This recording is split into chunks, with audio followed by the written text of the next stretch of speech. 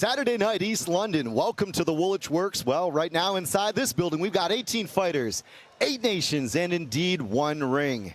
Well, before this evening's out, we're going to have a new world champion as well. Welcome to the Woolwich Works once again to the new home of the future of striking sports. This is 8 Strikes.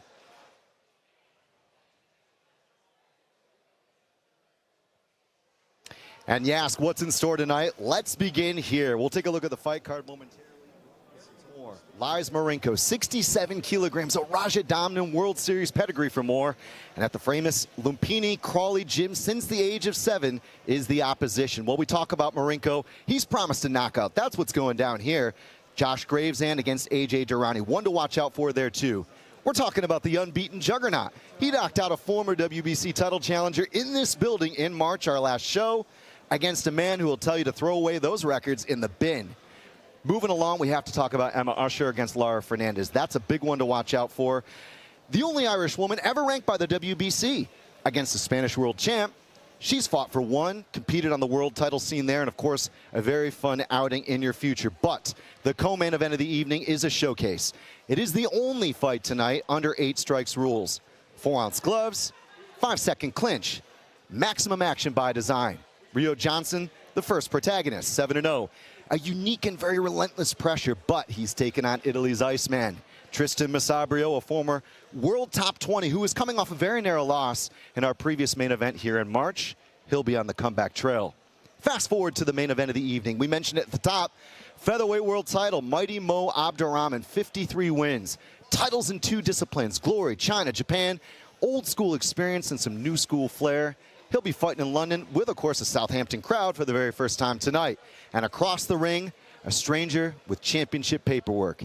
Francis Ilias Krafi, 58 fights of the European schooling. He is promising London will remember his name this evening. That is 5 rounds in the main event.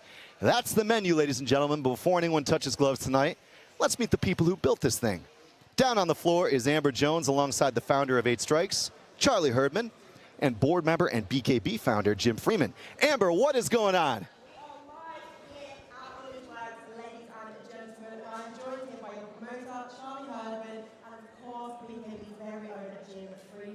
We are so excited. As Charlie always says, it's going to be a night on violence. So Charlie, talk us through that 8 Strikes rule set. Yeah, absolutely. It's made for violence. It's made for high action per minute. And it's made to keep you on the seat. It's fast paced. There's lots of knockouts. And in a split of a second, the fight can completely change.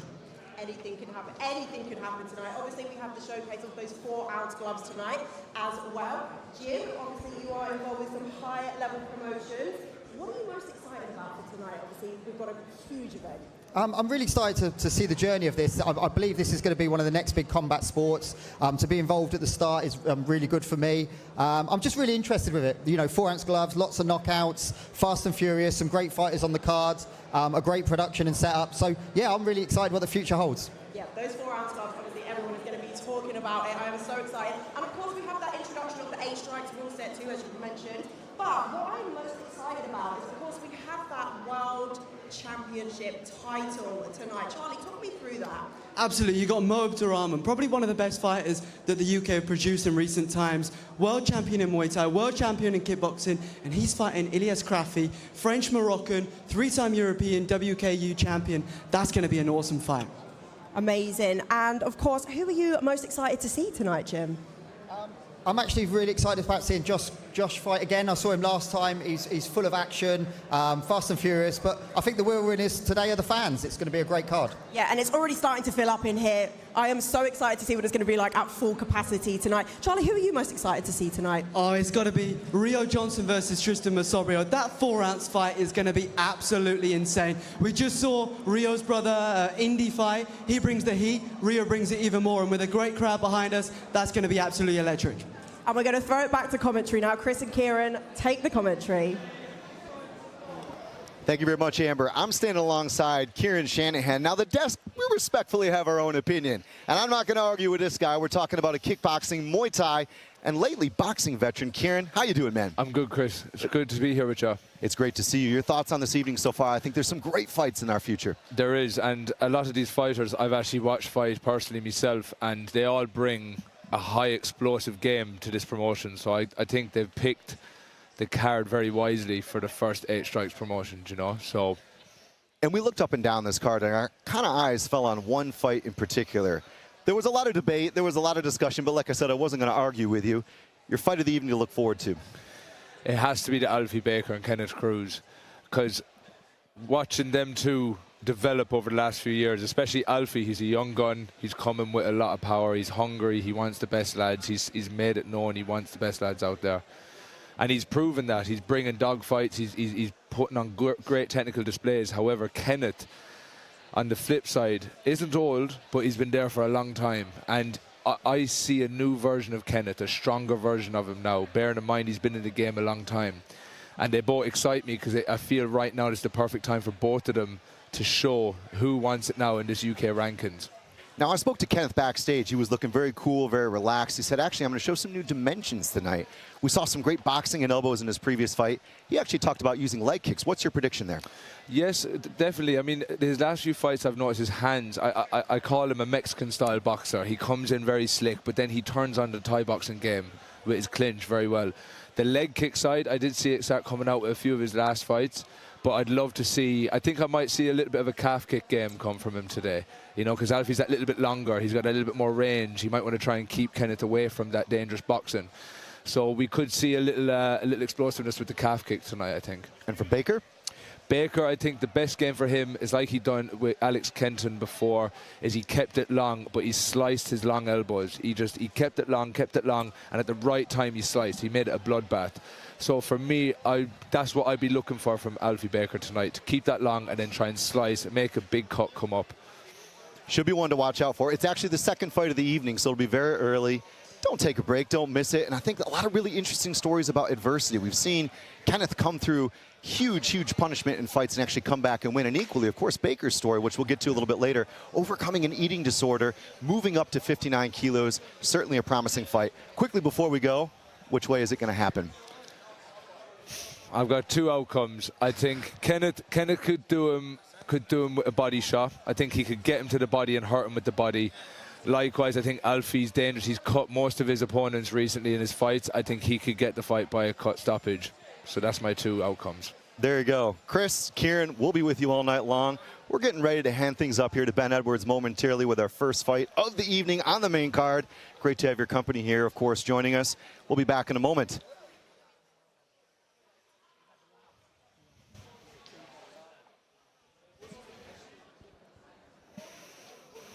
Ladies and gentlemen, welcome to the Woolwich Works Arena for a night of combat action brought to you by 8 Strikes. There's going to be thrills, there's going to be spills, and plenty of knockouts. We're broadcasting live worldwide on talkSPORT YouTube channel. The action is sponsored by Ascari Official Fight Gear.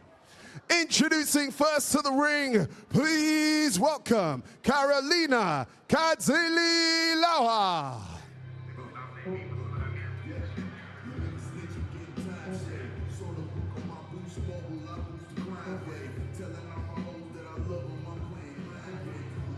Well, a very good evening, ladies and gentlemen, and welcome once again to the Woolwich Works. The action rolls on here on the opening stanza at 8 Strikes. Full tie rules. There is a plethora of rules on the rule set tonight. Carolina Kadzililawa, the first fighter to make the walk tonight, unbeaten in 8 across 2 sports.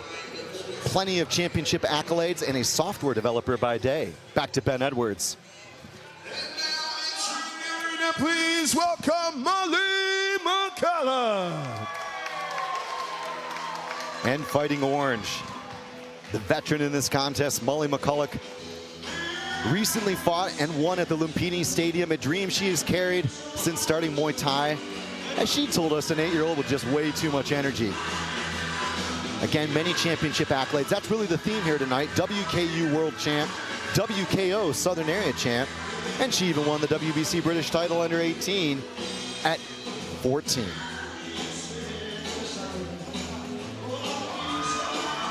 Works as a full-time coach, of course, brought plenty of support here in the bleachers, teaching kids, adults. She chose coaching specifically not to leave the gym, she told us. No pressure, she said, in this fight, but I think the biggest difference might be my cardio, my gas tank. Molly McCullough is second in the ring. Back to Ben Edwards.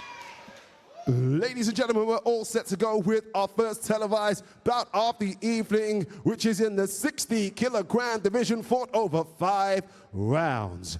Introducing first, fighting out of the black corner, 8 fights, 8 wins, from Bristol, Carolina Kadyrova. And her opponent fighting out of the orange corner, 21 fights, 18 wins, 3 defeats, from London, Molly McCullough.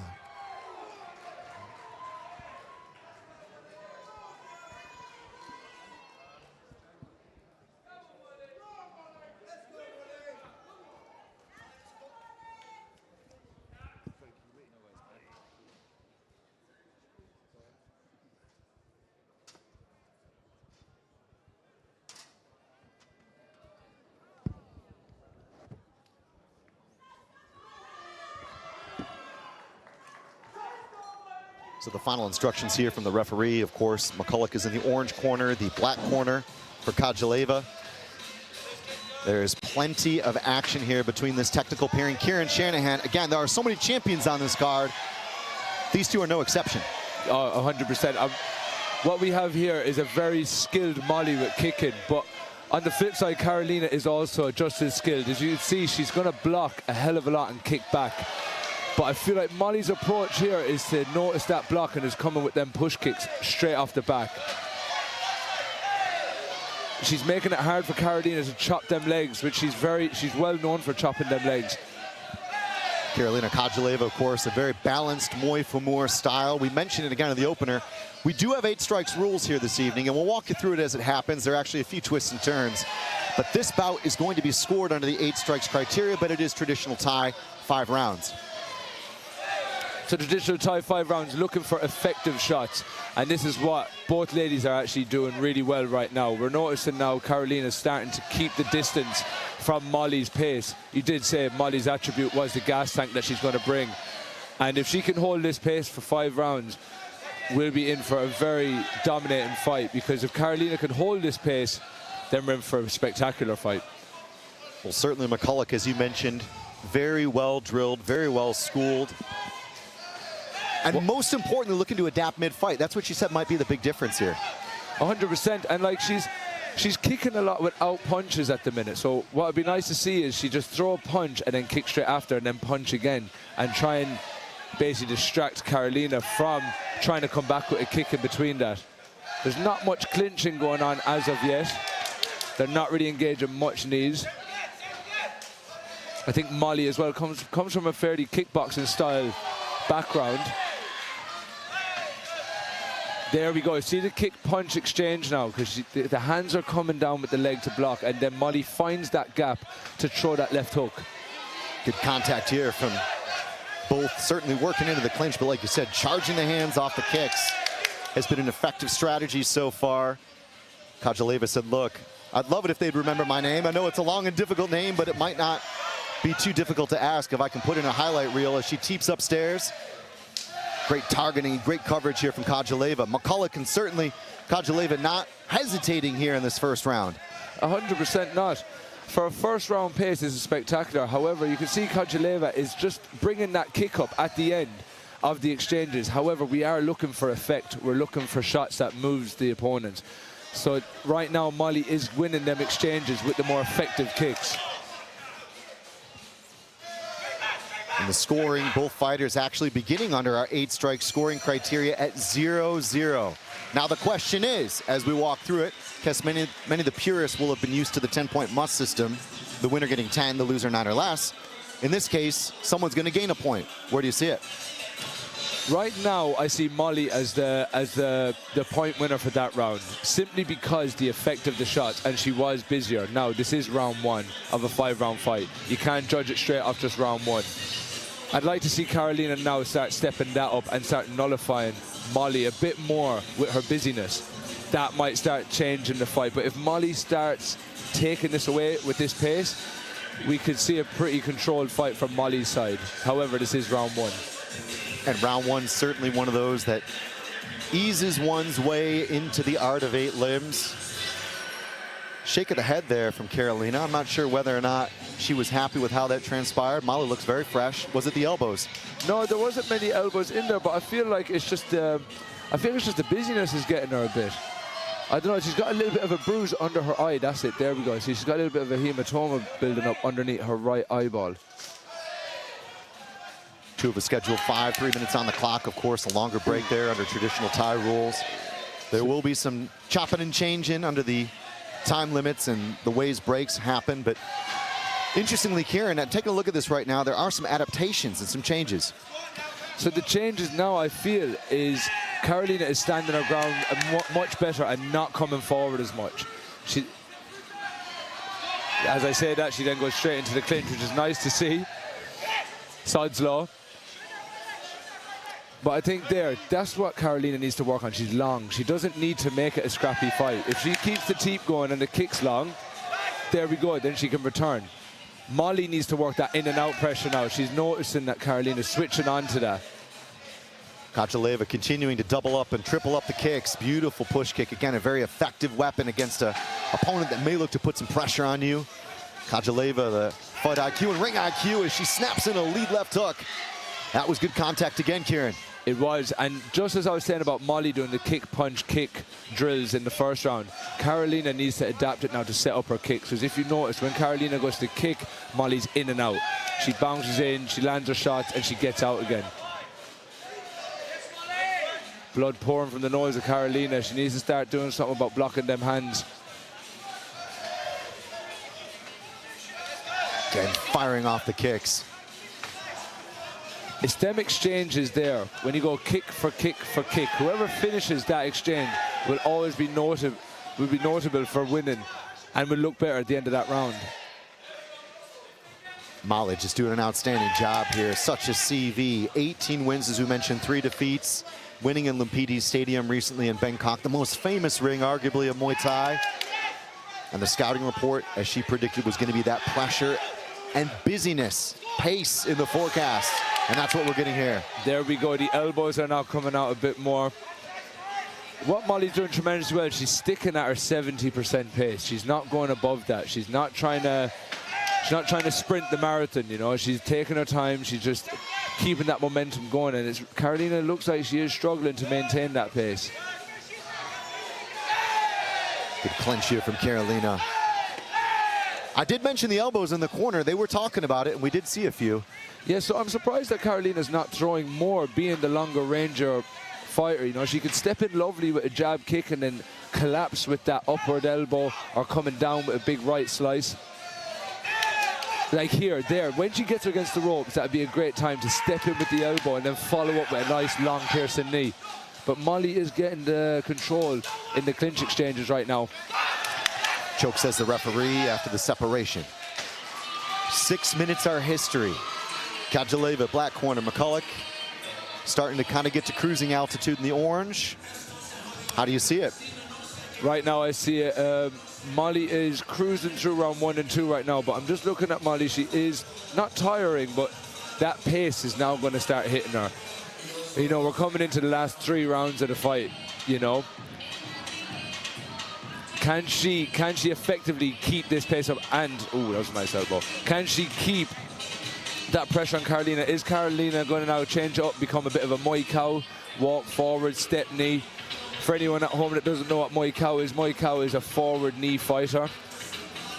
And Carolina has all the attributes to land these long dagger knees. Right now, Molly is pulling off a Muay Famur style. Muay Famur being a kicky, rangy fighter. The style of balance and control. Style of balance.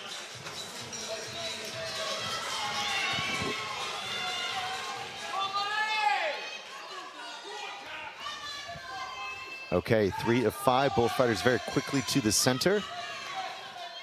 And which way will the pendulum swing? Good catch there from McCulloch. Such a technician is McCulloch stepping into the jab. She's keeping her range phenomenal. Considering she's got the slight reach disadvantage, she is holding her range very well. Switch kick to the midsection. Good catch and counter here. Just that little bit quicker as McCulloch. But like you said, I think both fighters really feeling the pace. Definitely, and Carolina's got a good, she had a great position there. Now McCullough just changed that round. But when you get into that clinch, getting the hand on the back of the head and controlling the bicep, Carolina had that there for a second. She should have been banging them knees straight up to the midsection to hopefully try and tire out Molly's ferocious pace. McCullough plodding forward. Landing the roundhouse, shows a roundhouse, lunges into a right cross, switches up again. It is beautiful footwork. Everything's working together from McCullough. That more efficient footwork could be a difference. It is massively. She's working like a triangular shaped footwork. She comes in and she comes in straight. She comes out either left or right. She's never just bouncing in and out directly because she always opens up a gap for either a nice high kick or that chopping low kick. Choke again here from the referee. I'd like to see Carolina march forward a little bit though. She's given Molly her space. She's allowing Molly to move. Oh, that was a head kick land there on the chin.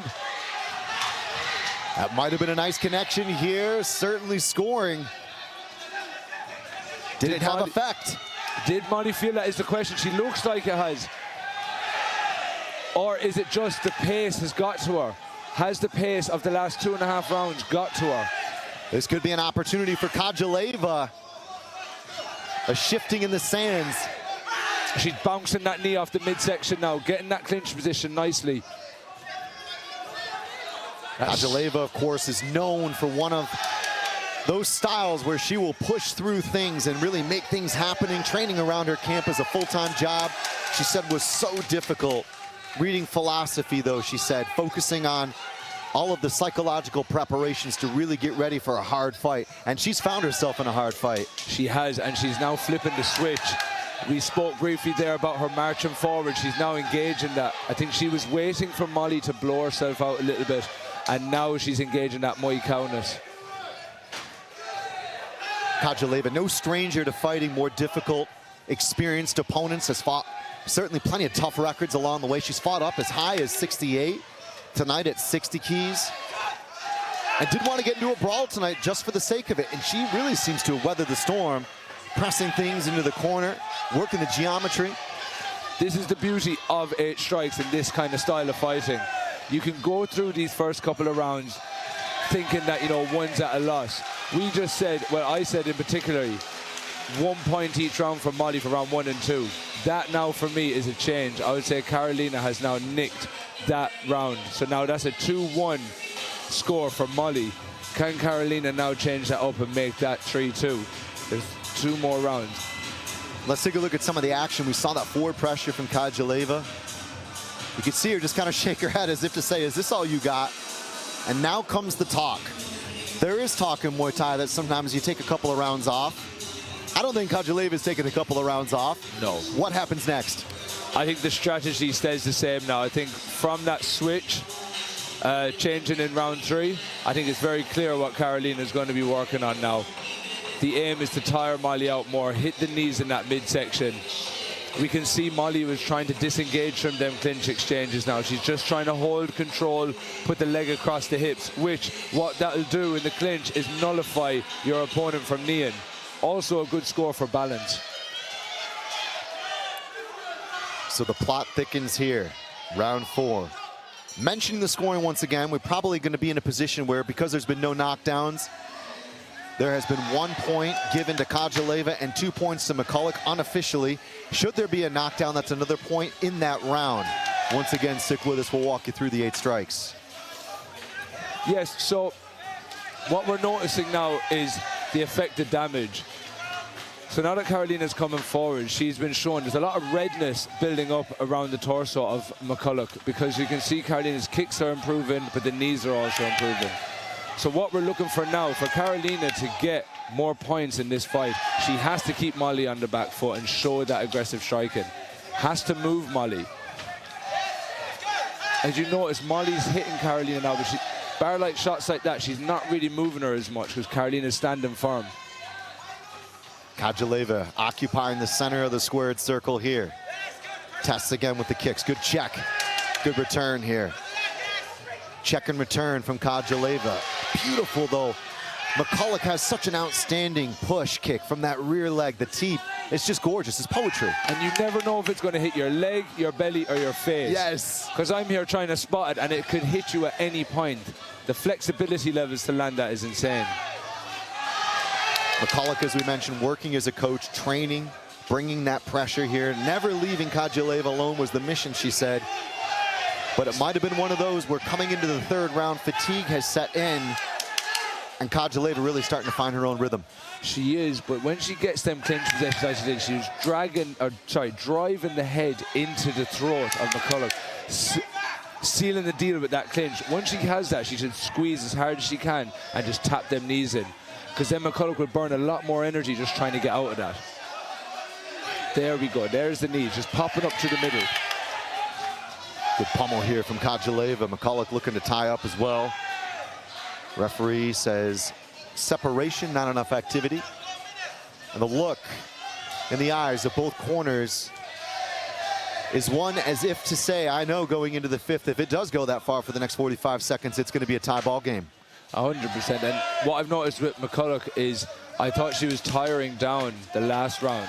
This round, she's showing like a spruce of energy.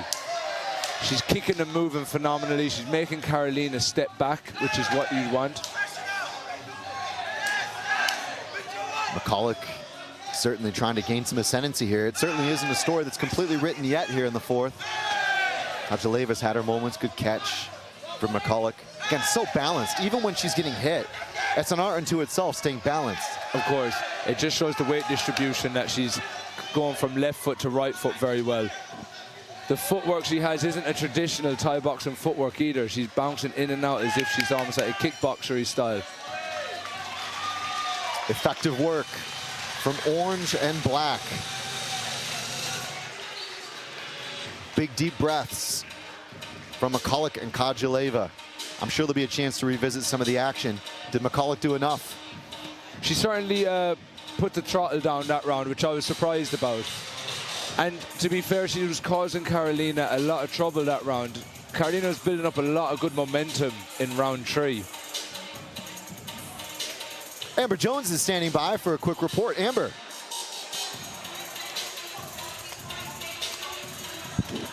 I'm disappointed, you know. We've been great to fight. It's a fantastic show so far. Production's good. A lot of people here. I would love to fight in the show. Yeah, so if the call comes again, would you be on it? Oh, 100%, 100%. What are you thinking of the girls' fight tonight so far? Really good so far. Been 3 fights, all fantastic, high quality, well matched. Really, really fun fights to watch. There's already blood on the canvas as well, which is crazy. Yeah, I know. Anyway, thank you so much, Ben. We're going to go back to the fight now. Cool. Thank you. And back to the action we go. Fifth and final round. This one is 60 kilograms, full Thai rules. Kadjaleva, 8-0. Kickboxing and Muay Thai. Molly McCulloch, very experienced indeed, 18-3. Has fought in Thailand, has fought against some top-level competition. Kadjaleva certainly up to the task. Should be a barn burner for the next few minutes if it goes that far, Kieran. Well, exactly. I think Karolina now, if I was in her corner, I would have said to her, apply all pressure now. McCulloch has shown great control in this fight, and I would have her slightly up, in my opinion. Karolina can still stop this fight if she wanted to. I think she just has to find that gap to target McCulloch's weakness. But she isn't showing any. She's not showing any at all right now. Bravery here, toe-to-toe. Good contact in the clinch. Striking, scathing knees there to the midsection from both. And the corners are going absolutely bananas right now. They know the margins could be close, but I have to agree with you. Molly McCulloch certainly has put in, at times, a fatigue but very technical masterclass. Yes, and on the moments when they're both breaking, if you notice, Molly is she's sorting her range out, but she's doing bits. She's being active with her shots. Sometimes when the pause comes, Karolina is just kind of stood there, not doing anything, but she's not throwing any strikes to keep it busy. Even just like a little jab, just to pop it, get the flinching going. An art unto itself. Lovely elbow step in from McCulloch there, nice and neatly on the inside.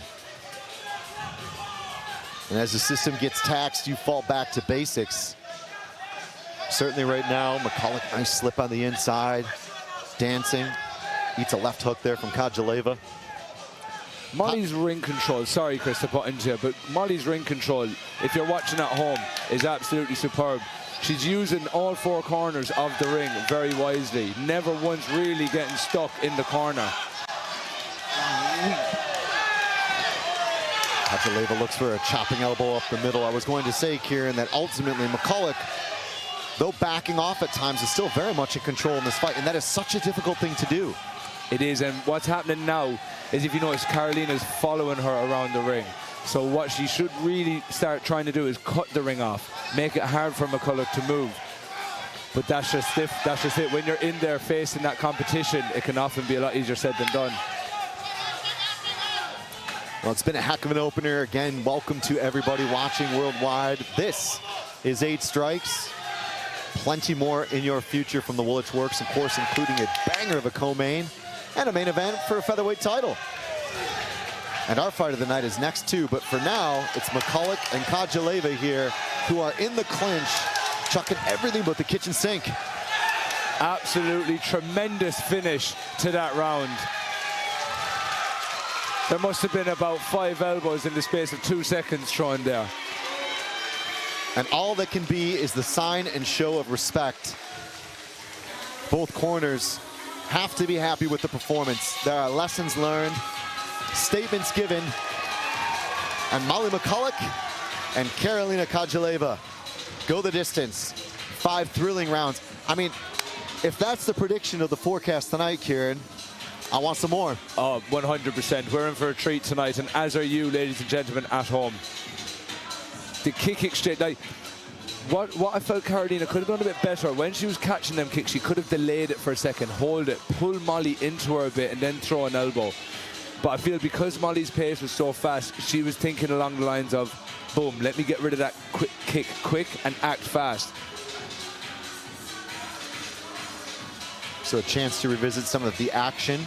As we rate the judges' scorecards, it should really be 5 points to play, and then, of course, a division of labor, depending on which way the judges have seen it.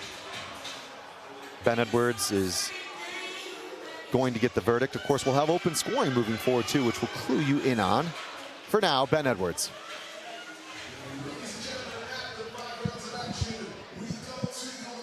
Scorecards. Your winner by unanimous decision, Molly McCulloch.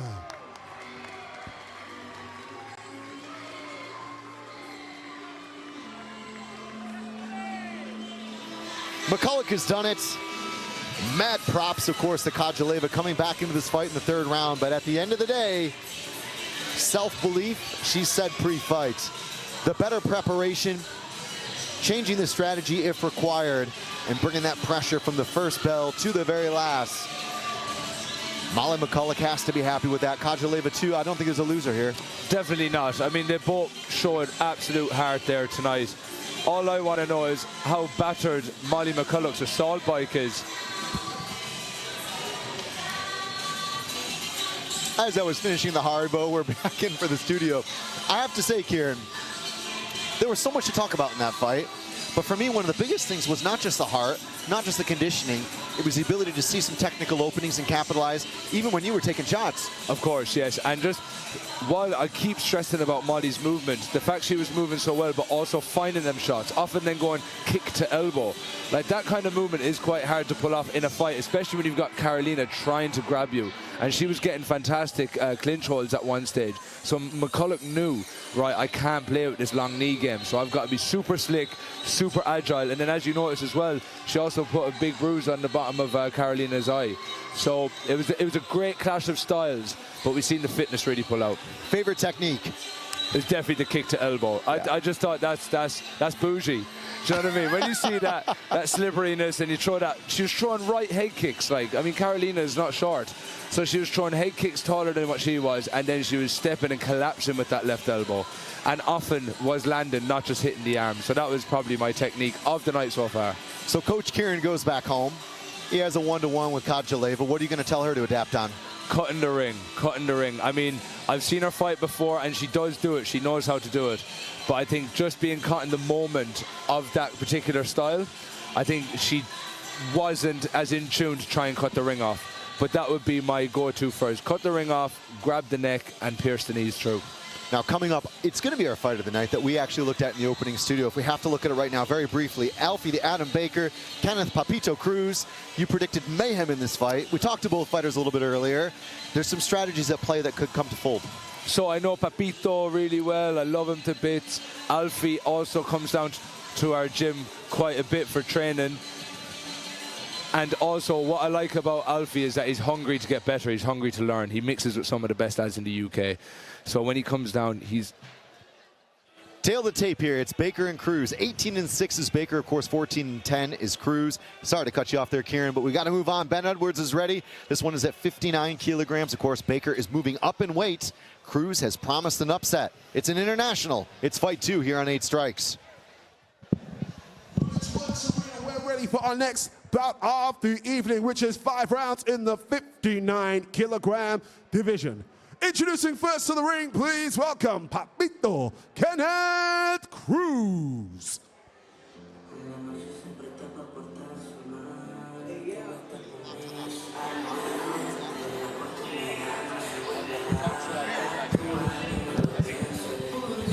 Kenneth Papito Cruz makes the walk here from the black corner. Born in Honduras, forged in Madrid, and finished in London. An MTGP British champ, and is a man who was ranked 3rd once upon a time in the UK. That was 2023. 26 fights deep, but there's a little bit of a mixed record, but one of them tells you everything you got to know about Cruz, and we mentioned it again in the opening studio. His leg literally gave away in the 2nd round of a fight, but it was the defining moment of his career. Hurt badly, refused to stop, won by stoppage in the 4th, and literally crowdfunded surgery afterwards. Kenneth Cruz said, look, there'll be blood, there'll be heart, and there'll be everything that is not a false marketing promise here tonight. The Fight Zone product is in the ring. Back to Ben Edwards. And now entering the arena, the Atom, Alfie Baker.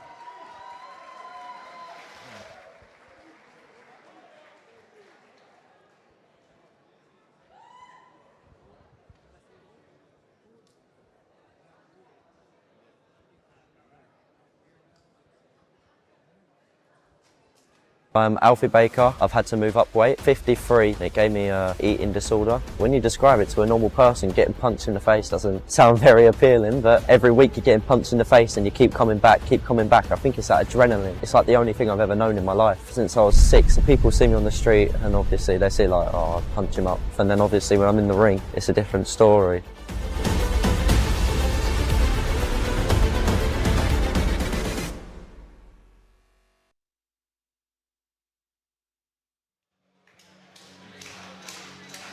With the fans in the bleachers, it takes 2 to tango, and of course, cue Alfie Baker, excuse me.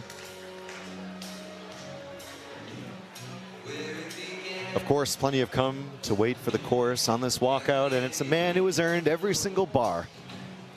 The Atom, as we mentioned at 19, has been in the sport since he was just 6. He's one of the youngest stars, I think, on this card tonight.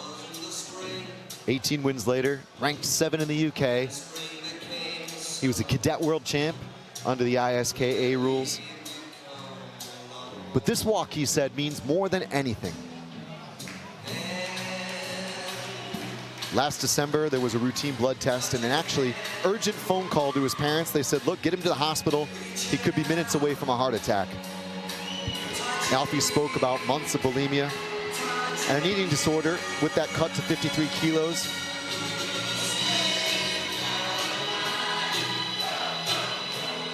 A week in the hospital later, his girlfriend, of course, hiding past visiting hours every single day. His coach said recovery could take a year. Alfie did it in 4 months, and he did it by coming up to this weight class, speaking candidly about feeling healthy, feeling right, speaking openly because tonight is the answer, and giving this sport everything he's got. An emotional tale, Alfie Baker, a personal comeback en route to this occasion. Ladies and gentlemen, we're ready for our next bout of the evening. 5 rounds of action in the 59-kilogram division. Introducing first, fighting out of the black corner. He weighed in at He weighed in at 59 kilograms, 26 fights, 14 wins from Honduras. Papito Kenneth Cruz.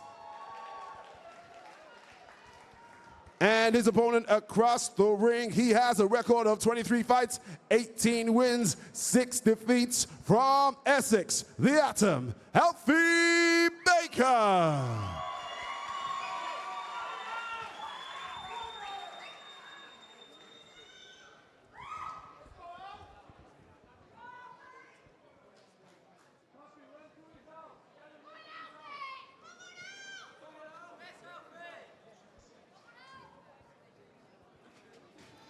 Full tie rules, 59 kilograms, 5 3-minute rounds in prospect. Kenneth Papito Cruz. Alfie, the Adam Baker. Could be very exciting. Silver Spirit, Muay Thai. Mira Cruz Thai boxing out of Fight Zone in London. And there's plenty to look out for here. We talked about Cruz maybe being the aggressor, but it's a dominant start from the Adam. It is, and we just seen the calf kick fly out from Kenneth Cruz. I think he's going to want Alfie to step forward and hopefully try and target them legs and nullify them. See there, as he's stepping in, chopping that calf, try and deaden that, because we know Alfie Baker's going to probably be stepping in with some nice tasty knees. He's gearing up for them there. Good calf kick again, inside boxing coming from the Adam, a guy who really can do it all. Such strong fight IQ, defensively sound, offensively capable. Coming off a loss last fall, has really looked better and bigger than ever. Literally at 59, I think it was the right move coming up in weight. Exactly, and you know, coming off a loss will often make a fighter a lot more dangerous. You know, they want to prove their loss. They want to prove themselves worthy of a win again. So I think Papito is going to be making sure he's ticking all the boxes with having such a young, dangerous Alfie Baker in front of him.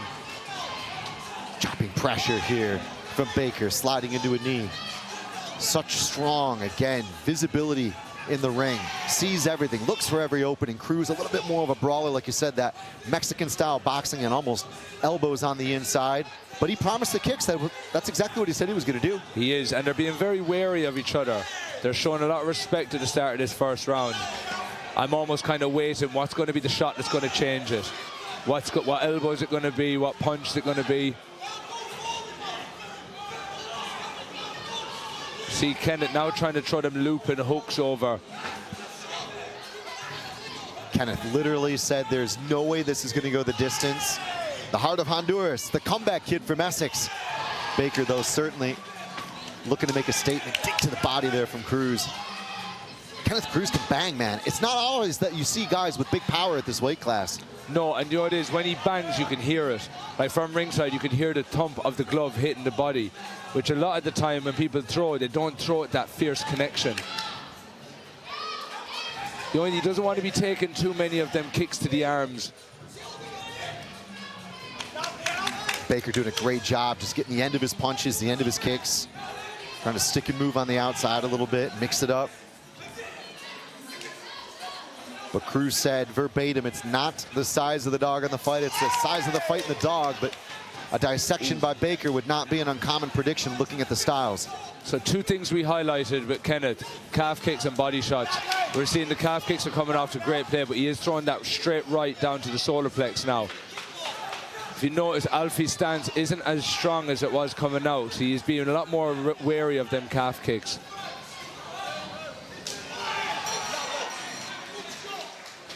That was a great first round by both gentlemen. That'd be a tough one to give a point to be honest. Who would you give a point to, Chris? He's going to ask me what I think. You know what? That is really difficult. I'm going to go Baker. And again, you know, it's not to say Cruz didn't have his moments, because there were some very meaningful, impactful shots. No, definitely. And I feel with that point as well, because I feel where Kenneth was getting good effect on the calves, Alfie was coming in with the step knees, finishing exchanges with nice strong round kicks to the side.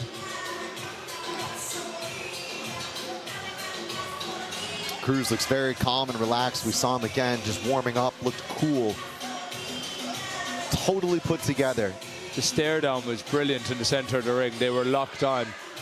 They both knew what the story was. In Ireland, as we say, you know what the crack is. We'll call it a healthy transatlantic understanding. 2 of 5. Cruz in the black corner. Orange tape, black gloves. Alfie the Adam Baker. It almost looks like they swapped corners.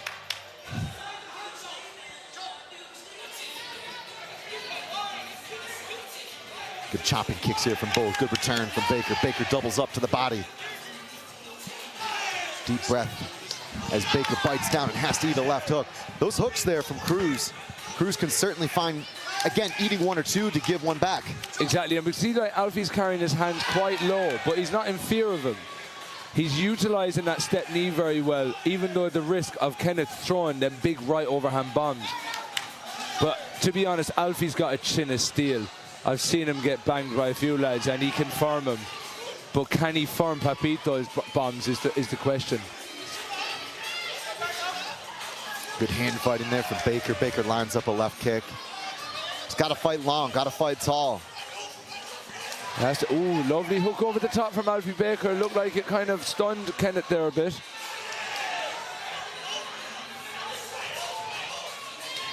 There we go. We're starting to see the body shots unload from Kenneth.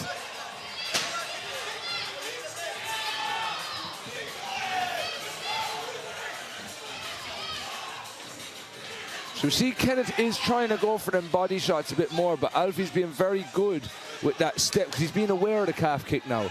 I think he's had enough of taking it in round one, which I don't blame him. Ooh. Pierce teeing up there with good straight punches. It's very much looping punches from Kenneth Cruz against the straight, more calculated shots, and of course the teep, the jump knees, and so on from Baker. Really a great clash of styles. I can see why you love this fighting prospect. Of course. Lovely right overhand landing on the chin of Baker. We've been seeing a bit of the scissor action coming from Baker. Is that something we're going to see later on in the fight? Is it going to be a stoppage or a scissor knee? He's threatened to do it twice now. Cruz feinting, faking, looking for work. Again, he has found some very damaging punches at times as Baker tries to fight his way off the ropes. The body shots, though, the body shots and calf kicks from Kenneth Cruz have been exceptional. Do you know what I'm loving about this fight so far is it's 50-50 with the pressure. 1 minute Alfie's on the front foot, next minute Kenneth's on the front foot.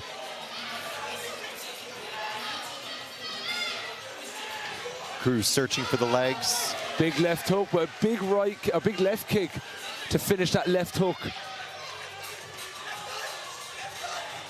Switch up there from Cruz.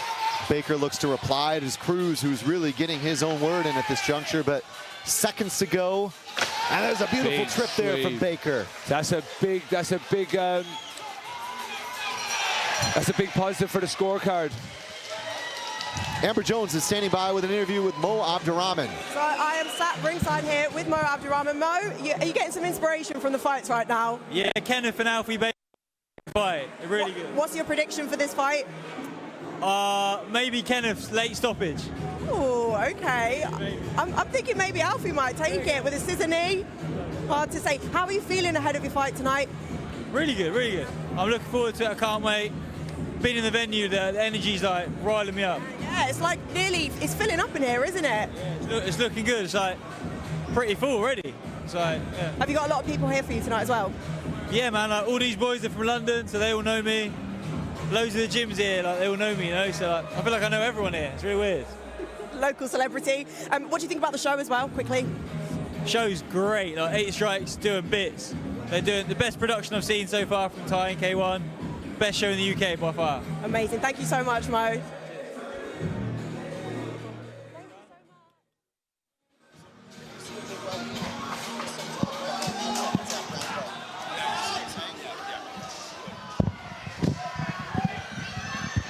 We continue. Alfie the Adam Baker, the orange corner, but in this case, the black tape on the gloves. Not sure what happened. Kenneth Papito Cruz with the orange tape, he doesn't care. Familiar tactics again, Kieran. Some voodoo stuff going on inside the ring. Some magic.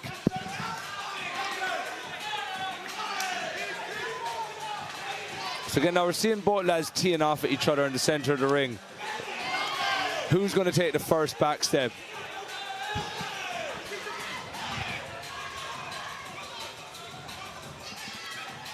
So we're seeing a lot more range control from Alfie Baker now, leaving that right hand out in the southpaw stance. I think them calf kicks are actually starting to hurt that left leg a little bit. When you start seeing fighters change stances, there's usually a reason. If it's a choice, fair enough. But sometimes when you see them kicks landing over and over, he's not raising that shin up to block. So that southpaw stance has been coming out a little bit more coming into this round.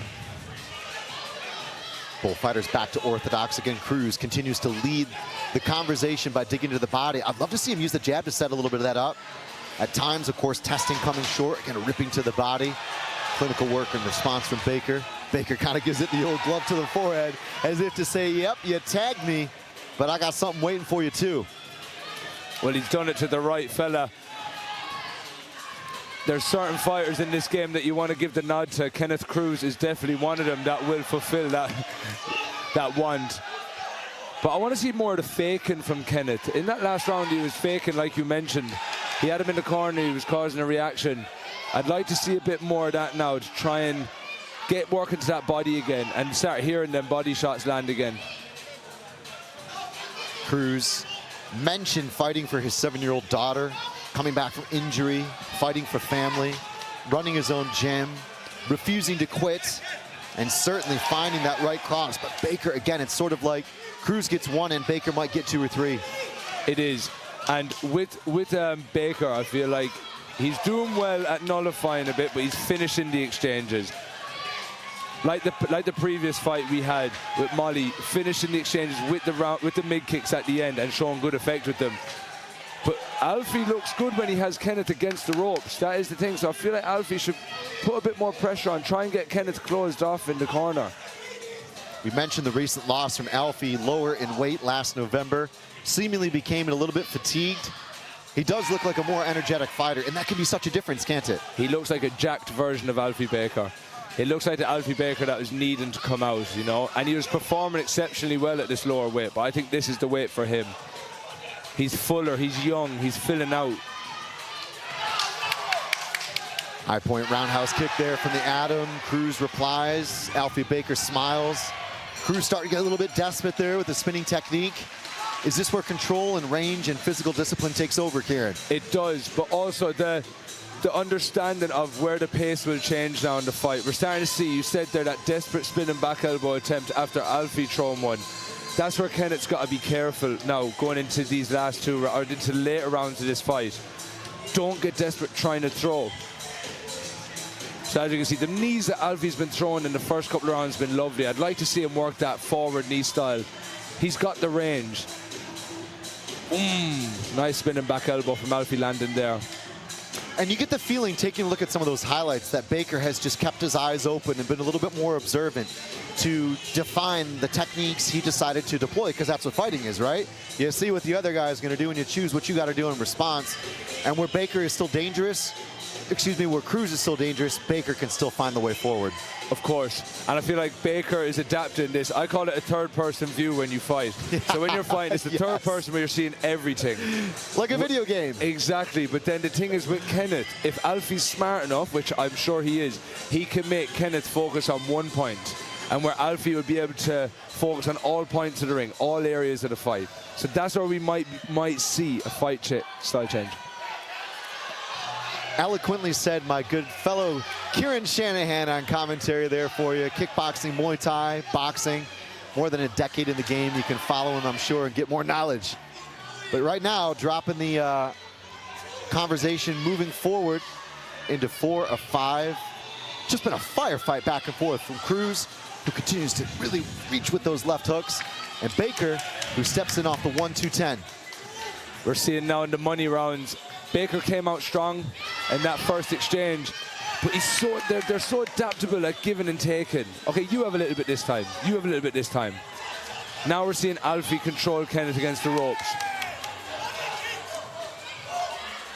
Are you surprised that it kind of ended up like a glorified sparring match between two very different styles? Not at all, because the thing is that they're very respected in their field and in their weight. Obviously, Alfie's just come up in weight now, so this is a new avenue for him. But these lads know it. They've traded mega rounds with mega names. Oh, lovely 2 elbows clipping Alfie's chin from Kenneth Cruz there. Baker again making the right decisions here. wanted this so badly. This fight, he said, meant everything to him after overcoming, after speaking out about the difficulties he had faced personally with his health. Tonight was the answer. Tonight was the comeback trail. But then again, the heart of Honduras. He's never out of the fight. Exactly what I was going to say, never out of the fight. And that's what I'm noticing with Kenneth. You notice Alfie had about a 30-second strong composure there, holding Kenneth where he wants him. But then out of nowhere, Kenneth goes pop, pop, pop, pop, and he finds himself back into that center again. So will it be the damage taken by Cruz that allows him the antidote to find a finish? Or will it be the ring craft of the Atom, Alfie Baker? Cruz still in this fight. Very much so. But what you're seeing is more heavier shots trying to come from Cruz. Alfie is maintaining a set standard of amount of shots. He's keeping the same volume. He's poking elbows through at the right time at the steps. Whereas I find Kenneth now is loading a lot more. He's showing that load. Now, if you're looking at this corner from a strategy perspective, Baker's corner, is the kind of adage, if it ain't broke, don't fix it, more the same? Yes and no, but you notice that with Kenneth, he stopped doing a lot of the things he was doing in the earlier rounds, you know? Yeah. So he stopped throwing the calf kicks as much. So if it's broke, don't fix it, but keep doing what you're already doing, you know? Whereas I feel like now he's as I said, he's fixing on that one point. He wants to box him now. He wants to hurt him. Alfie's got that third-person kind of view on him. So that's where I thought I would have seen the fight go for this round. Amber Jones is standing by. Amber, what's happening? Guys, I'm sat here with Michael Wakeling, 4 times world champion. Who are you here to see tonight? I'm here to see the whole card, but looking forward to the main event later on, Mo, which will be a great fight. But the whole fighting now, Kenneth Cruz fighting, very exciting fighter. So it's a really good show. What are you thinking, who's going to take the W between Alfie and Kenneth right now? I think Alfie's edging it. I think Alfie's going to take it. How do you think he's going to win? KO, points? I think points. Yeah, points. I feel like Alfie's going to surprise us. I feel like he's going to pull something out the bag last minute. What do you think? I think if anyone pulls anything out of the bag, I think it's Kenneth Cruz. But I think Alfie, he's ahead on points. I think he'll end up taking the win on points. What are you thinking of the whole 8 Strikes production tonight as well?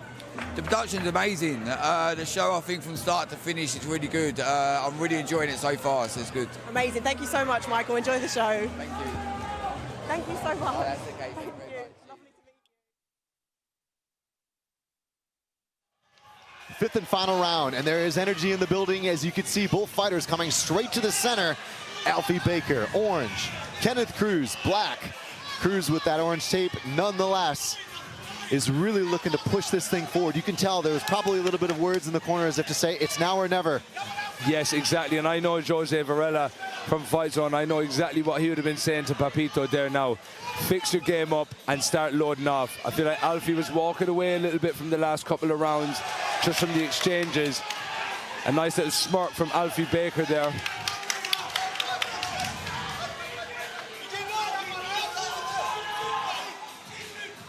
As drum and bass fills this arena over, and shall I say in lieu of the traditional Thai music. It's different. I'd love to see a nice Thai dance to the drum and bass. I wonder how that would work. Listen, man, that'll be the next Instagram short. But it's Baker who really is feeling that rhythm right now. And I will say it's not 120 BPM, but at the end of the day, he is certainly keeping the metronome, I think, and keeping that even-keeled approach to take away the dangerous skills of Kenneth Cruz. Exactly, and you think Kenneth's attributes is his strong boxing. We've not seen Alfie get rocked or get affected by that boxing. Now, we don't feel it, I'm sure he does, but he's not getting hit and stumbling. He's not getting hit and getting worried. He's standing his ground. Oh.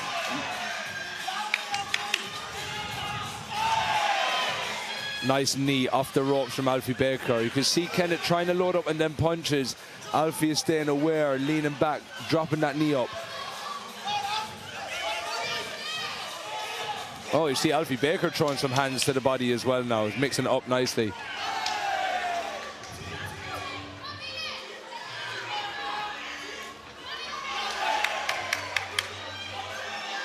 For me, I feel like Alfie needs to keep this range, keep poking at Kenneth when he tries to throw something. See, Kenneth is stalking him now, trying to land that big shot. Cruz focused, searching, doing everything he can to try and find some daylight here. The referee says we want more. There are seconds left. But like you said, it's the decision-making of just kind of testing, keeping the gates on lockdown, if you will, against the forward momentum and the forward footwork from Kenneth Cruz here in the fifth. It's been as aggressive as it's been, but maybe not as calculated as the first round from Cruz. No, it's not. And I feel like Kenneth ran out of options very quick because he stopped doing the things that he was doing very well in, i.e. the calf kicks, the straight right hand to the body. He started hunting for the head a lot more. I think all Alfie needs to do really for the remainder of this round, which is practically done, is just teep and jab and keep it long.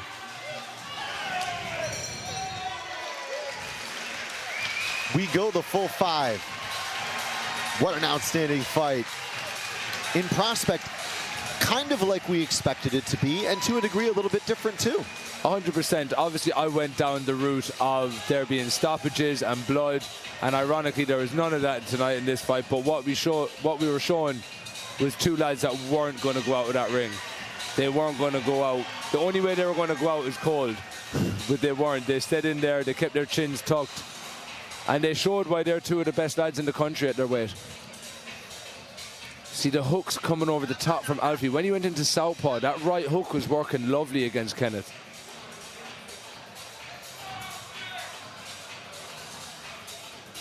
See, he was on them kick exchanges there. I would have liked to have seen Kenneth block or catch him more and work a catch to a body shot. We're seeing Alfie speak to his corner, Silver Spirit Jim. And that has to be a feel-good moment for both. There was a lot of respect. There was a lot of focus on overcoming obstacles, moving to do the impossible. The question is, where will the numbers lie? I think it'll be unanimous. Ben Edwards knows. And this arena and this audience is about to find out. Here's Ben. Ladies and gentlemen, after 5 rounds of action, we go to your judges' scorecards. Your winner by unanimous decision, fighting out of the black corner, the Atom, Alfie Baker.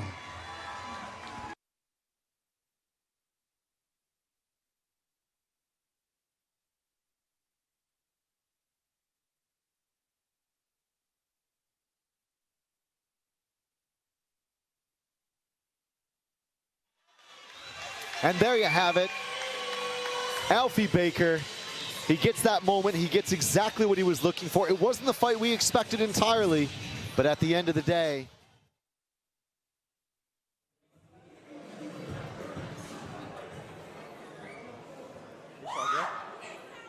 Alfie, that was such a close fight. How are you feeling? Oh, battered, I'm not going to lie. The first two I thought were mine, and then obviously caught up, the calf kicks were working. My legs a little bit dead, but the last two, yeah, managed to stick to the game plan and got the win. We saw you coming through with that scissor knee on a few occasions as well. Was that part of the game plan? Yeah, it was, because he walks forward with his guard up. I was hoping to land a few, but it's too slick and moved out the way. And you've obviously come up a weight division for this as well. How are you feeling at the new weight? I'm feeling unbelievable, to be honest. My last two fights, they weren't me fighting in there, but yeah. Yeah, I feel a lot better now, sharp, and yeah, just looking forward to the next one. We can hear there's so many people in the crowd for you tonight as well. How has that impacted your performance? That helped me a lot. Obviously, when the round I lost, when he beat me in the round, hearing all these cheers just makes you want to just carry on going, you know? Amazing. Thank you so much, Alfie, and congratulations. Thank you. Chris and Kieran here with you. Great to have your company. We are coming to you live. It's 8 strikes. So far, it's been traditional Muay Thai. Some scoring there, I think, going down, but I think the right result. Yes, and we're seeing a lot more effect. I think with the criteria being this new kind of almost rule set with the Thai boxing, we're seeing them fight a lot harder. We're seeing them fight for that, as I said earlier on our phone call, that goal in football. They want that goal. They want to concede that goal. So I think we're seeing a new level of Muay Thai hit the UK now, where it's a lot more ferocious and aggressive. So Alfie Baker very, very happy about what just went down, moving up from 53 all the way up to 59. I think very much an important moment in this young guy. I say young, he's very, very young, having started so young and moving up in, I think, very difficult fights. You know, it's these lessons you learn in these kind of proportions that you grow. It is, and listen, bulimia with fighters is not an uncommon thing. It's very common. I fought it from a very young age, and it was always about trying to get, oh, you could go a kilo less. You can go a kilo less. And the thing is, as a young man, young woman or whatever, you'll always listen to those around you saying, let's try go 1 kilo less, but you forget about what that's doing to your body. You forget about what that's doing to your head. And it'll often take you so far, like he was going to hospital. It could have been detrimental to his life. So I'm very happy to see him fill up. He looks like a jacked up Alfie Baker, and it really suits him because it showed him there today dealing with Kenneth Cruz, the power and the establishment of his shots that he has. And we talked about it again. Baker, you know, was seconds away, they said, potentially from a very, very severe health crisis. Amazing recovery and really a great comeback in 4 months to be able to come back and do all this. Let's talk about Kenneth Cruz. If we had to really kind of take a look at what was going down in that fight, a lot of very interesting and effective techniques, maybe just not correct ingredients in the right order. Yeah, so he came out phenomenal with that calf kick. We were talking about that. His game plan was to kick a lot more. But we've seen that fade after round 2. As we went into round 3, I feel like Alfie, he was very good at avoiding that calf kick. So I felt like he made Kenneth forget about it. He was like, well, you can't have it now. So then Kenneth started going for the body, and then he started going, right, I'm going to hook that body. Then the calf kick was gone. Yeah. So for me, I was like, Alfie was smart. He made him forget about the shot that was working for him in round 1 and 2. And you could see, look, Alfie might say it wasn't hurting him, but you could see his stance change. You could see his style change to avoid that calf kick, but then he was pulling off successful step knees. He was controlling Kenneth, which we were going to say would be the aggressor, and then ended up flipping the tables and becoming that aggressor. Amazing performance from both. I think there's a lot to talk about that. And it'll be a highlight. It was one of our highlights of the evening. For Chris and Kieran, though, I think we need to talk a little bit about the future. AJ Durrani is coming up next. AJ Durrani, very experienced fighter, has been in there with so many people.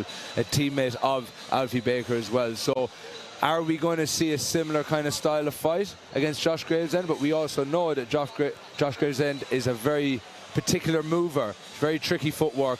So how are we going to see that play out? I don't know. But AJ Durrani always comes for an exciting fight. Yeah, and certainly a fighter who's athletic. You know, we talk about fighters who are athletic and looking to do work and stay active. That seems to me maybe actually one of Durrani's really important traits. We're actually going down as well. We're going down. Actually, no, we're still 5 rounds. And we have some 3-rounders and some 5-rounders. But could Durrani be the guy to drag it the distance, you think? I don't know. Every fight I've been thinking that there could be a stoppage. But these guys all know the criteria. You have to be killed in there to stop. So they're all coming in, and for boxing glove Muay Thai, essentially, 8 strikes, this is a great pace. And I think Durrani will hold. He's known for a 5-rounders. He's known for that 5-round pace. Will he stop Josh? We don't know. Josh's last fight was a stoppage. So which one of them is going to pull it off? I don't know. And Durrani was saying, actually, I dispute some of the records and the things that have gone down with where I won and lost and so on. But at the end of the day, I'm going to come and fight. For Gravesend, though, he said, I'm not really worried about what he's going to do. I'm more worried about what I'm going to do. What do you think he's going to do? Well, yes, and I think from watching his last fight, he was on the back foot quite a bit, and he was getting, not beaten up a bit, but he was getting lightened up a bit. And then when the fight changed and he got the stoppage, that obviously done him very well. So for Josh, I think he should be focusing on what he's going to do, but Durrani is going to be coming with a game plan. He knows what he needs to do to maybe apply the same pressure that was applied to Josh in his last fight. So I think Josh is smart by focusing on what he needs to fix up on. We might see a completely different style of Josh tonight compared to what we've seen in the last fight. I'm sure some homework will have been done. Now, briefly reflecting before we go to the next fight, we had a chance to hear from Abdurahman maybe 2 fights ago. I think Amber had a word. What's going on in that guy's head right now? He's never fought in London. It's a big opportunity, of course, the main event. He's fought all over the world. He's taken last-minute fights in Cambodia. He's been, I remember speaking to him, he was on a boat to a show in Cambodia and they messed him around, made him lose sleep, and he still came out, fought, and came out victorious. I don't think Mo is under a lot of pressure. He's a very slick operator, but also a very smooth, slick guy. Talking to him at shows and getting to know him, he doesn't deal with pressure. He just goes in and he has Mo's style, you know? So I'm very interested in seeing that slick side of Mo tonight. All right, plenty more coming up. Let's take a look at the next fight. Tail the tape, Gravesend. Durrani, as we mentioned, interesting records there across the board. Both fighters very similar in height. It's at 55 kilograms, a little bit over the weight limit there. London, Billericay, it's all UK. Ben Edwards is standing by. They'll make the official introductions for this walk of full Thai rules, 5 3-minute rounds.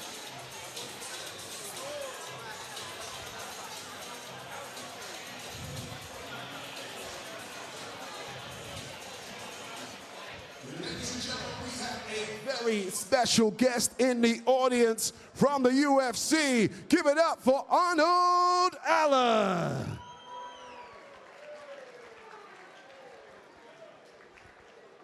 The action comes thick and fast with our next bout of the evening, which is a special attraction, 5-round bout in the 59-kilogram division. Please welcome first to the ring, please welcome AJ Durrani.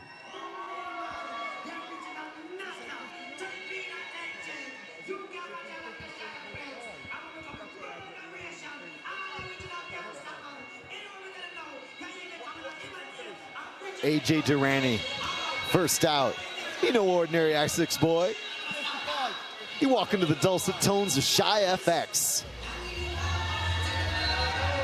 Well, tonight AJ had a very special request for everyone watching. Don't look at that record.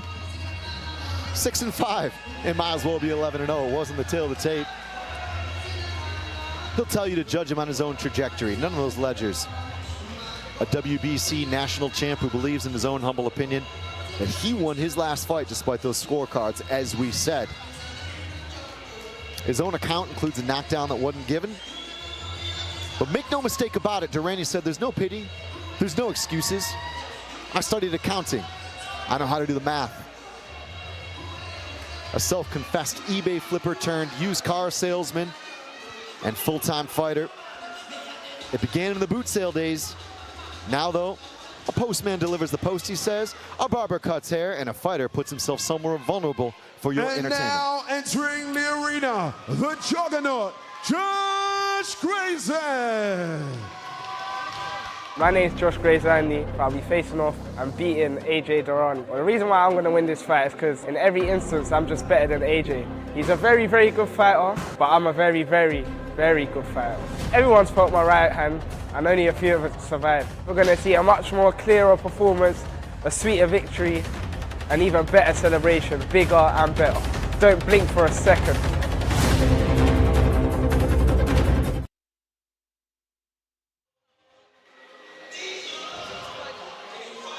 The juggernaut, the unbeaten man.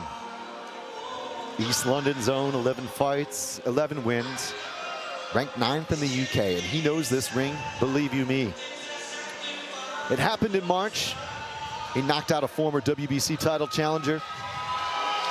That happened to be Cyprus #1, Nicholas Christou. Let me tell you a little bit what's going down behind that nickname.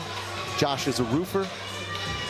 45, 55 hours a week are the minimum numbers up on the boards. And when he trains, like we mentioned in the black corner, he does it like a full-time professional alongside a full-time job. That might be one of the hardest unbeaten records in Britain to earn. Hard work, though, he said. That's where it was born, from football to fighting. Josh Gravesend. Ladies and gentlemen, we're all set to go with our next bout of the evening. Introducing first, fighting out of the black corner. 11 fights, 6 wins, 5 defeats from Billericay, AJ Durrani. And his opponent fighting out of the orange corner. He is known as the Juggernaut. 11 fights, 11 wins. He's undefeated. From East London, Josh Grayson.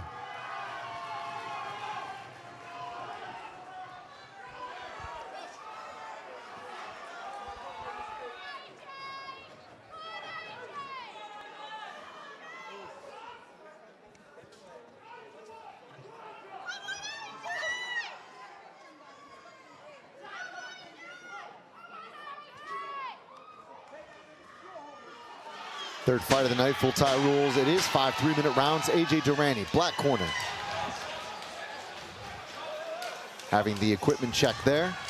Josh the Juggernaut Gravesend. He is in the orange. He is unbeaten. He is confident. Coming off an incredible fight in March right here.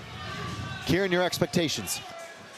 So we've seen a very jumpy start from both lads now to start this fight off. Durrani, I would have more of a traditional kind of Thai style, but he's trying to match the energy of Gravesend a little bit. Big shots coming off the start. Good pressure here.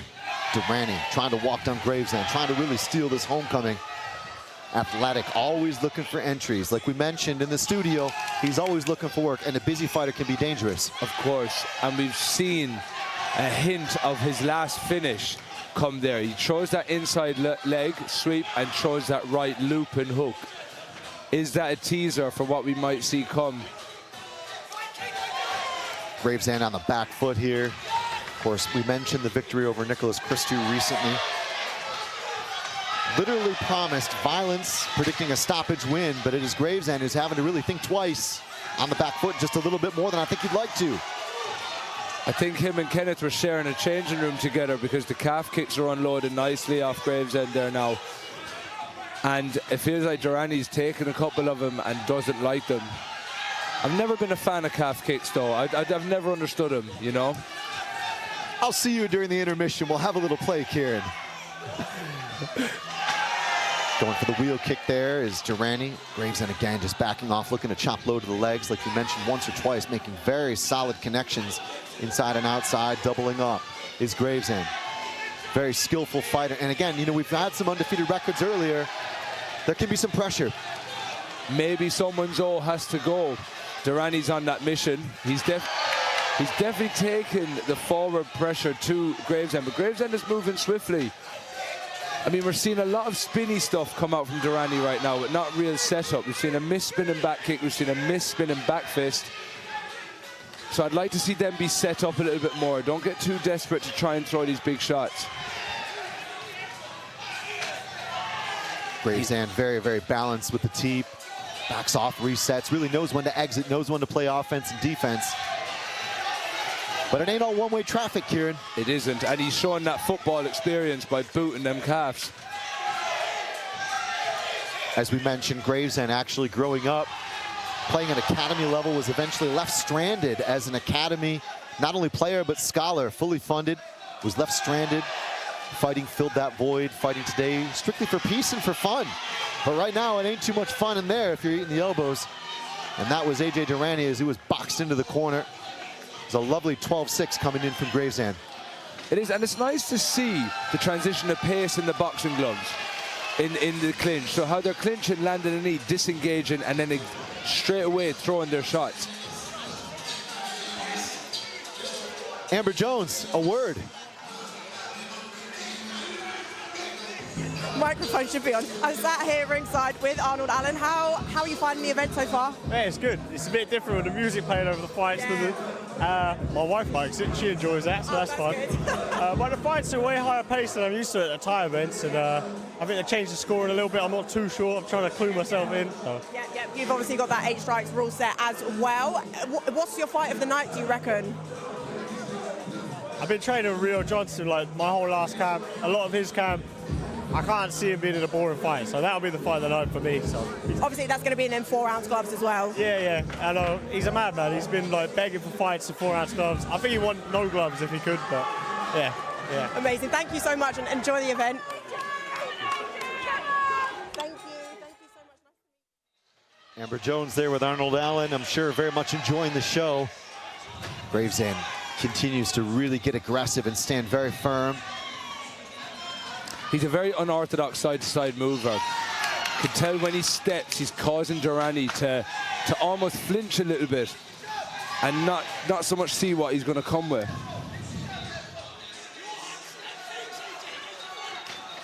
Looking to really line things up. That was a lovely right cross landing from Durrani, but it is Gravesend, like I said, with that exiting footwork and that constantly adjusting. The resetting, I think, is very important for him because he has that footwork. that cardio to be able to do that for 5 rounds. We've seen the pace he can put on. You just want to avoid the worst of the returns from Durrani, who is breathing very heavily. That's the thing, Durrani comes out with a very surprising shot every now and then. Like he landed that big right hand a second ago. He's there, he is still a threat. Even though Josh is moving and he's showing these slick moves, Durrani could just click a shot at any point. Gravesend looks for the clinch. Durrani predicted in this fight. Round 3, round 4, that's where the stoppage will be. It will be something unexpected from any angle. I think Durrani should start letting some elbows go as Gravesend is working them looping hooks. He should try and meet that with a step. Start making the elbows come out. Make it more of a dogfight there. But Gravesend is now doing it to Durrani. Durrani breathing again on the clinch separation. The showman, he's known for it. Any favorites, anybody unbeaten, he said, was an opportunity. Is that the referee stepping in dropped for a count? He is. He got stunned with a shot there. What we were saying about Durrani, very dangerous with shots out of nowhere. Is Gravesend okay? Gravesend looks to try to find his way in off a jab, moves to the 3, the lead hook, landing quite nicely. The eyes of Gravesend has opened up a lot more. I think that shot hit him a bit harder than what we've seen. Touching here, looking to try to line up a home run. Durrani's being patient, which is good. He's not rushing his shots. And Durrani pressuring, looking for an opening. We saw it moments ago. There are 30 seconds left in this round. Now, for the very first time tonight for the uninitiated, we've seen a point in the first round go one way or the other. I've gone Gravesend. We will now have seen that knockdown actually score for Durrani to give him a point. Oh, how the tables may have turned. Of course, and I think that just goes back to showing that Durrani is always there. He's never sleeping. You could hit him 3 or 4 times, but he's logging that information in. And there is a smile, there is a different charisma from AJ Durrani, who literally equated fighting to exorcism. He said, I had so many demons before I stepped onto the mat. With each fight, I slay one more. And here is how he did it. Yeah. Literally off a right. I mean, it was pressure coming forward from Gravesend. That was a heck of a knockdown. It was, and it was a stunner. It was one I don't think Gravesend expected. And I think we've seen a lot of Gravesend's reaction to a big shot like that. If Durrani were to have more of a setup and a stronger stance, what would happen to Gravesend? Would that be the dropping of him? Would it be an 8 count he wouldn't be able to make? I don't know. But that shot sure has stunned him. Let's see his approach coming out now into round 3. The Juggernaut putting in those big roofing jobs during the week. Such a hard worker, has struggled to really keep up the training alongside that job, but he said, look, this is the opportunity for me to get into a firefight and steal the show. He certainly booked that firefight. He has, and I like how Durrani is being composed coming out. It'd be easy for him to want to come out and try and knock his head off. But I feel this calculated approach is working nice for him. Gravesend spinning, looking for work, looking to find some purchase there, but wasn't able to do it. There was a lovely head kick there, swing and a miss. Durrani definitely really, I think, caught a second win. He looked exhausted at some point to me in the second round. That knockdown changed, I think, not only the physical, but the emotional and the mental too, all in one. It did, and it gave him a boost. It gave him a boost of, oh, I can change this fight if I want to. What I like is that Josh is still moving. He's not stopped his style. He's still trying to be awkward. He's still trying to work side to side. I feel like that shot also gave him a boost. Being like, right, I'm now 1-1 on the scorecards. I need to go in to round 4 being 2-1. Overhand right there from Gravesend. Like you said, has really tried to stick to the plan, to trust the process. Short 1-2, low roundhouse kick to the leg. Again, potentially more combinations would be to his advantage. The pace is still there. He certainly doesn't look too as rattled as he was in the second round. Like you said, I think the look has changed a little bit in his eyes, but you start to ask questions of yourself too. No, and we're seeing a bring back from the calf kicks again, but Durrani landing a big right hand over the top. Durrani probing with a right, lands that left hook. Solid punches here from AJ Durrani. What a fight. It looks like the referee is taking a very careful look and saying, keep it clean, and I'm watching you.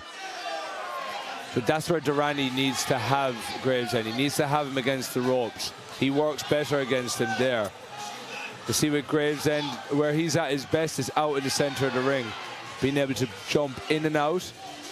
And I want to see them calf kicks come back, to be honest. He left them go in the second round, started bringing them back in this round. Durrani stalking him, needs to cut the ring off a little bit better. Durrani again finding the money shot with that left hook. It's a left hook and the right cross. It's really been one of his best punches, or really both of his best punches.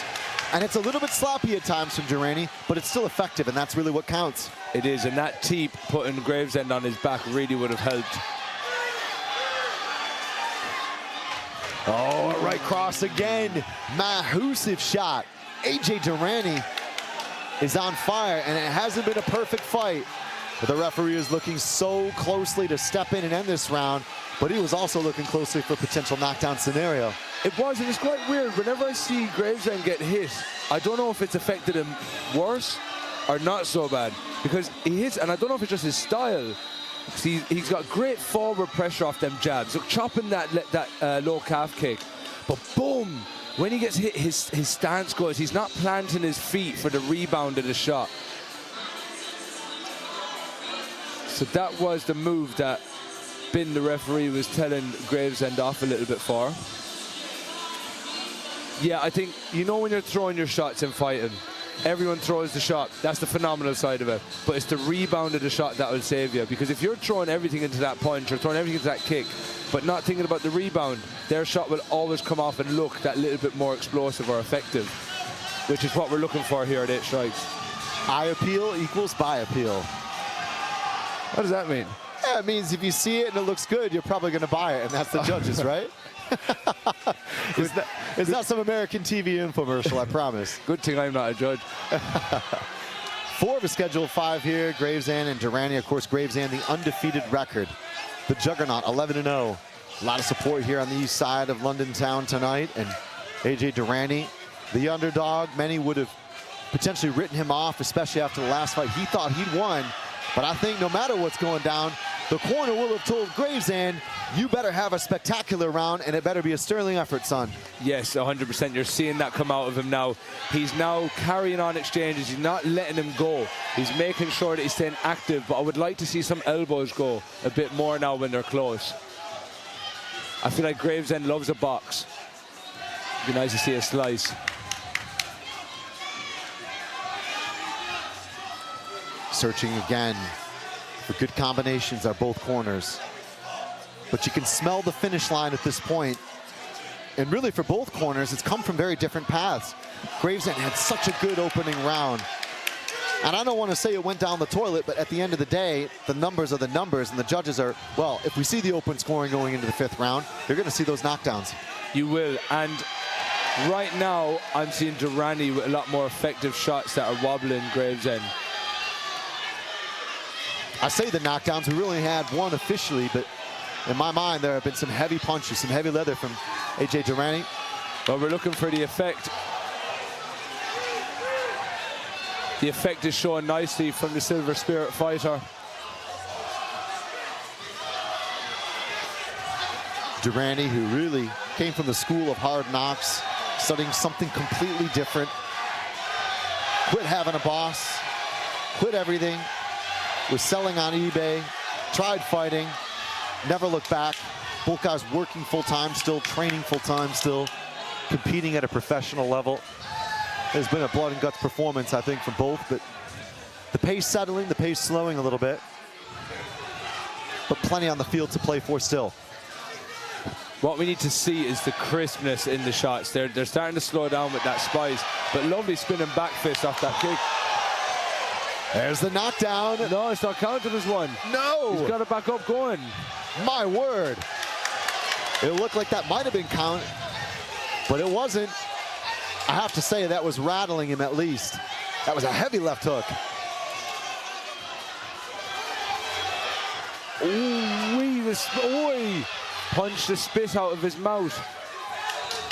Serious impact here. Gravesend, who has been clocked multiple times with that left hook, knows it is now or never. High kick comes in from AJ Durrani. Durrani again with a head kick. Oh, what a play there. I'm telling you, they literally both put the pedal to the metal. They turned the screw, and no one was backing down in that round. No, not at all. I think Josh Gravesend needs to have a big round 5 now, if not a stoppage, to take this fight his way.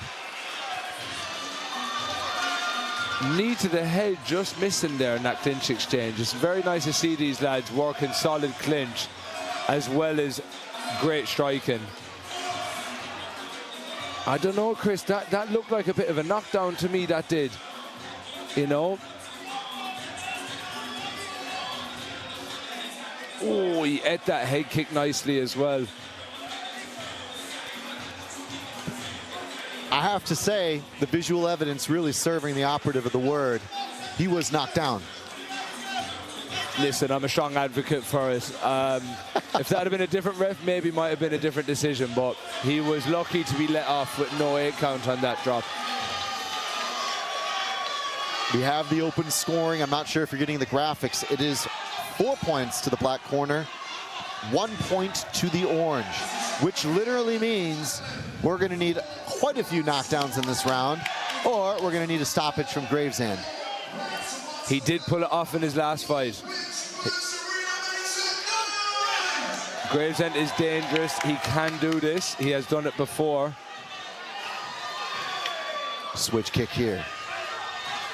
AJ Durrani, as we mentioned, saw the finish line in the 4th round. Smells what could be at that stage.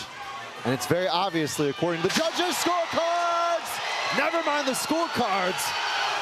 Unbelievable connection there. Out of nowhere, the juggernaut, Josh Gravesend, completely floors AJ Durrani. And is the referee going to step in and end this fight? Yes, he has. Gravesend, under pressure to the nth degree, has literally pulled it out of the bag. Outstanding performance.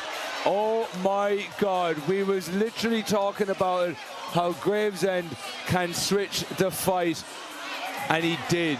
He switched it, he drops that right hook, and wow, he done the same thing he done the last fight. It just shows it is a marathon, not a sprint. Jumps into the crowd. That was nuts. I've seen a lot of comebacks in the last month. I called a lot of different combat sports, but that might be the pinnacle highlight. I mean, it would have been very easy to resign yourself to defeat at that point, but that is not the cloth at all.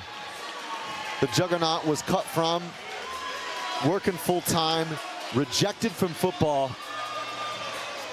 and at the end of the day, it just takes one good one, and that was the connection. Nuts. It just shows the fight's not over till it's over.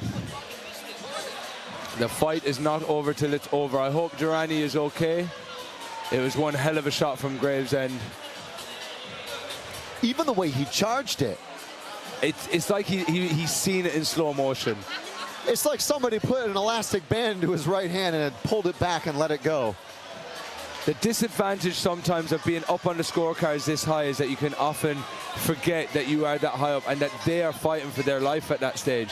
So I think Durrani might have had a moment of just lapse in focus. And that's where Gravesend is dangerous. He's proved it, and this is the second time he's proved it. And that's sport. That's the fight game. That's the fight game. Well, a reckoning for the juggernaut, Josh Gravesend. The unbeaten man. 11 fights, now 12 fights. literally looked in the mirror and must have known with the score reveal going into that last round that record was literally evaporating in front of his eyes. That's a tough feeling. I was seeing a Durrani finish, to be fair, just 5 rounds finish. But Gravesend, at his weight, everyone should know he is always risky. Always a threat.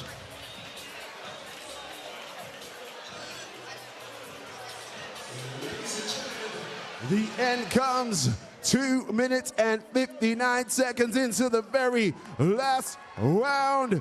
Here's your winner by TKO, the Juggernaut, Josh Gravesend.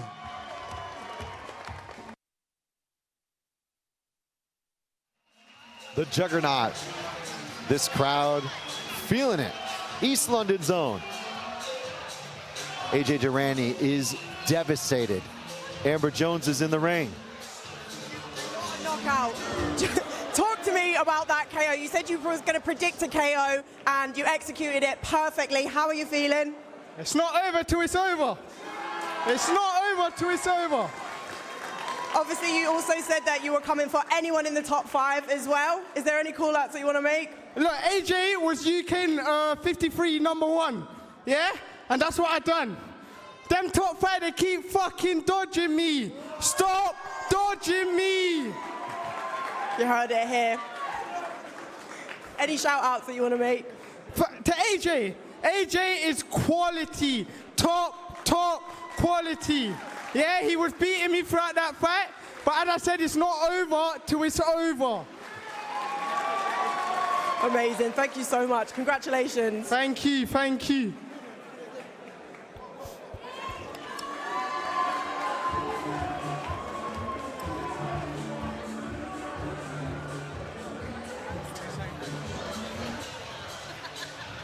Incredible performance there. Highlight of the night so far. We've had a lot of rounds of the night.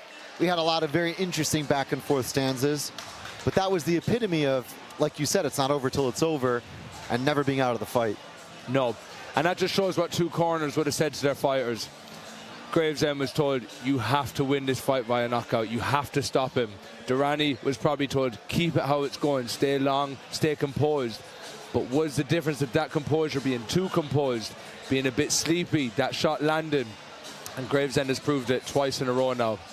Mistake by Durrani or just opportunity, really, I think, in seeing something and just going that much harder from Gravesend. I kind of go with that. You know, you can't take anything away from Durrani. Not at all. And like Josh just said on the mic, Durrani was UK #1 at 53 kilos. He is a top dog in his game. I think it was just a great shot by Josh. It was the hunger of, I need to kill to win this fight. And he's seen it and he done it. You've been there before? I've been there before. I've also been on the receiving end of that when it doesn't go your way. So Josh Gravesend pulled it off, pulled it out of the bag beautifully. It's something beautiful to see, wasn't it, when the whole play happened? I mean, I take a look at that, and there are so many great moments, you know, kind of clinching the game with one shot or one final moment, right? I mean, that was really, with the open scoring, that was that moment. I would have just loved to have heard what they said in the corner. What raveled all that power in the right hand? You know, what raveled? Because that right hand was heavy. You seen Durrani, bless him, he was wobbly against the ropes. He couldn't stand himself up. So I could feel that right hand from the commentary box. Yeah, there's something about that. So I think looking forward, you know, if you're in the corner of Durrani, who had said, look, don't look at my record, that is the story of his kind of career, isn't it? Because I don't think you can look at what happened in this fight. And we've seen it a couple of times tonight where the quality of the matchmaking is brought out the best. You cannot take anything away from him here. No, you can't. And a record never defines a fighter. Tail the tape coming up. We got another one coming your way. It is full tie rules. And for the first time, we drop down to 3 rounds.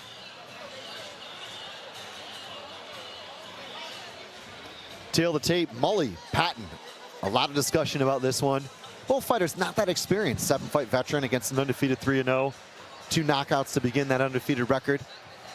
Shea Patton in the black corner. In the orange corner, Frank Mully. Kent versus Derry. And Ben Edwards is standing by.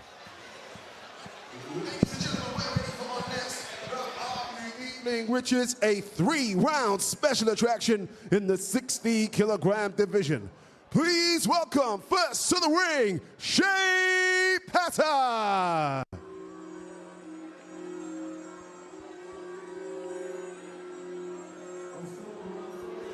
Shea Patton, barely a year into the pro game, has seen him take 3 fights, as we mentioned, in 3 outings. And get this, from N class to A class. That is one of the steepest climbs to altitude you will see anywhere in this entire sport.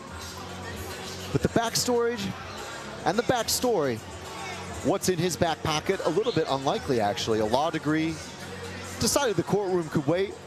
And yeah, he funds a full-time training with weekend shifts on nightclub security.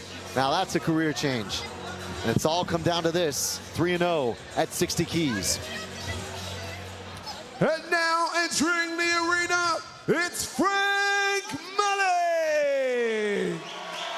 My name's Frank Mully, I'm 22, professional Muay Thai fighter. I started with karate when I was about 6, and then we moved to Thai boxing at about 8, and then ever since then, been training Thai boxing for 14 years now. I'm a nice person, but I like to hurt people.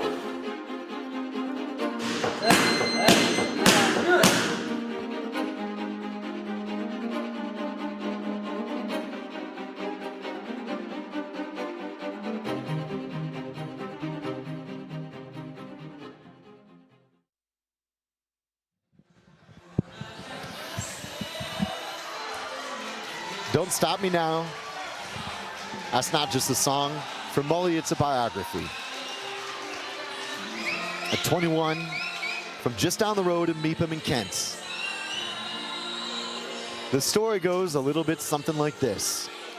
One day he said, "Dad, can I have the keys to the family garage? I want to open a gym." Dad said, "Well, finish your GCSEs and we'll talk." He did it at 16. 6 years later, that's the Frank Mully Combat Academy. And it's a family operation. Dad manages him, Mom works at the gym, and there's a baby on the way to inherit the keys. Karate at 6, Thai boxing from 8, a former junior #1. And then the hard chapters, though. A KO loss, broken hand, multiple operations. Rebuilding all the way, though, to tonight is Frank Mully. And here's Ben Edwards. We're ready for our next bout of the evening, which is 3 rounds in the 60-kilogram division. Introducing first, fighting out of the black corner. He's undefeated, 3 fights, 3 wins from Derry, Shea Patton. And his opponent, fighting out of the orange corner, 8 fights, 4 wins, 3 losses, and 1 draw from Kent, Frank Mully.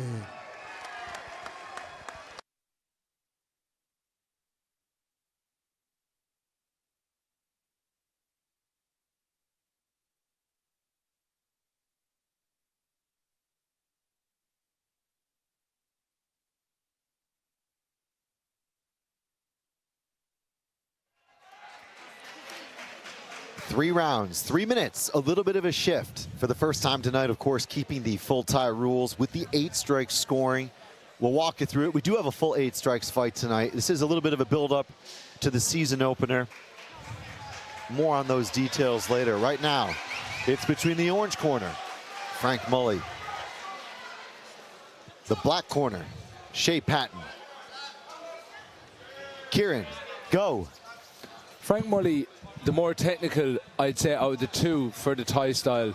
From watching past fights of his, he's a very elusive style. He trains at Lumpini Crawley. They've got a high level of very slick Thai fighters there, George Jarvis being one of them. Shea Patton, watch a bit, very sporadic. He could roll a head kick.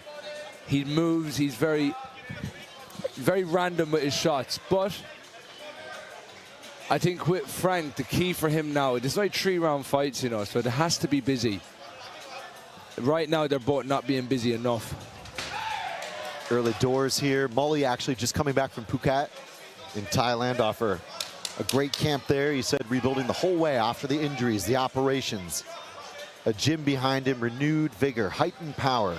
An explosive fight tonight. On the flip side, though, Shea Patton, very optimistic. He loved being the away fighter. He said, look, I've always been the away fighter, and I love the opportunity to travel for this. Yes, and he's a Derry man from home in Ireland, and he's training and fighting out of Liverpool, so he's well used to being in other people's back gardens and fighting. promising 3 rounds potentially of technical elbows. All legal. The fight of the night, that'd be a bonus, said Shea. Now, how's this for legal talk? He was a lawyer, of course. I'm 13 Red Bull cans tall, he said. I don't know about specifics, but that's courtroom specifics. I'd love to know the day he realized that. How did he do it? How did he do it? Good energy here is Patton on the inside, lunging with a jab, looking. Oh, he Big ate one. elbow. He ate one. Patton got hit. He literally ran straight into it. That was a lovely connection from Frank Mully.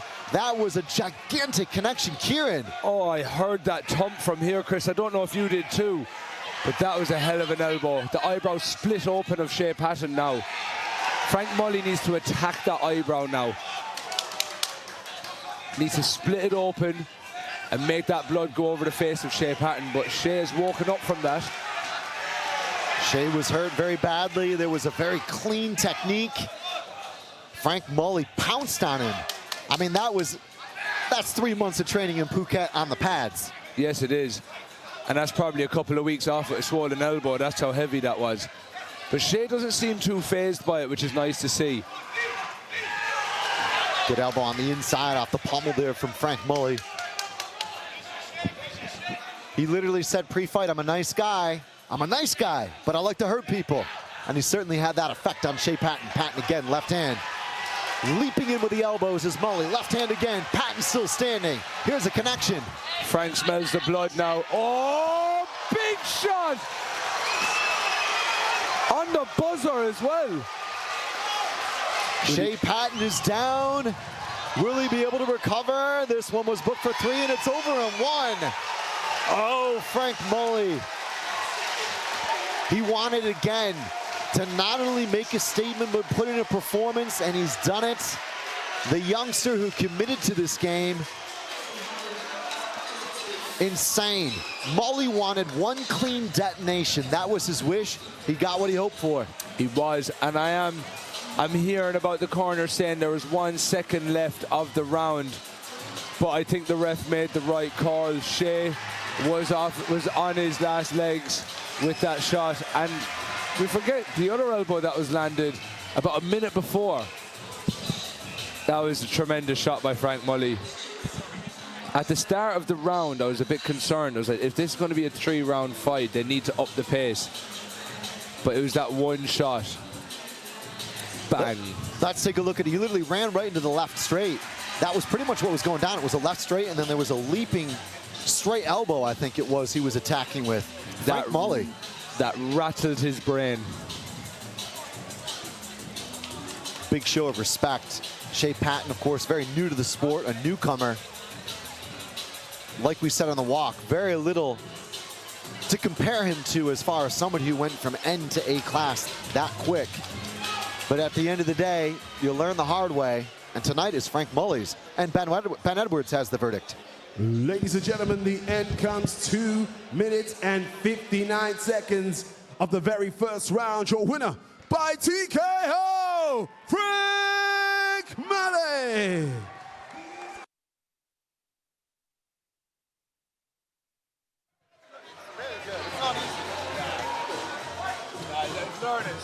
It's good. Discipline.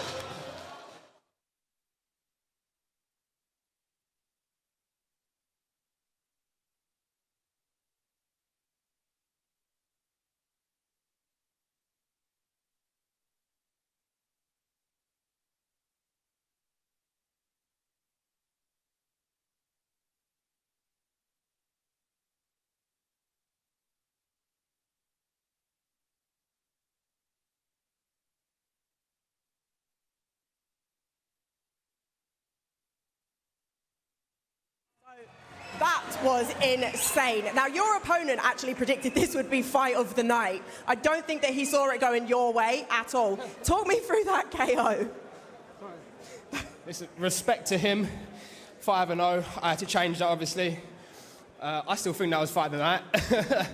I'm not going to moan first round knockout, so I'm overly impressed with my own performance. Of course. Could you have predicted that you were going to get a KO in the first round? Well, when I started laying them hands on him, I don't know. I don't think no one hits as hard as what I am at this category, so Obviously, you cut him quite early on as well. Like, what were you thinking at that point? it just shows, doesn't it? Got the power in my hands, elbows, I can kick hard. So I just thought, that's it, I'm just going to stick it on you, and that's what I did.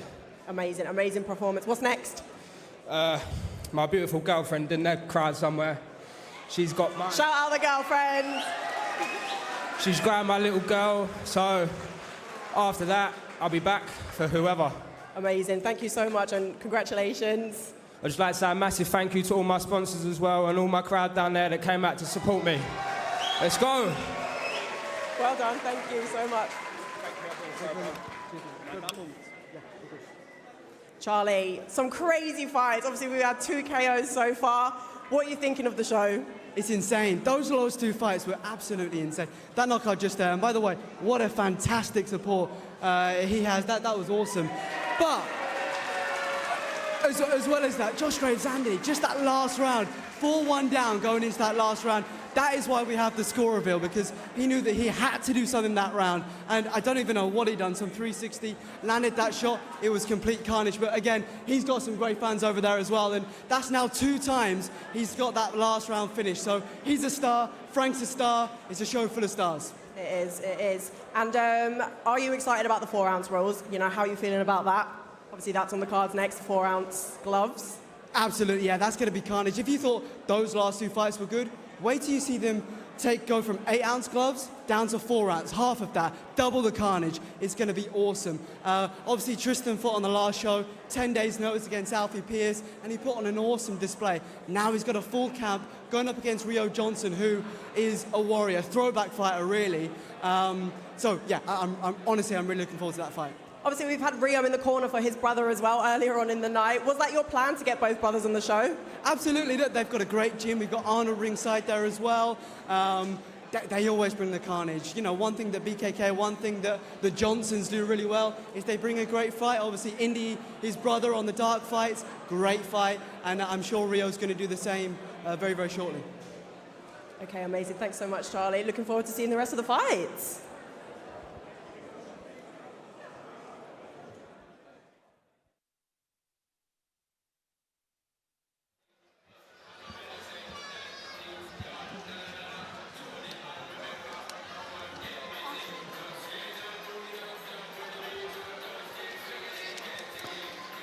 Welcome back to 8 Strikes, ladies and gentlemen. A little bit of a word there with Charlie Herdman on the highlights so far. We've had 2 crazy highlights the last couple of fights, Kieran. Big knockouts. Frank Mully really surprised me with that left hand. The left hand? It was. The left hand, yes. Over the top with that left elbow, sorry. Before that, just showing that his left side is very dangerous. And then Gravesend with the big spin and right hand. I just watched it back. It was completely different to what I thought it was when it landed. He had thrown a backhand shot and then followed through with the right, putting Durrani down. Isn't that the best part about it? You have to see it twice. You want to see it twice, right? And this vision that we have here, even though we have it on the screen, you've got 2 different highlight reels. But when you see it for real, then you realize what it actually was. Yeah. Moving forward, we have Lara Pizza Power Fernandez. She's promising a new Pizza Power. We'll talk about that. That's my favorite food, by the way. Emma Usher, again, pedigree. So really, I think, fight for the purists if I look at it. It is, and Emma is a very good fighter over 5 rounds. She can go deep, she can fight hard over 5 rounds and still come out with the technical wins, you know. She wins the exchange as well, and she doesn't give up easily. On the flip side with Lara, we've seen her fight on shows like One Championship against Janet Todd. She's fought big names, and Lara isn't one. She's WBC World Champion. So I think what we're going to have here is a clash on who's going to show, like, giving up first in the rounds. This is a 5-round fight, right? Yes. So we're going to see that journey of 5 rounds between 2 women that don't give up through 5 rounds. Tail of tape is coming right now for that fight.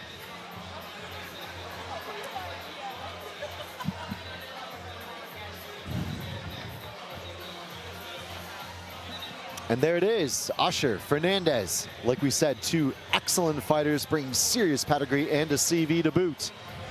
Fernandez out of Spain, Dublin, Ireland for Usher. 9-3, a little bit less experience. Like you said, Lara Fernandez vying for a 1 atomweight, I believe, Muay Thai world title, interim once upon a time. Has promised new power, pizza power. Which way will it go? Ben Edwards is ready to make these two walk. Ladies and gentlemen, we're ready for our next bout of the evening, which is a 5-round special attraction in the 55-kilogram division. Please welcome first to the ring, Pizza Power, Lara Fernandez.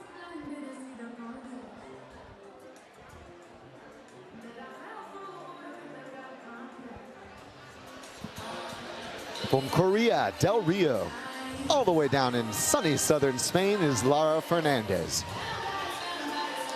Like we said, one of the great resumes in this building tonight. WBC Thai World Champ, 2-time ISKA Kickboxing World Champ, 41 fights, and of course, as you mentioned, Kieran, the co-main event in Singapore once upon a time against Janet Todd, who is an absolute JT legend in the sport, former 2-Sport-1 world champ. Now it's that fight that she said, off the back of a knee infection, it wrecked her camp. But, powered by pizza and a few other carbohydrates, she came back. That's who she is. Won her WBC world title up a division in the wake of a troubled camp too. You could say adversity and challenges are her home address. Ben Edwards. And now entering the arena, please welcome Emma Usher. The preparation the last 10 weeks has been literally perfect. I know I'm strong at literally put me in with any girl, any weight, and I know I'm absolutely ready for them and I'm strong for them. I want the biggest names there is and I want to show the level I'm at. I was hungry for everything, so I think this is going to show the level I'm at, and beating this girl will do that.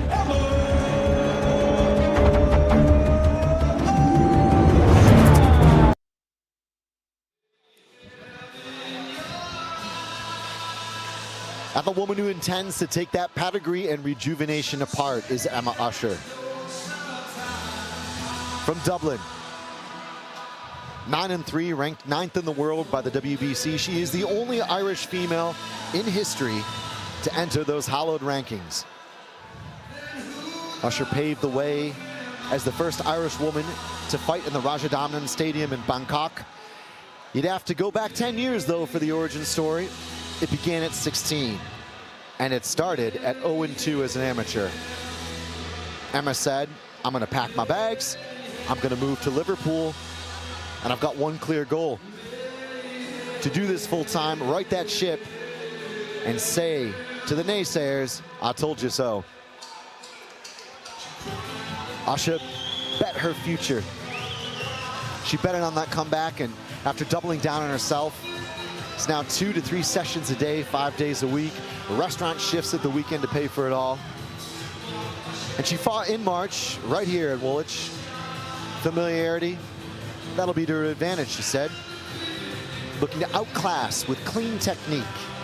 A masterclass. Poetry in motion, she predicted. And knowing that there's a world champion in front of her, Usher could not be more excited for the opportunity and the uphill challenge at hand. Ladies and gentlemen, we're all set to go with our next bout of the evening, which is 5 rounds in the 55-kilogram division. Introducing first, fighting out of the black corner. She has a record of 41 fights, 25 wins, 13 defeats, and 3 draws. From Spain, Pizza Power, Lara Fernandez. And her opponent fighting out of the orange corner. 12 fights, 9 wins, 3 defeats. From Dublin, Emma Usher.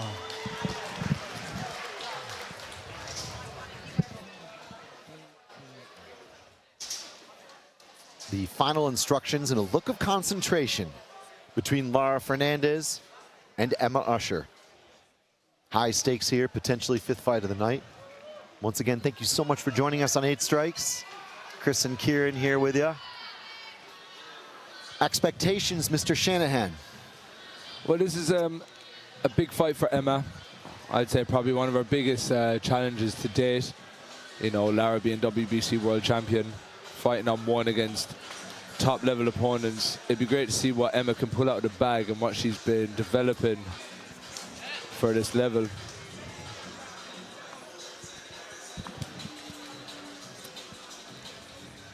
Pizza Power controlling so far. Lara Fernandez, known as a very balanced fighter. Excellent movement off the center line, fast kicks, attacking the body and the legs. Nice chop there with the right. She works that chop very nicely off her teeps. I noticed that from her previous fights. She'll just randomly flick that leg up and come around the side. The lovely right hand from Lara. She's working her hands nicely at the start of this round. Usher was pre-fight very focused about moving up the rankings here. Known for being a great kicker, like you said, Karen. Doesn't always move her head enough, but looks great during fight week and very positive, highly relaxed. That mindset coming in is so important. It is, especially when you know you've got someone like this in front of you. Someone like Lara, who's been there with some of the best in the world. She's showing great stability at the start of this round. Check hook there from Usher.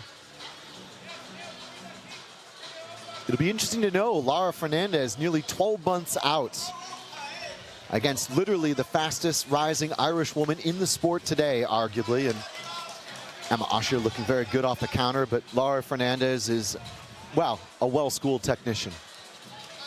She is, and you can see how she's measuring Emma. She's measuring the threats that Emma's trying to build up for her.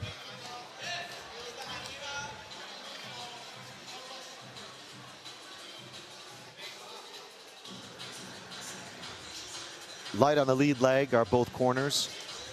Dig to the body from Fernandez. Certainly neither overstepping nor overcommitting is Lara Fernandez. Of course, Emma Usher coming off that recent short notice fight in RWS. Lofty opportunities in the sport, she said, but at the end of the day, I'm going to be too much for a world champ tonight, and I'm not inclined to say it's a challenge I'll be unprepared for in any category. She's holding her own. She is. They work very hard at Warriors Gym back in Dublin. Got some great rare fighters back there. You got Tom Keogh fighting actively on one. Cian Cowley. Cian Cowley's in the corner. That's her coach and owner of Warriors Gym. He's been producing some fantastic fighters back in the homeland. Amber Jones is standing by. Amber, what's the latest? So I'm sat here with Lonnie Kavanagh, and you are here to join us for 8 Strikes tonight. Is there anyone you're excited to see? To be honest with you, no, I'm just looking forward to a night full of action. It's filling up in here as well. It's not at its full capacity. What do you think of the production so far? Yeah, I think it's really cool. I got here not too long ago, but from what I've seen, it looks very professional. Everyone's hit. There's a big crowd, and yeah, some exciting fights. You've come for like one of the main fights that everyone is excited to see. Obviously, Emma Usher versus Lara Fernandez. Lara's been on 1 5 times. Emma's been on RWS twice. Obviously, we're only in round 1, but what's your prediction? Oh, I can't give a prediction just yet, but I'm enjoying the Muay Thai that's going on right now. It's very clean, very calculated. Are you going to stay for the 4-ounce gloves? All right, thanks so much, Lonnie. Thank you so much.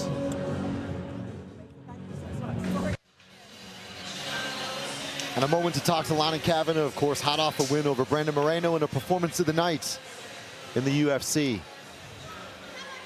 We continue. Emma Usher, orange corner. Lara Fernandez, black corner. Black tape for Fernandez, white tape for Emma Usher. One of my biggest keys in this fight to look out for was game plan, game plan, game plan. And you know both really are going to bring that level of thought. How are you seeing it unfold? So what I'm seeing with Lara especially is she was trying to keep Emma at range, but the odd body shot, trying to put that pressure on her every now and then. Whereas Emma was being very smart and counter-shotting a lot of her shots. Some of them landing, some of them coming off. So it'd be interesting to see now from round 2 onwards. You see Lara's being a lot more heavy on that front foot. And also Emma now as well. They're both feeding into the same game plan, I think, right now in the second round. Good connection to the body there from Lara Fernandez, who certainly pulled no punches pre-fight about bringing her life into a new chapter. A year out injured, up now at 55 kilos. Like we said in the opener, gluten-free doesn't exist for Pizza Power. No, neither should it. I'll see you afterwards, man. We'll talk. So we see now Emma's stalking the ring a bit more against Lara. She's putting a bit more pressure onto her, whereas Lara was doing that in the first round. Lara looking for that blue-collar grind. Setting up off the lead hook or the jab. Not a lot of commitment necessarily beyond 1 or 2 strikes at a time from Fernandez. No, and you forget 12 months out of the ring is quite a long time. So how much of this is she using to warm herself back up? You know, gauge that distance. You know, when is the right time to throw a shot? Because a couple of times she's thrown a shot and she's misbalanced herself. Usher boxing very clinically, looking very good, landing 3 or 4 punches there. Fernandez does such a good job of actually leaning back and kind of rolling around in the pocket. There's a real art and guise to the whole process. I think the distance management is such a big key factor for Lara's work. Like we said, one for the purists. Great technique, good catch. Even Fernandez moving her head off the center line when she chambers, when she throws. Usher just happy to kind of half step forward and look for opportunities. It's very tit for tat at the minute, with moments of work between them. And sometimes in a fight you catch the rhythm and it's you go, I go, you go, I go. You're a coach, you're a fighter. At what point do you try to break that rhythm? I think once you have them first 2 exchanges where you've kind of gone me to you, then once it comes back to me, you have a choice to either engage in the middle of that exchange or it ends up becoming they finish that exchange. That's where you got to be careful with 8 strikes or with the Thai boxing flow of fighting, that you don't get caught on the end of them exchanges. Now, taking a look at what's transpired so far, quickly to remind you, it's going to be kind of 0-0 at the start, and slowly winning a round wins you 1 point. We have seen no knockdowns. How do you see it? I'm going to ask a tough question. Close rounds. Very close. I mean, I'd hate to have to try and put a number between them, but if I was to be even, it would have to be 1 each. I think Emma showed a lot more progression in that round. Lara showed a lot of control in the first round. So I would say 1 each for now. Quick reminder about the rule set. Basically, the fighter awarded +1 point has the opportunity to gain another point with a knockdown, as can the opposing corner.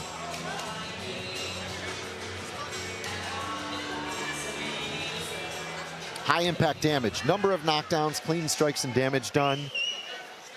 Then ring generalship and aggression, spectacular techniques. Those are what the judges are looking for. 3 of 5. Lara Fernandez, Emma Usher.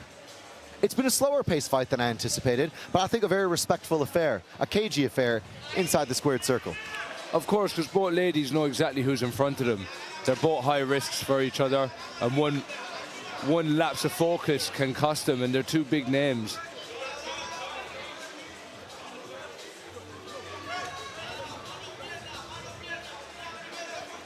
A fight that promised some tenacity, of course, and 41 fights of know-how against a decade-long bet on the farm, really, for Emma Usher to walk away from everything and leave home. Good boxing here from Usher. Usher trying to avoid the return there from Lara Fernandez. And that's the tricky thing. You never, if you're a high-class fighter, you never give away anything for free. No, you don't. There's always a repercussion. And that's how it should be, because once you give one thing away for free, that's where the build-up, that's where the boat starts rocking with Thai boxing, with 8 strikes, you know, because there's so many weapons involved that you cannot let something go.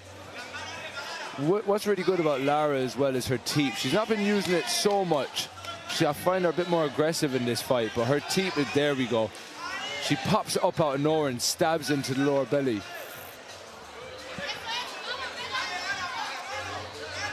It'd be nice to see her start using that fake teep. So once she's thrown 1, throw 2, raise that knee up fake, and then set up the hands.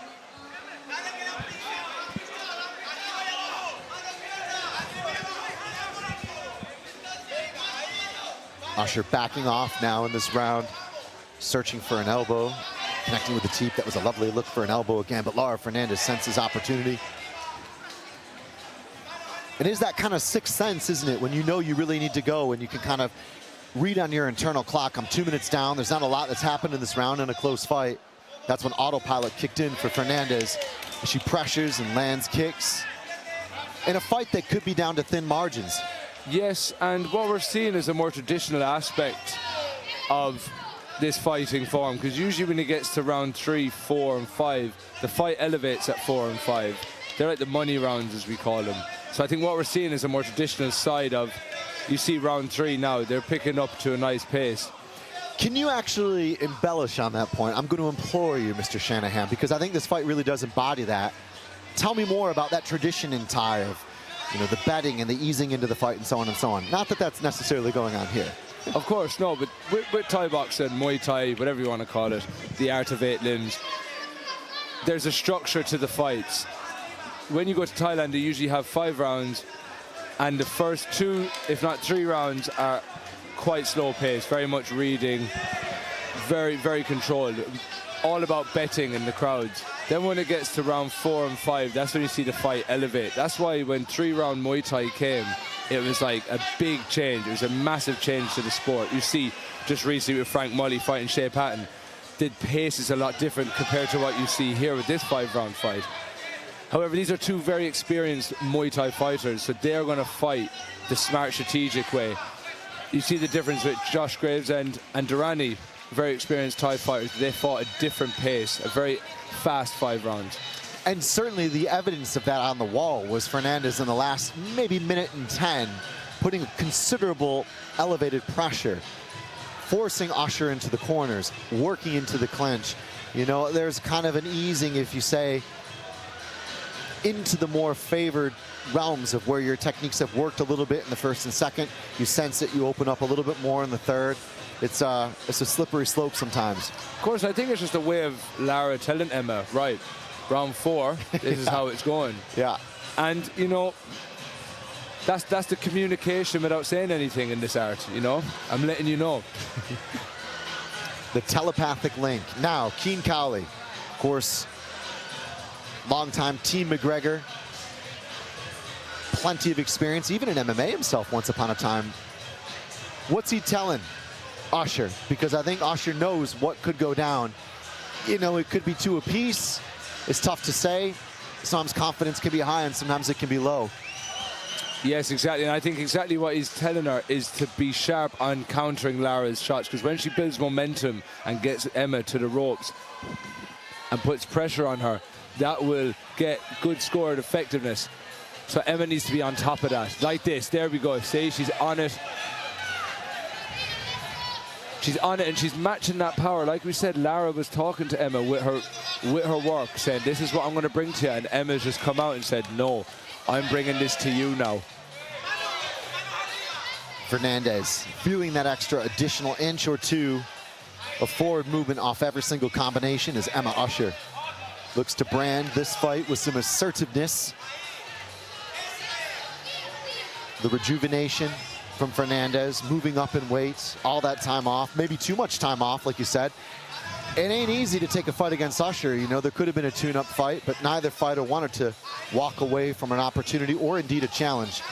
No, but that also shows the levels of both ladies as well. It shows what they want from the sport. They only want to fight the best people. Look at the exit there from Fernandez. The way she just kind of leans back. You know, some will look at that and say that's poor technique, but that's just outstanding, the way that everything remains vertical below the waistline, and she just kind of moves right back in place. It's like, imagine you're trying to do the Matrix but staying into the fight, you know. That's exactly what I call a lean back. You kind of look like Keanu Reeves with that hairdo tonight, kid. Get me my black sunglasses and I'll show you. I got a pair right here. Oh, down goes Fernandez. Was that a slip? Yes, it was. So it's great to see now the change of pace that Emma is now leading the way. Towards the end of that last round, we've seen Lara put the press on, but Emma's come out. And she's controlling the fight right now. Good teep. Very selective on the punches and kicks is Emma Usher. Lara Fernandez looking to tee things up. Lovely 2-3-10. That's good work to the body Fernandez needs to get busier. We really didn't see much beyond 2 strikes at a time in the first couple of rounds. But like you said, in traditional fashion, in traditional Muay Thai fashion, it's about upping the ante. It's about closing down and really asserting yourself in that final round or 2. It is, and I don't know if the game plan with Lara is to attack Emma's body, because in this round particularly, she's hitting Emma's body hard. Does she see that she's tired? I don't know. I'm seeing Emma's breathing a lot heavier through her mouth. So maybe Lara allowed that burst from Emma to then go, right, I'm going to put it on the body shots at the end of this round.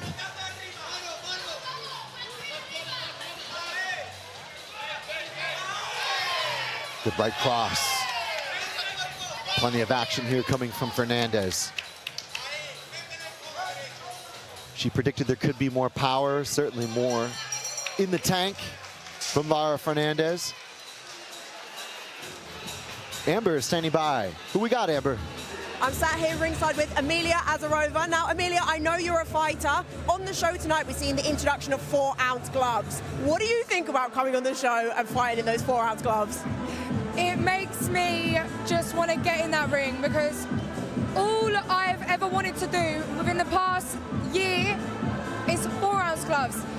I had a little bit of a rough start this year, but I'm getting back into it. But 4-ounce gloves is what I want to do.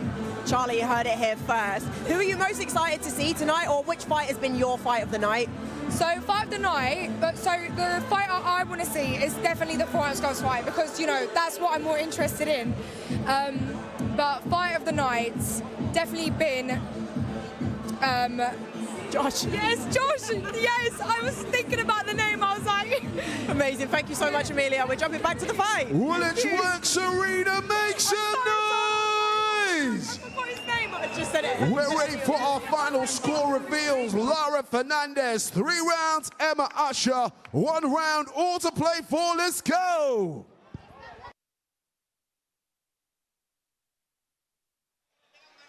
The open scoring has been revealed. Now, this is where 8 strikes makes it very interesting. We've seen it previously. We saw the scores. We saw really what was a Hail Mary, and we saw him close the show. Now, the question has to be said. Lara Fernandez up 3-1. What's going down with Usher? Well, I mean, Usher will need the stoppage. Something's up with her glove. Wardrobe malfunction, I think. Emma Usher not happy, possibly to do with the hand wraps. Tough to say. But either way, that's the big change, if you will, from traditional Muay Thai, is that we have open scoring, traditional Thai rules, but 8 strikes bringing you all the drama going into the 5th and final here. And will we see a surge in urgency from the orange corner? Or will it be the dominant control and calculated approach of Lara Fernandez? You know, I really like being told who's up in the 5th round. I think as a fighter, that really will bring the dog out, the person that, like I'm going to go back to, again, the Josh Gravesend fight. You know, you're told what the crack is, and you have a choice. You either go out into that fight and change it, or you don't. I agree. And I think we need to see Emma do something forward now. She has to really show that she wants it, you know. Emma Usher backed off here, cornered. But again, easier said than done when you got someone like Lara Fernandez in front of you. And you can see Fernandez make those little adjustments. Like, she's not necessarily committed to backing you off with punches and kicks and knees and elbows. She's using her footwork really to just cut that ring. It's so effective. Oh, there was a solid left, though. Emma Usher found her target there. But the footwork from Fernandez, especially as it's bubbled in this fight, that's something to study. That's homework for you. And it's not glamorous. There's nothing that's a highlight reel that someone's going to post and do 150 million views on. But for sure, Lara Fernandez is a smooth operator. She is, and you just have to watch the body language. When Lara moves, oh, that was a lovely elbow off Emma there, but when Lara moves, Emma's twitching. She's raising the knee, she's bringing the elbow down, so she has Emma preempting shots and has her worried about them shots. which is why she's getting big success on them straights to the face and then the body shots at the end. Even the sneaky little short lead elbow there, and then back elbow. Oh, it's just amazing. As you said it, Chris. Just outstanding. And even, you know, standing tall in the clinch, feeling some weight. There's lots of little techniques, lots of kind of invisible techniques. We talk about it in so many combat sports. There's lots of things you wouldn't see that don't necessarily have an individual pronounced effect, but Fernandez has those individual polish points, if you will, that's contributed to the performance. 100%. It's just ticking the boxes of the fight, you know. If you can't knock him, you got to tick the boxes. And that's what she's doing. She's going knee to elbow, hand position, knee, hand position. So she's always checking. She's never just laying and not making use of the position she has. I love it. If you can't knock him, you got to tick the boxes. Got to tick the boxes. But that was a fantastic fight display from Lara Fernandez.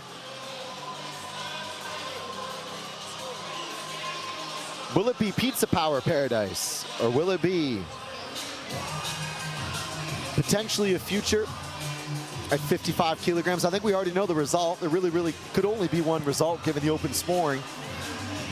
Look, for me, Emma Usher had good moments. I don't know if there was enough urgency apart from that last round, and it's tough, you know. It could have been 2-2 going into the fifth, but if you don't know, now you know going into the fifth, and that's the fight game. You know, they both had great parts within the fight, but I feel like Lara just had them better moments more often. You know, Emma was never out of the fight. She was never out. She was always there. But I think Lara grinded her down. You know, as Emma started breathing through her shoulders more, I think that pace of making her twitch and making her react when shots weren't there was gassing her out slowly, you know. It's exhausting. Ladies and gentlemen, after 5 rounds of action, we go to the judges' scorecards. Your winner by unanimous decision, the lady they call Pizza Power, Lara Fernandez.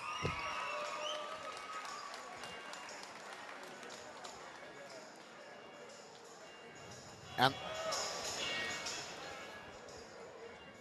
Lara, that was an amazing performance. Was Emma what you was expecting? I thought Emma it would be a strong opponent, and she was very strong. But I enjoyed the fight. Yeah, it was a really good back and forth between the both of you. Now, you're obviously not fighting at home today. How has that affected you coming here today? Have you got people with you in the crowd, or?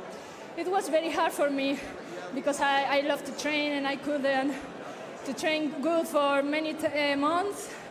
But now I'm back in the best ways, and I'm really happy to be back, and obviously here in London with my friends and my boyfriend always with me and a new friends.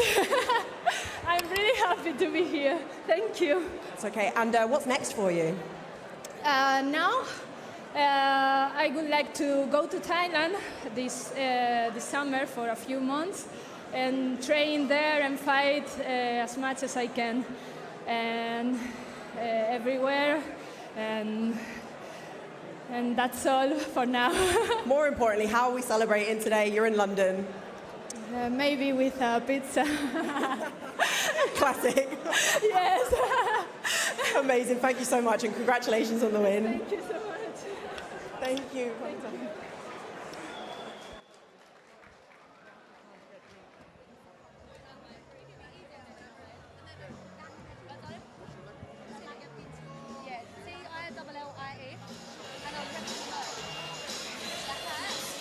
Lara Fernandez, very happy, very relaxed. It's amazing to see the joy, but the lack of the surge of huge emotions. You know, she's put in a hard amount of work, said she worked hard for it, and hey, you can't fake the result. No, and I think she spent the first 2 rounds really getting her feet back again, like that term ring rust, you know. She shook it off quick, you know, and I think that, again, that pace that she brought, it was a lot different to other fights that I've seen her do. She was more on the front foot, she was more dominating with the hands, and I think that when Emma had her moments, she was calm. She wasn't trying to battle Emma with it, she was taking her time with it. So I think what we saw was a comeback version of Lara Fernandez now, a lot more patient. There's something cool about that as well, because, you know, if I'm Emma Usher, I'm looking at that and I'm thinking, there's not a lot going on, but I'm slowly kind of inching away from the potential of getting a victory. We saw the scores go out, 3-1 there going into the 5th. It's demoralizing. It's very demoralizing when you're trying to give and they just seem unfazed by it, you know. But then again, that's the professionalism and the experience shown of Lara Fernandez, and Emma Usher will bounce back a lot stronger from that. 100%. Well, 2 technicians there. Let's take a look at what's coming up. Tail the tape, 67 kilograms, full tie rules. We go down to 3 rounds. We saw what happened before at 3 rounds. It could go down again. Ilias Marinko, he is in and excited at the opportunity. Of course, we mentioned the opposition earlier. Harry Hercules Moore from the famous Lumpini Crawley Gym, 8-2. Marinko, 20-7, a little bit down on height. Let's take a look. It's North versus South. And Ben Edwards is ready to have these guys come out. So, ladies and gentlemen, before we introduce the next bout, we've got the amazing Tilly in the ring, who is repping our exclusive 8 Strikes merch. So we've got hats for £15, the t-shirts are £25, and they are all available at reception at the front of the arena. So make sure you get your hands on the exclusive 8 Strike gear. Thank you.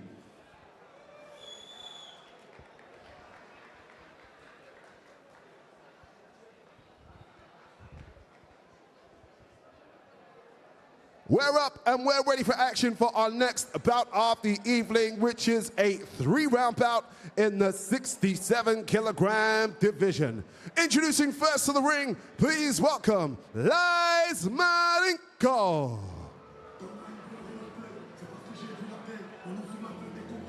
Ilias Marinko, Algerian-born, fighting out of Leeds. 28 fights deep in this game, 20 wins. Literally by the numbers, one of the most experienced campaigners on this card, but the day job tells you all about the temperament. He works in a secure unit with young people, troubled people, people dealing with challenging circumstances.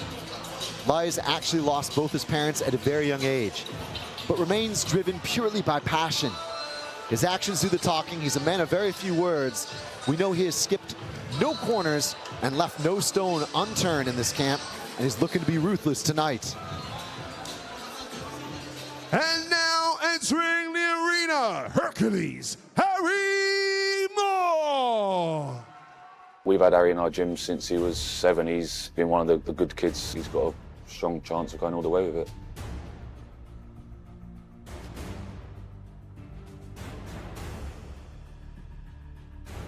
Being so close to home, getting all the people down, it would be the world.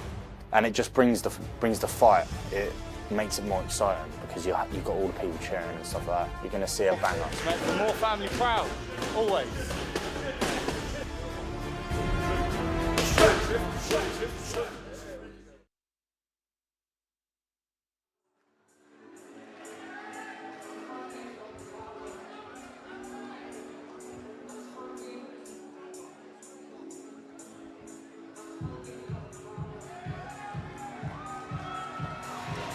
The man planning to spoil all of those promises in the black corner tonight is Harry Moore.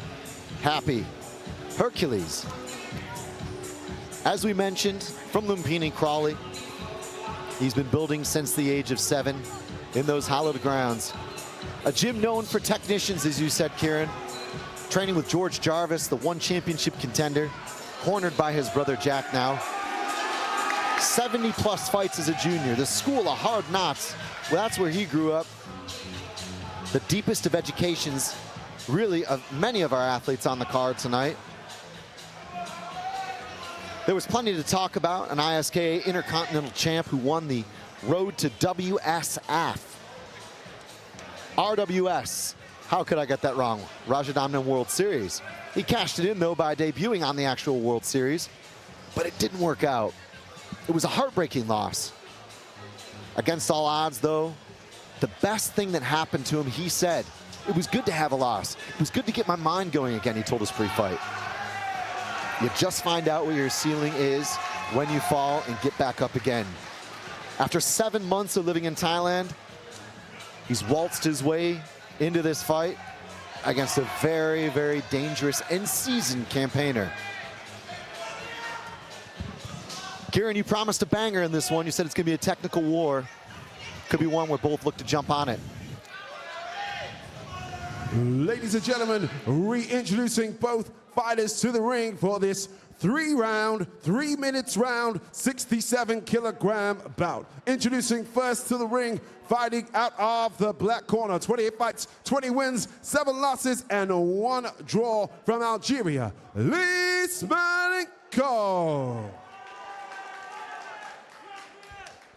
And his opponent fighting out of the orange corner, 11 fights, 8 wins, 2 losses, and 1 draw from Crawley, Hercules, Harry Moore.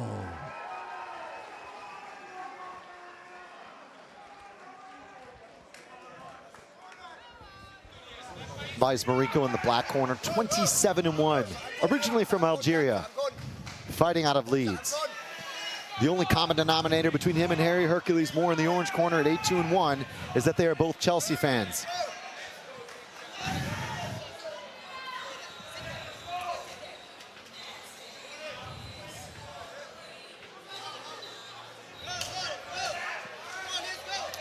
Lots of intensity here.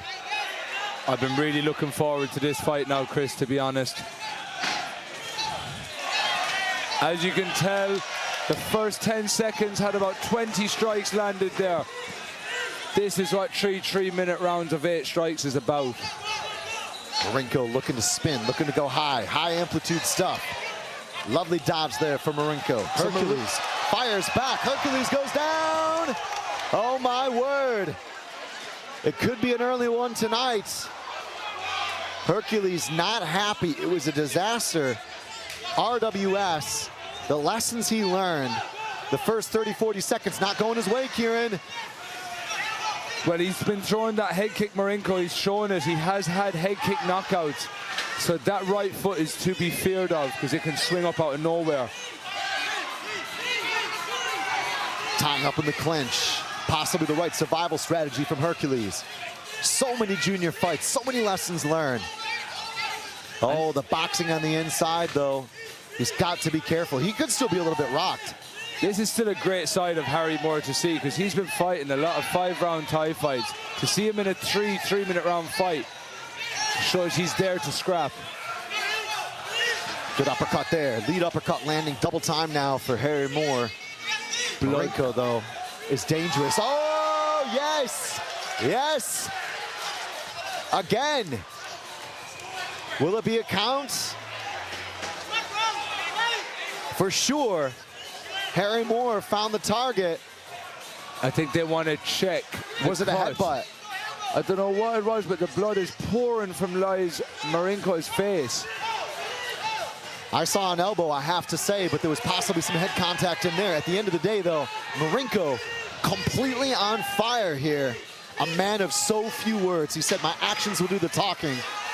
Verbatim right now, literally waltzing forward, doing mega damage. This is fantastic pace. They are trying to kill each other in there. I'm just waiting to see the next elbow to land. Because with the way these boys are fighting right now, any shot could drop him. Moore eats a body shot. Oh. Moore eats a knee to the head. Wow. Is that not a count? I have no idea what happened there, but at the end of the day, Harry Moore gets a second chance. How many lives will he get? Literally, Marinko is dicing him up in the corner. Oh! Harry Moore goes down. That has to be a count. Corner shouting at him to get up. Literally has been hurt, kneed, elbowed, hit to the body. Wow. That was a wild fight, Kieran. That was literally a roller coaster, up and down, up and down. We hit the elevator drop 3 or 4 times. What a round. What a round. That was probably the most intense round of fighting we've had tonight so far. And that was round 1. And that's saying something given what we've seen tonight so far. Take me through the action. Well, so we see the boys trading big, heavy shots. They weren't focusing on defending much, but that knee That knee looked like it really hurt Harry, but he got away with the 8 count there, if I'm right. What we're seeing here, though, of both lads is they're going 100% output. There's a small bit of defense, and that's just trying to throw something whilst the other one's throwing.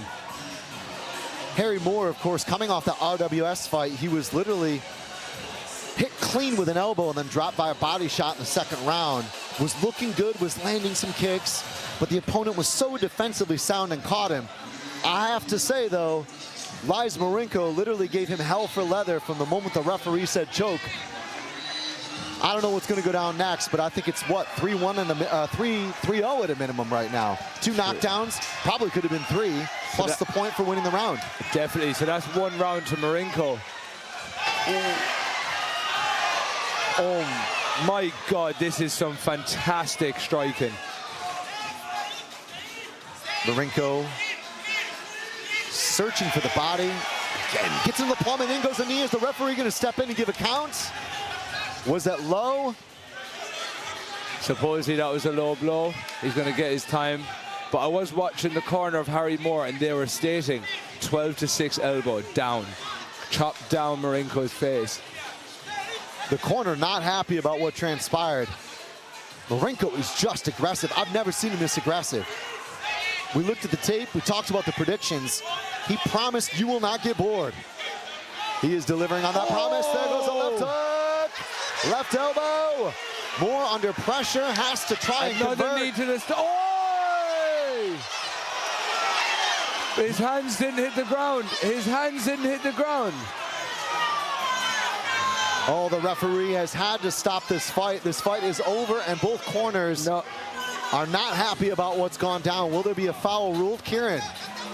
Me personally, from watching it from this angle, the fight should still be going ahead. His hands weren't on the floor. The ref did jump in, but the fight was active. When you got guys fighting at this pace, you have to put a wall between them to stop them. Pandemonium here at the Woolwich Works. Harry Moore did not want to go out. Marinko had other ideas. This was always going to be a building of veteran economy against Moore's literal high caliber schooling and rebound path. He wanted it over inside 2 rounds. Moore had said, look, if I see an opportunity for a technical war, I'll take it, but I'd love an early KO. He may have fallen victim to that wish. He shakes his head. He's not happy. Here's what went down. There was the knee. Was he down? We need to get that to replay again. And the look on our eyes in the commentary booth was eyebrows raised. I'd love to see another angle on that. Yeah, definitely. We need to see that replay again.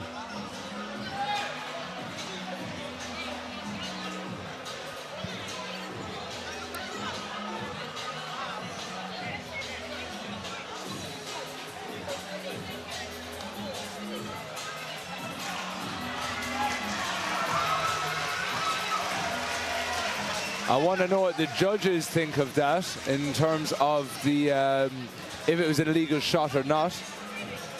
See, I'm under the belief that when both hands hit the floor, you can't strike someone. Now, the ref did jump in, but you have to remember, he jumped in right when Ilias was throwing that knee. So it's a hard one. Both lads showing respect to each other. It is the fight game. Trained by George Jarvis, as we said. Such a high caliber, months in Thailand, and it fell apart tonight here for Harry Moore. Mad props to Ilias Marinko, though. Ruthless, absolutely and utterly ruthless. A sniper in there. A sniper who wasn't even using a sniper rifle. He literally had a rocket launcher, a bazooka, a tank, everything lined up. Ben Edwards.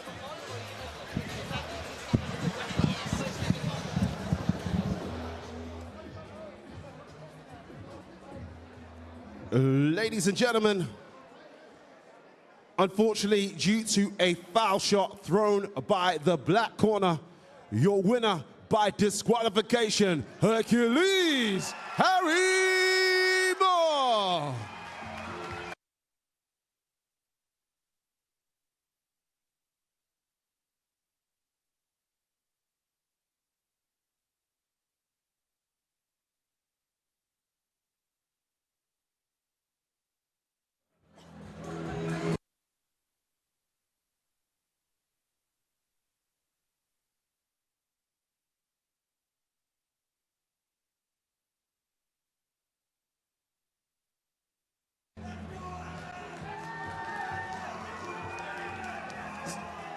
So ladies and gentlemen, we're going to have a short 10-minute intermission. So short 10-minute intermission. Make sure you get to the bar, top up your drinks, and we'll be back for more 8-strike action.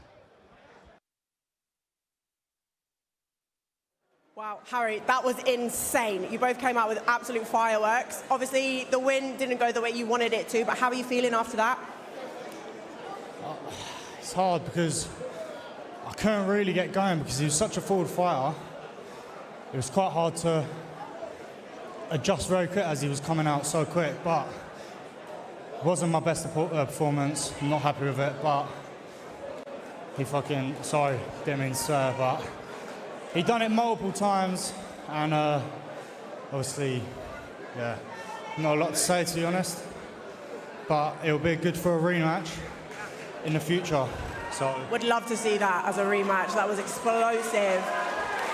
Thank you everyone for coming, and yeah, thank you. You still did amazing though. Obviously you still cut him, you know. Was that part of the plan? I always cut people in my fights, so I'm natural. It's a natural one, so yeah, but I hit him with 2 naughty elbows. I felt it, and as soon as I see the cut, I smiled at him saying it's game on, yeah. But obviously he had to cheat, so yeah. I mean, it's a controversial win. Win by disqualification is a crazy one, but you know what's next for you then? I'm not too sure. I want to get back in the gym. That's all I need to do. But I'm young. I'm only 19, so there's a lot more to come. Amazing. Thank you so much. Congratulations.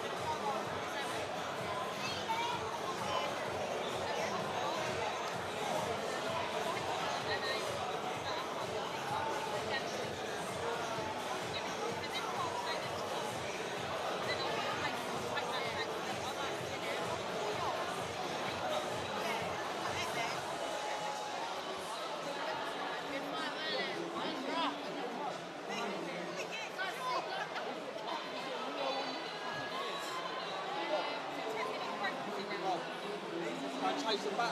There's still got 1 bar left. Got this battery. So shall I change it on that one? Yeah, it's all being used. There's 1 bar left. I don't know how much we're using. So To be fair to him, if they don't want to use it, just strike it every week. That's Chris. If he's going to do something.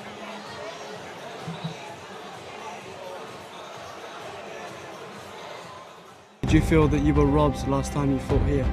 You should have won. Yeah, I want to do better than the last time. I think I can do better. I have a fight camp in this fight.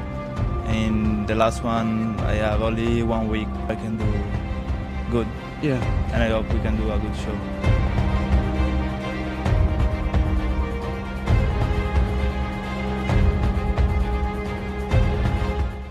I was a rough kid. My family, we moved here from South Africa when I was younger. Fighting a Moroccan kid, Ilias, Krafi. He looks game, looks tough, strong. I'm expecting him to come, bring the fight, big hooks, big kicks. I'm positive about this fight is that he's scary.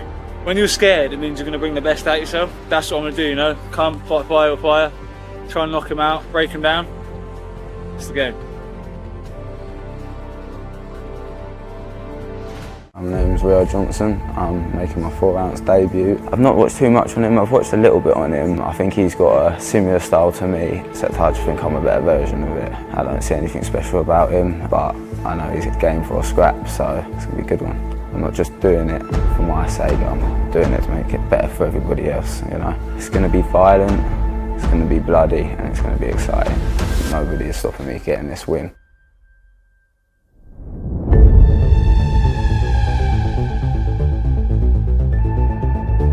Training camp was good, yeah. Had a long training camp. I was supposed to fight out in February, but the opponent pulled out, he got in an accident, so I've been in a long camp since then. What are your final words for your opponent? He's good, you know, he's got a lot of titles, he's decorated, he's good, but I'm better, so he's got to bring it again.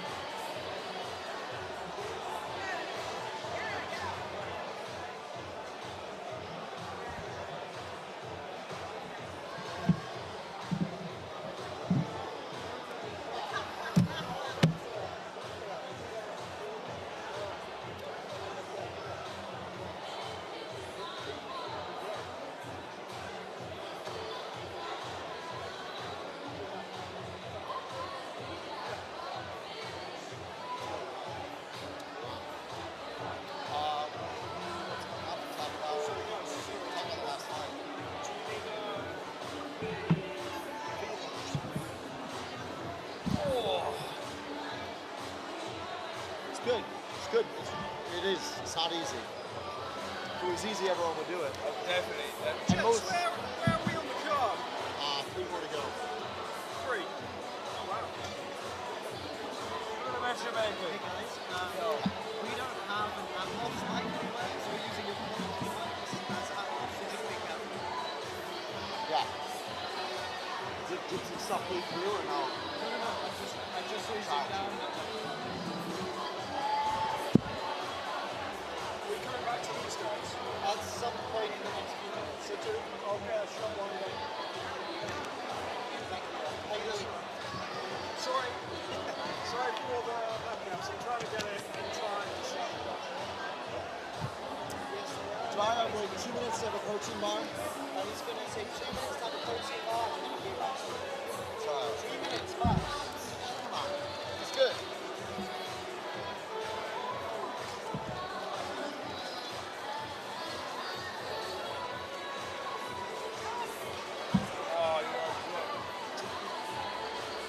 How do I like it myself? You got to be Irish and a world champion. How are you now?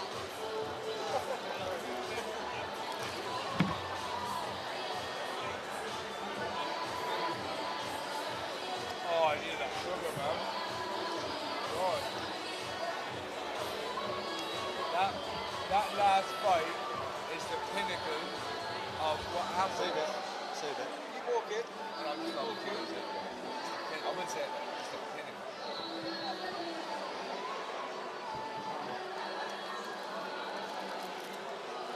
That's the shit you'll teach them. I don't know what. Come to the mic, forget everything.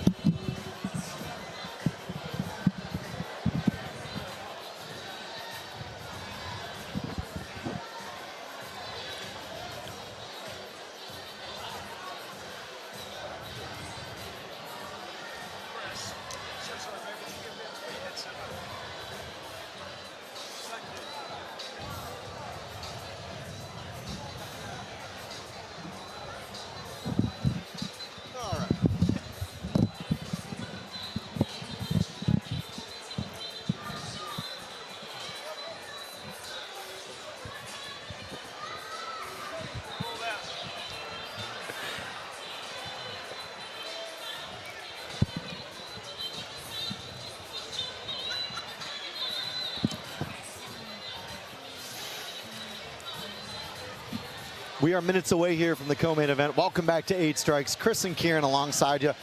What I have to say, and you just said it to me moments ago, what we saw with Moore just now was the pinnacle of Muay Thai. And in my view, that is like both camps having a royal flush and all cards on the table. 100%. Like, there was not much defense there. That was 100% output. Like, their defense was counter-attacking while their opponent was attacking. Unfortunately, how we've seen it end was a prime example of when you get so caught up in the war. You know, in Muay Thai, until both hands hit the floor, you can strike your opponent in the head. So that is a rule that you can do. You can kick him in the head, whatever. Until the hand hits the floor, you can do that. The problem with Lies is he timed that knee exactly when the ref came in to break it. So it was just a hard-timed shot. Now, we saw exactly what happened. It happened right here in the corner in front of us. Marinko was really having his way. I mean, the score was probably as much of a gulf as we've seen all night after the first round. Yes, and he had dropped Harry twice leading up to that, I think. So, I mean, he was having his own way, but he was the dominating in the power. But like Harry said at the end, he's upset with the decision that he's had to win in this way, and he feels like he could have done a lot better. Dealing with someone like Marinko with that power, I'd like to see that fight again and see how we would handle Marinko, because Marinko came with that mindset of going through Harry tonight. And I feel like there could be no better advertisement. Like we said, the highlight package has already been cut. You literally just post the whole fight. It wasn't quite the fight that I expected. It was so intense. I mean, there was literally no defense at all from either corner. So the studying of Harry Moore that I've done and what I've watched from him, he's a lot more technical. He fights out of Lumpini Crawley. He moves a lot more like a technician. However, though, this is three-minute rounds of 8 strikes rules. So the objective is go. So that's a new style to Harry. So I think he changed well. Usually when you have a technician Thai boxer, they're used to their kicking, used to their straight punches, staying long. Harry met him. He did meet him in the middle, and he met him strong. He just has to rethink that the next time he tries to meet Marinko in the center of the ring like that. The rematch, we're calling for it right now. Chris and Kieran, the school of thought, I think, to the matchmaking team is, bring us, please. And I think, you know, Harry had talked so candidly about his loss on Rajadamnern World Series and how much that meant. He'd spoke about the learning opportunities after getting dropped with that body shot. I feel like he's going to walk away with some learning from this no matter what, because it was a fortunate outcome with the DQ win. Big time, and the body shot was still a problem for him today. Yeah. The knee landed twice on him. Arguably, the knee that was over that side of the ring, he was down on the ground, and they were arguing that Marinko threw a knee again that he shouldn't have thrown. However, again, when you train Thai boxing, and you're always trained until the hands hit the floor or until you're pulled off. So in Thai boxing, you can also elbow the back of the head. People forget that. We can do that. Until the referee pulls you off, you're not supposed to stop hitting. That's just the art of the game. Yeah. So I think what was a big issue there on that strike with the knee and then the other knee, it was the fact of, don't stop. But then there was no ref to pull him off. We saw a lot of technicians tonight. We saw some very gutsy performances. We saw 3 rounds, full tie, 5 rounds, full tie, 8 strike scoring criteria. I think the round reveal, that was one of the most exciting parts, I'd say, so far. It made such a pivotal moment, I think, for Mully.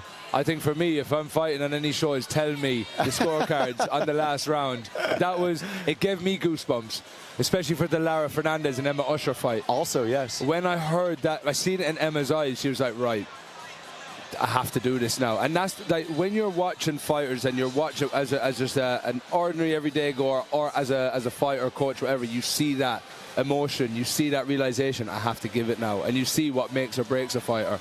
So I love that new system of telling them the score going into that last round. Amen to that. On the topic of must-see TV, it's the world debut, if you will, of 8 Strikes rules coming up. The 7th fight of the night, Rio Johnson, Tristan Masabrio. 2 guys cut out, I think, for the task at hand, and it's going to change again. We're going to walk you through it as it happens. 4-ounce gloves, that's one of the big changes from here. Wicked, and it's great to see Rio Johnson in 4-ounce gloves. I think it's been a long time coming for this young man. He's always turned up, he's fought last-minute fights, had last-minute pullouts, and he fights the same no matter who it is. Yeah. Fought taller. I think most of the opponents I've seen him fight has always been taller. So it's nice to see him fight Tristan Marino, because when he fought Alfie Pierce, I was in Alfie Pierce's corner that night. And Tristan comes with an aura of aggression, but also that aura of nice Thai style, you know. And it'd be nice to see how Rio adapts to that, because he's not very orthodox in the Thai style. He's very unorthodox. Switches stance a lot. Punch, kick, punches very fast and awkwardly. So I think this is a great test for both of them, considering from what I've seen from two of them recently. Now, you were actually in the corner, like you mentioned, with the Masabrio-Pierce fight. That was a close fight. Masabrio thought he could have won. Yeah. He thought he could have won. To be honest, when we were in the corner, Alf, that was a last-minute replacement for Alfie. He was meant to fight a Thai guy that night, and Tristan came and done exactly what he had to do. He had to make the fight as hard and as awkward for Alfie as possible. Don't fight like a Thai. Yeah. And the one thing that he unleashed was his elbows. He was crazy with them. He got Alfie to the corner with the clinch, and Alfie's a very strong clincher. It's very hard to out-clinch Alfie Pierce. But he made it difficult for Alfie by using them elbows. So I think that's where we will see that side of Tristan come against Rio. And especially got 4-ounce gloves, so you can grab the head, you can grab the arm. There's more to play with now. Agreed. Now, Rio Johnson, such an amazing story when I look at him, you know, becoming a father at, I think he was 16 when he found out his girlfriend was pregnant, you know. A very, very important kind of set of responsibilities set upon him at a very, very early age. And I think that was so formative. Moving forward against what we're going to see against Tristan Masabrio, could he be the favorite, being the younger fighter, having a little less damage, being undefeated, or do you see Masabrio, who is that technician who can fight that real classic Muay for Muay style? I mean, what's the pick here, very briefly? The first shot that lands tells the story. Oh! The first shot that lands, because I see Rio. Rio is one of them. 1 minute you think he's getting pushed on the back foot, and he will come with a barrage of like 5 to 8 shots in one combination. Crazy stuff. We've seen it in his younger brother fight earlier today. Yeah. Indiana. So, yeah, I think the first shot that lands will indicate how that fight's going to go. It's happening right now. Here's the tail of the tape. 7th fight of the night, 8 strikes, 63.5 kilograms, of course, the 4-ounce gloves. It is 3 3-minute rounds. Rio Johnson, Tristan Masabrio, the Iceman. He's in the orange corner. Johnson actually 7-0, 8-2 for the Iceman. It's an international, Italy against the UK. Ben Edwards is ready to go here momentarily to bring these fighters out. Which way will it go? A little bit of height advantage for the man from Genoa. But Clacton on C has answers, and will it be an answer in spades? We talked about the royal flush potentially being on the table tonight. Ben Johnson is ready. The co-main event of the evening here on 8 Strikes is next.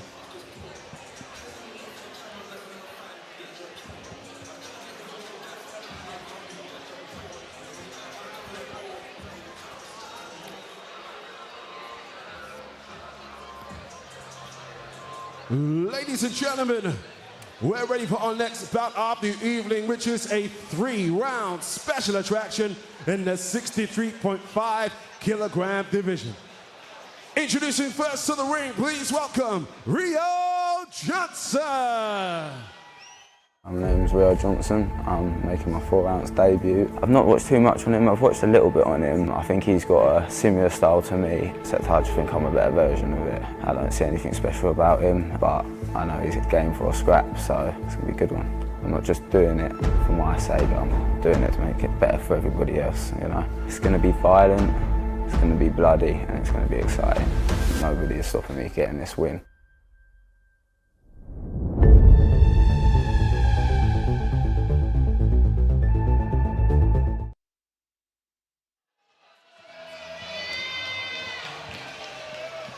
Seven Nation Army for Rio Johnson.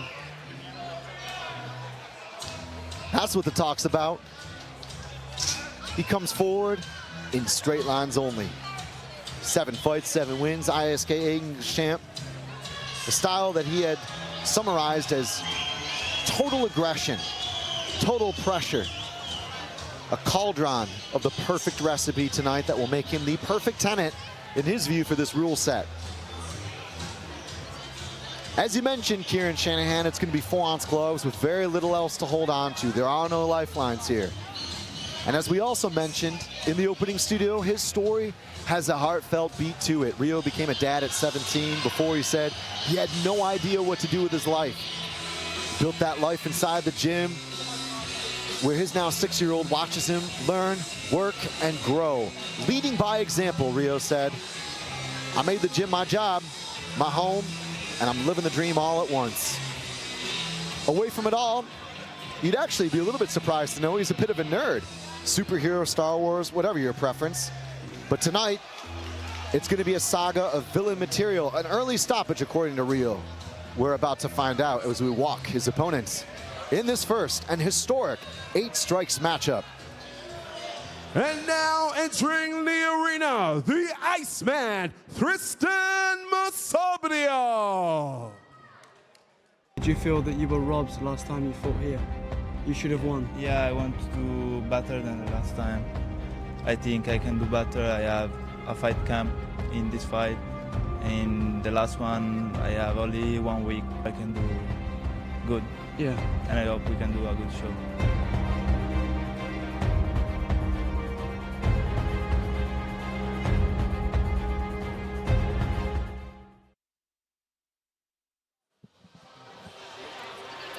And in this international co-main event, cue the Iceman from Genoa, Italy, Tristan Masabrio. He's known for being a little bit of a maverick inside the ring, a very fun and crowd-pleasing style. Indeed, becoming the WBC Italian champ. And once upon a time, 18th in the world. As Kieran mentioned, he was in the corner.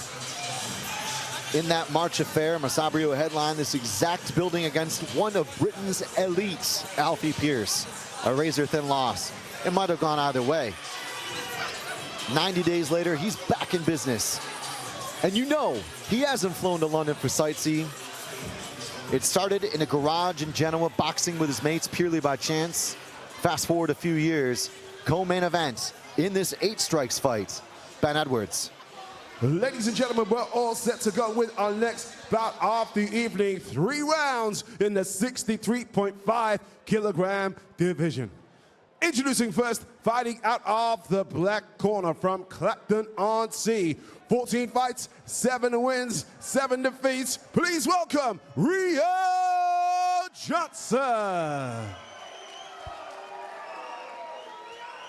And his opponent fighting out of the orange corner. 10 fights, 8 wins, 2 defeats from Genoa in Italy. The Iceman, Tristan Masabrio.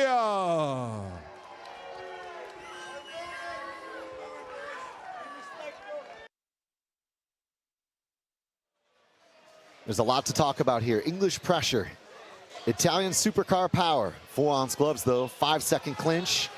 If this new format needed a sales pitch, these two very well could be the prime candidates. There was respect yesterday, but tension in the face-off. And remember the count. If anyone goes down, it's 8 seconds, not 10. Both fighters start 0-0. We'll walk you through it as it happens. 1 point for the round winner. Indeed, a further point for each knockdown. There will be a score reveal if we hit the final round.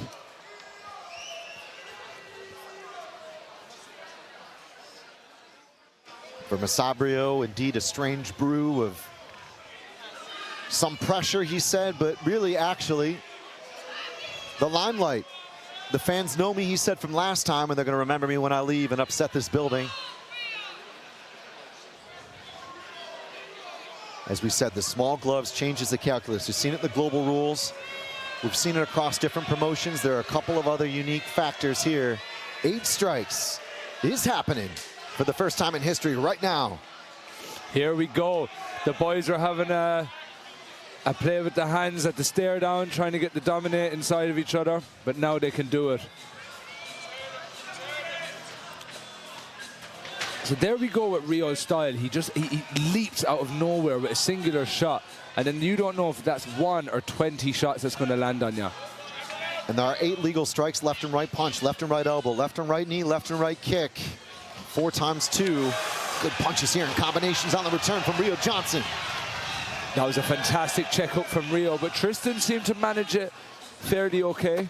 Tying up, throwing some elbows. Has he cut Rio at the side of his head? Masabrio smiles, sticks his tongue out, says, let's go. Rio spins again.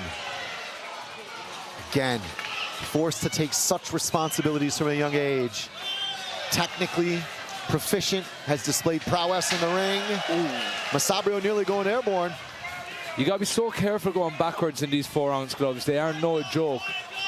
You need your stance to be strong when trading off with these. We've got blood coming from the eye of Rio Johnson over his right eyebrow. Oh, big shots thrown from Tristan. That's a good couple of slips there from Rio Johnson. Masabrio, though, can fight that traditional Thai style. It's a spinning back elbow. Johnson does not look to be playing for overtime right now, Kieran. Neither lads are going to get paid for overtime, and they're both showing that they don't want to be in there a second longer than they need to be. So we see Tristan coming with them elbows, as I was saying from the last fight with Alfie. He leap in with them and slice 2, 3, or 4 in a row. Masabrio, very relaxed, very confident. We saw the stare down. It was quite an intense stare down yesterday, and there really didn't seem to be any substitutions when they went to the center just now. They know exactly what they've come here to do today. They want to make an impression and want to stamp their mark on 8 strikes. Again, fully limited clinch. One knee, as many elbows as you like for 5 seconds. There's a lot of things that can play out here. More pressure here from Masabrio. Forward footwork. Good exit. That was a lovely series of footwork. And of course, obviously, as the elbows come in from both camps, there is danger at every twist and turn. 4 rounds, 8 strikes is basically like fighting with 4 elbows. I've always said it. When you put them 4-ounce gloves on, they harden your knuckles. So when you're piercing a jab, they feel it 10 times more. What I'd like to see is Tristan utilize his straight punches a bit more with that slight bit of reach advantage. Masabrio, half steps forward, staying orthodox. Big spin again from Rio. The jab missed. He stepped in and charged up the spinning back elbow.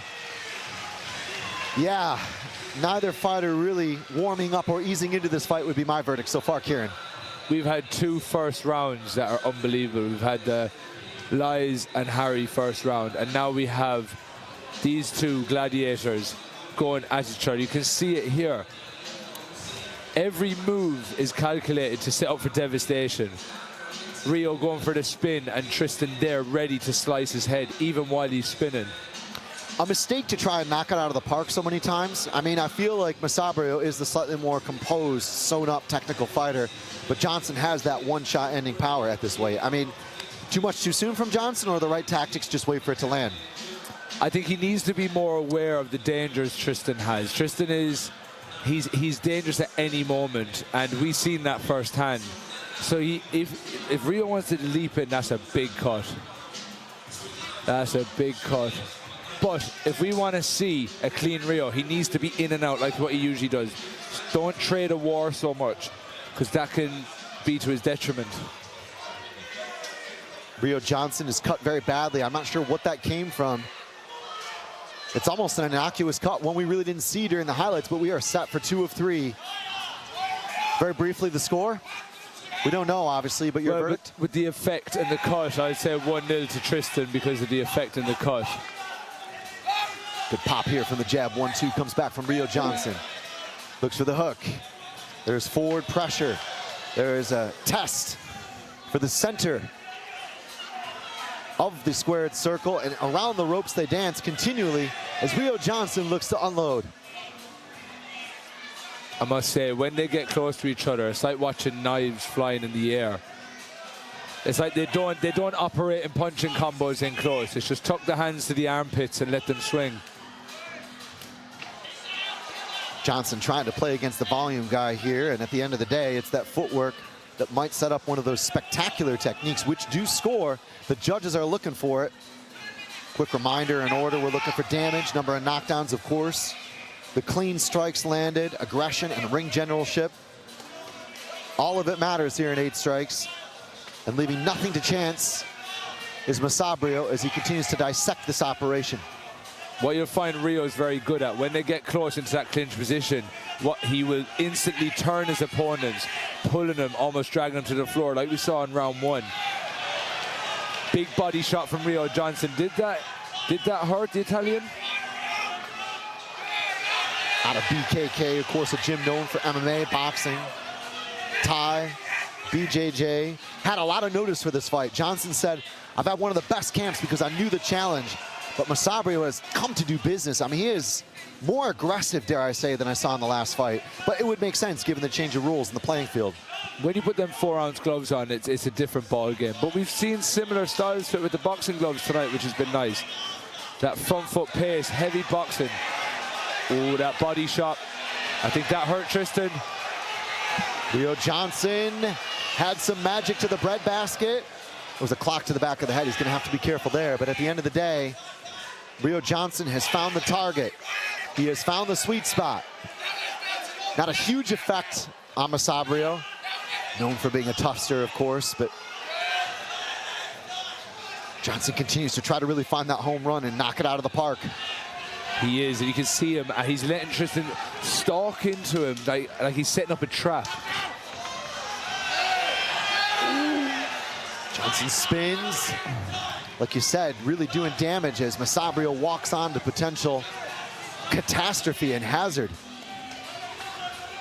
He is, but Tristan is there. That body shot is, I think he's in fear of that body shot. Not in fear, probably the wrong word, but he's respected that body shot now. The body's been weakened by Rio. Another round. The story may be a little bit different. You're going to go Rio, 1-1? I would. I'd put it to Rio because I'd say his exchanges had more success than Tristan. All right, Woolwich Works Arena. Woolwich Arena, it's time for the score reveal. The scores are 1-1. 1-1. It's even with 1 round to go. Woolwich Arena makes some noise. So we've just found out it's 1-1 scores. So now both fighters know going into the 3rd round, they have to leave it out. One of them has to come out victorious. They will come out victorious. But I think we're going to see a lot more slicing and dicing going into this round 3. We've seen a lot of it in the clinch, but we also seen Rio smacking the body off Tristan in that 2nd round. Remember, next fight's the winner, so make sure you get behind both fighters for this final round. Who's going to drop first onto the knees? Well, unofficially, we had that 1-1 as well, so it is a unanimous position here between the commentary bench and the judges. Of course, open scoring in effect. That's part of 8 strikes. That's part of the recipe. Tristan Masabrio in the orange corner with that orange tape around those 4-ounce gloves. In the black corner is Rio Johnson, who knows it is a tie affair. It is even Stevens right now. Johnson spins again, goes 360, downward elbow. Is the win going back to Italy, or is it going to Clacton-on-Sea? I don't know, but Rio Johnson is putting that pace on forward. Tristan is not really coming back with much. I think Rio needs to bring that pace again, because when he does, Tristan is on that back foot. He doesn't have much to give off that back foot. Oh, nasty elbow there up the middle again. That's one of the loveliest techniques I think that Rio has, is every single time he swaps his feet or changes stances, there's an elbow loading up. There is, but he collapses on it very well. He could be in any stance, as you said, but he'll find, I don't know what his shoulder's made out of. Big spinning back fist. But yeah, his shoulder must be made of Play-Doh, because he can move his shoulder in ways that I've never seen before. Well, there is certainly a lot of jeopardy right now. Blood pouring from the face of Rio, who has done very well to minimize the impact of that cut, which looked a lot worse on the close-ups in between rounds 1 and 2, but it's not really had a massive effect right now, and there are seconds. The clock is ticking here. Under 2 minutes, approaching the midway point of this round, and Johnson and Masabrio continue to duke it out at close range. I mean, there has literally been, and there was a promise, you know, fighters always talk in promise. There has not been any attempt at retreat. No. From either corner. And even if there is, there's something coming. It's not like they're retreating and doing nothing. Stiff jab lands from Rio Johnson with a short fencer's jab. And you can see Masabrio just bite down on his gum shield after taking such impact off that left hand. It's amazing now we're coming into the last minute of the fight. Are we going to see a knockdown? I would love to see one, but I don't think either lads will give it. 45 seconds to go. The opportunity Let's go, to engage here as we literally run towards the finish line. There is a checkered flag somewhere, but both fighters are trying to find daylight here and make some sense of what has been a razor-thin contest.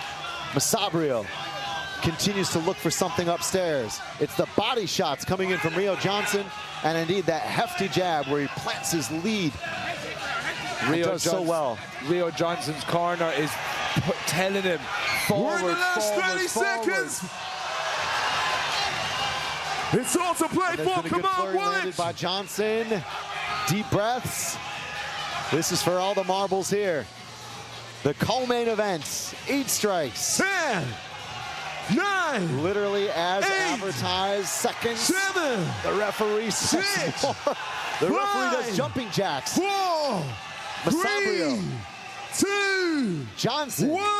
fall into an embrace here at the Woolwich Works. This venue is full, and it is full not only on the seats, but full of applause for a thrilling co-main event. That was amazing.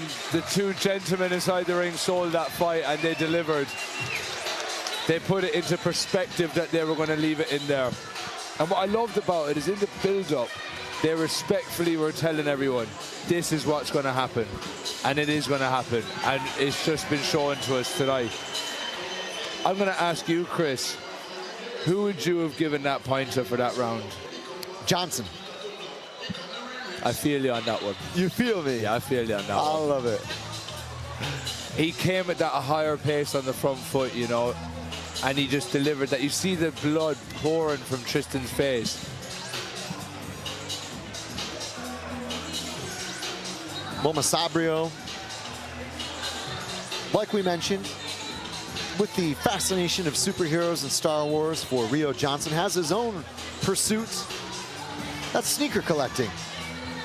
I have to say, though, there could be one more thing to add to the collection for both orange and black, and that could be fight of the night. That was just an outstanding back-and-forth fight, especially with it tied. You know, it was obvious what the situation was going into that final 3 minutes.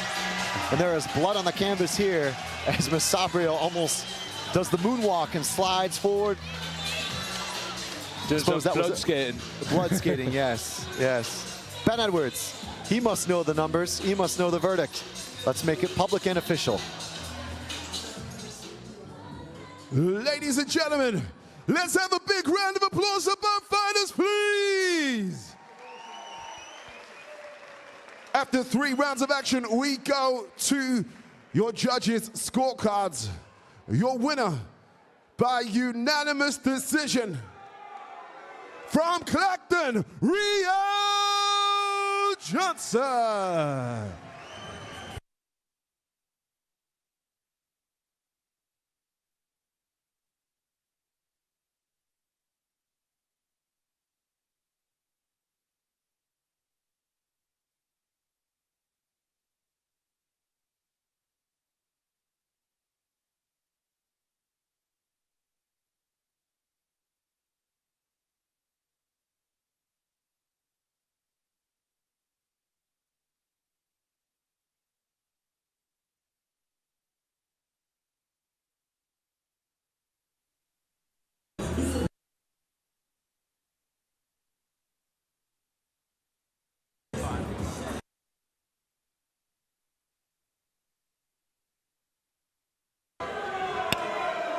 Wow, Rio, that was intense.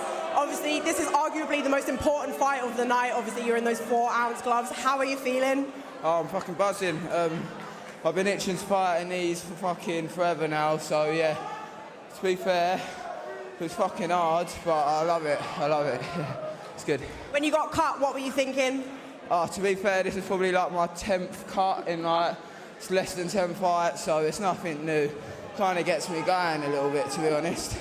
You told fans as well to predict a bloodbath as well, so you gave exactly that tonight. What's next for you? Do you want to fight in those 4 ounces again? Oh yeah, 100%, 100%. Love them, so yeah. How are we celebrating?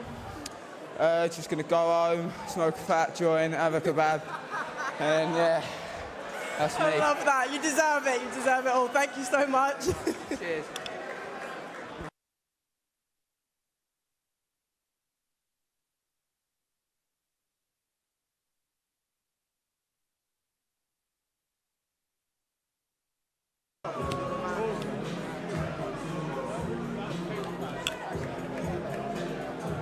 Wait, are we gonna? Yeah. What performance. What are your thoughts on that? Wow, I'm not surprised. I spar with this guy so much, and he kicks my ass all around the gym, so I didn't expect anything less. Yeah, of course he's fighting in those 4-ounce gloves for the first time as well, so he's got your support here. What were you thinking as well, Lonnie? Yeah, it was a crazy fight and it was entertaining throughout. Yeah, it was a pleasure to watch. Could you have predicted it was going to go that way? Yeah, he's going to come forward, he's going to bleed, he's going to try to take the guy out. That's what he does. What was your key highlights from the fight? Just him ripping them body shots. I want to see a bit more of those, man. I think he was going to take him out with the body, but... Yeah, there was a lot of spinning, a lot of elbows being thrown. It was awesome to watch. Amazing. Thank you both so much.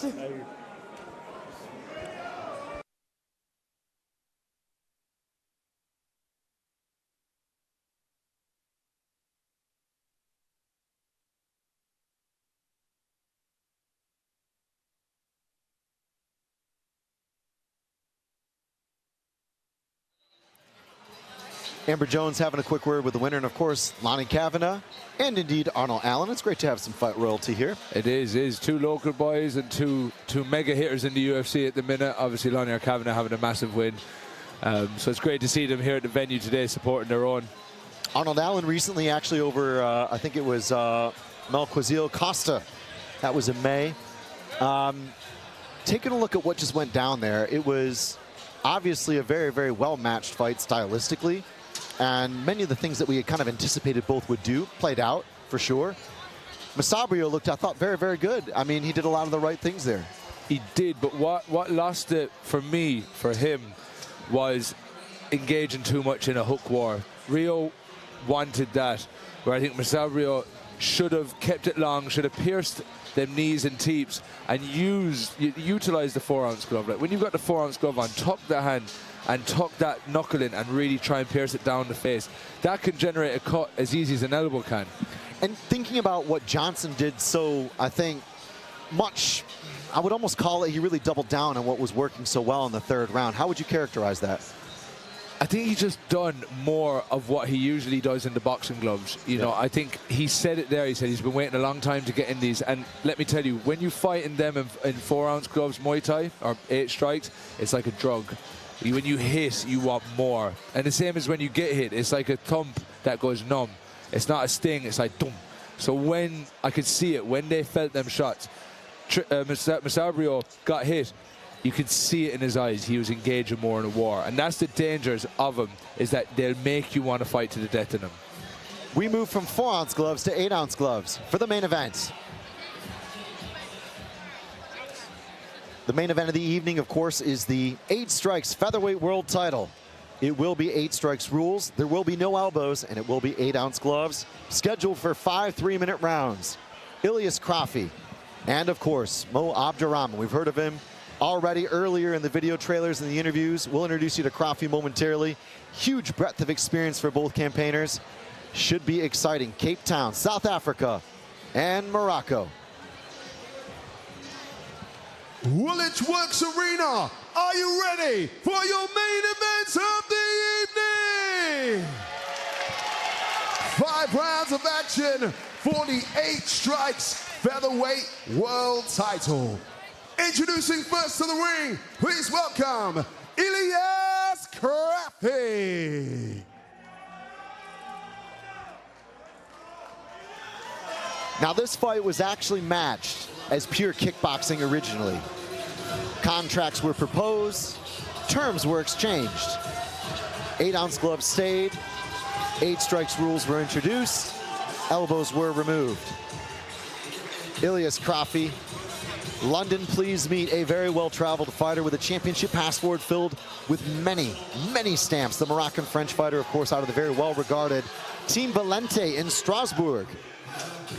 Not all that many fights, but plenty of amateur fights on the French and European kickboxing scene, where he was actually a national B-class champ back in 2018. Massive credentials and a highly dangerous away corner. And now entering the arena, it's mighty Mo Abdurahman. I was a rough kid. My family, we moved here from South Africa when I was younger. Fighting a Moroccan kid, Ilias Krafi. He looks game, looks tough, strong. I'm expecting him to come, bring the fight, big hooks, big kicks. Positive about this fight is that he's scary. When you're scared, it means you're going to bring the best out of yourself. That's what I'm going to do, you know. Come, fight fire with fire, try and knock him out, break him down. It's the game.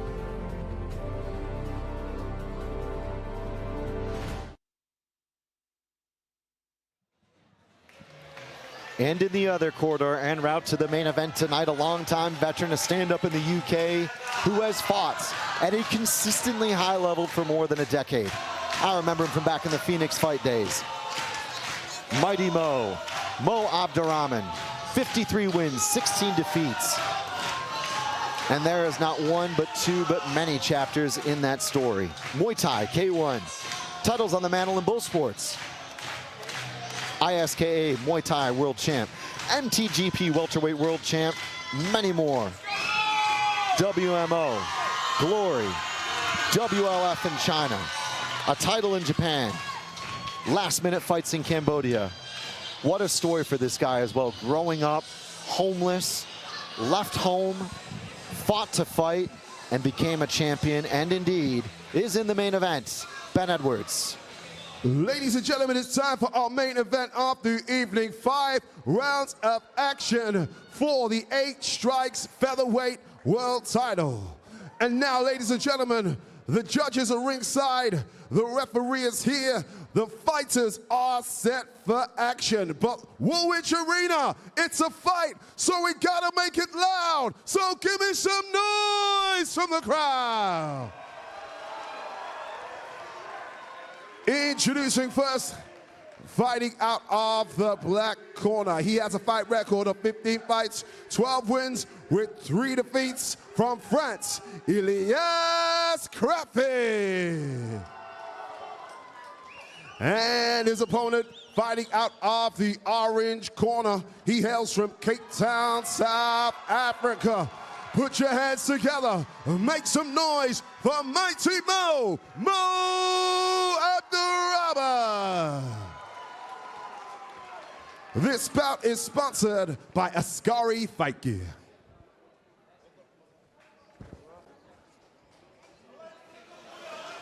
So as we go head to head, there is much to say about the background of both. The orange corner, Mighty Mo Abdurahman. The black corner, Ilias Krafi. So many championship accolades in both camps. The style for Krafi, explosive K1 striking. Sharp counters, high confidence. Abdurahman, old school technique, new school flair, and an iconic moment as he fights in London for the very first time in that long, decade-plus career. The main event is here, 8 strikes. But we're seeing Krafi already with that French K1 style. He's going to cut the ring off with Mo, try and nullify the movement that Mo has. Watch seeing Mo being very stingy with his straights. Abdurahman, a very capable switch hitter. We've seen him plenty of times just going from one stance to the other and loading up on those straights, kicking on the exit. He's a busy fighter. Like I said, some new school flair, but old school proven technique. 100%. And you know what caught me, Chris, is that you told me this is the first time he's fought in London. True story. And he's fought on many, many shows in the UK. Ilias talked about a training camp that was as good as it could have been. Very chill, positive vibes. Staying focused and doing his job, knowing he would have certainly a lot of fans against him. Abdurahman, though, such a deep CV. Such a resume. So we're seeing more comfy with keeping that left hand low. He's leaving it low and he's actually slipping Krafi's punches quite nicely, but then throwing the calf kick a lot in the sweep and the disengage.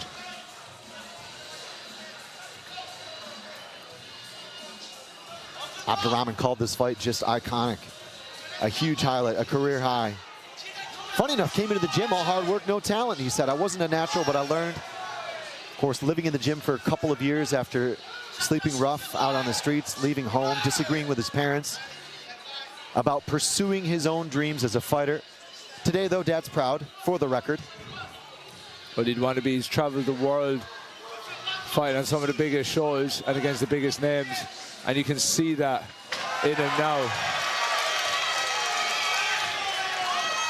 And there was a look from Ilias Krafi as if to say, well, you got me there. And Mo just kind of walked off, saying it was too easy. Beautiful head movement there from Abdurahman on the retreat. The thing is now, Krafi's coming very aggressive now, and that's what Mo wants. You understand? He wants that. He wants you to come in swinging with your chin out. And that's what Krafi's got to be careful. Mo is someone that's unforgiving in that area.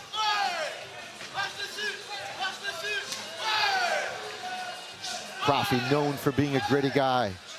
Keeping good pace deep into fights. Strong off the counter, but Abdurahman popped him there. There was a knee, there was a left. Could he be on Wobble Street? He looked hurt, Kieran. I thought I was seeing the chicken dance, Chris. I thought I was seeing a... Abdurahman unloads, but you mentioned, you called he was going to ease into this fight. He wasn't going to unwrap it too soon. I feel like Mo is showing when he wants to stop it, he'll stop it. I'm not trying to speak too soon. But I think with how Krafi's coming, he's getting him, he's trying to wind him up. He's trying to get him emotional in the first round. Like yesterday when they were doing the video, he was nudging him, he was pushing him. They're all going to start shadow box sparring out in the street. Abdurahman and Krafi booked for 5. It is the championship main event for the featherweight world title. 65.9 is the kilograms. If I was in Krafi's corner now, I'd be telling him, calm the straight line work a bit more relaxed, because with Mo, he's so elusive side to side. So his reaction could be bounce to the side, left hand across the chin, but he could then bounce to the side into orthodox and right hand across the chin. Abdurahman nodding his head to the beats. Krafi getting doused in some cold water there.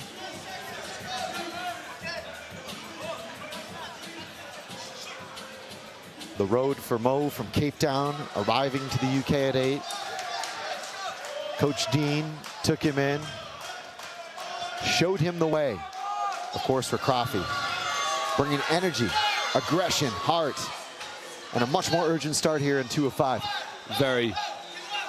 Okay, there seems to be a bit of a problem here. It's all sorted. He's got that, Krafi's got that real traditional style K1 stance, doesn't he? Chin tucked, looking through the bridge of his eyebrows, you know, march forward. Like, they're tough fighters, you know. Some of the toughest guys I've trained with, guys from Amsterdam and the Netherlands, they'll keep that chin tucked and march forward. The guys who started in Kyokushin, right? Yeah. The worst. The worst, and they'll never feel pain. Will Krafi feel Mo's pain? Krafi spoke of just training, leading a very, very simple life outside the ropes. His manifesto was to leave with the win at all costs. Woolwich will remember my name, he said to us pre-fight. Of course, Abdurahman, just so many incredible nights in the office. World-class competition, big arenas. Abdurahman just very loose in there, maybe a little bit too loose. So what I'm trying to... How's that? Abdurahman with a right straight, was feeling the love, caught the vibe, and sent that one straight down the middle. That was 2 heavy bombs. I don't think Krafi still knows where he is. He's looking at his coach, probably asking, what do I do now? This is the problem with coming forward. He's coming forward recklessly. His chin is exposed to someone like Mo. Krafi with that high guard, but a lot of avenues straight down the middle, and Abdurahman, loose, supple. He was almost so, it was like a drunken master routine, and then in came the right cross. Abdurahman just having a very strong performance here, has landed more punches upstairs, downstairs. Krafi's wobbled. Krafi clearly hurts. Abdurahman is hunting the finish, Kieran. He's having fun, he's landing it. When he wants to, he'll land it. You can see he's tip-tapping side to side. He's now measuring his shot. He's trying to find that one knockout shot. Straight off the ropes, literally bounced off it right back into the center. Straight in. But I'd like to see it a little bit neater. Krafi has gone into, how do you say, fight or flight mode now, you know? I still think he's feeling that shot. Abdurahman does a great job there of moving his head off the center line again, rolling with the punches. Krafi still could land one, though. I mean, he's not out of this fight. It's a guy who has been there and seen that. Oi, head kick there. That's the risk that Mo needs to be careful of. His hand was down, and Krafi was like, do you know what? Go for it. And ironically, I was about to say Krafi needs to kick more. I could see Mo even lining up a head kick, to be fair, too. Wow, Krafi is quite shook on his feet. The ropes holding him to the corner. So what we're seeing, you see when he throws the body shot, he's throwing the body shot, so that hand goes down, but then his left hand is down. So that when he goes to throw the hook, he's bringing both hands out, and that's where Mo caught him, because both hands are away from his face. There, the right hand was super low. So he has the guard high when he's coming from the outside, but when he goes to box, they come down. So basically the guard is ineffective. It's that peekaboo guard, right? Peekaboo guard, but he's playing peekaboo with himself.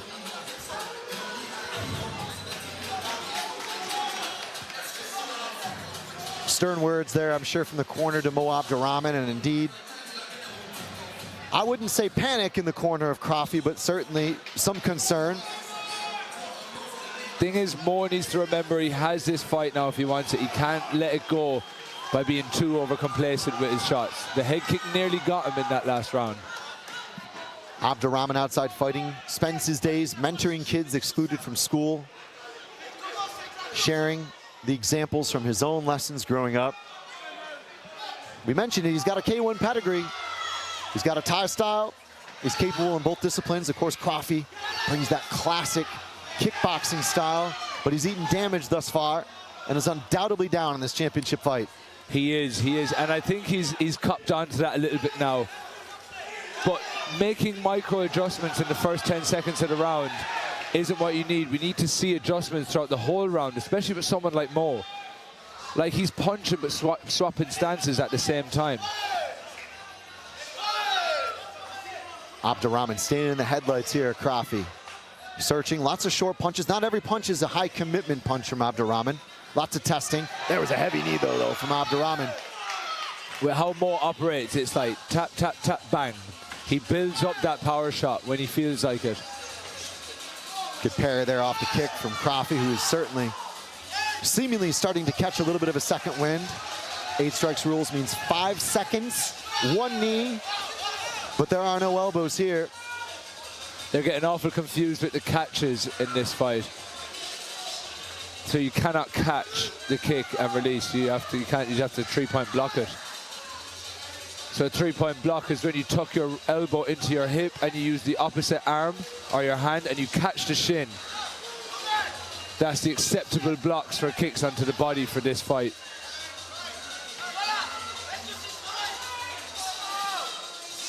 Krafi tries to look for the body off the lead. This is better work from Krafi. Abdurahman's still that much sharper. It is better work from Krafi, but it is still a little bit sloppy at times. Abdurahman again, just test, test, test. Almost like he's enjoying himself in there to let it go on just that little bit longer. He predicted a 4th round stoppage. That's where he wanted to close the show. But Krafi has seemingly gained a little bit of extra wind in the sails. Again, you want it, like you said, he said he wants to have the 4th round stoppage. How much of his plan is it just maintaining the fight to when he wants to stop it? Or is it proven hard that he can't stop Krafi at the minute? I'd love to know what Krafi's coach is telling him, but I can't speak Moroccan or French.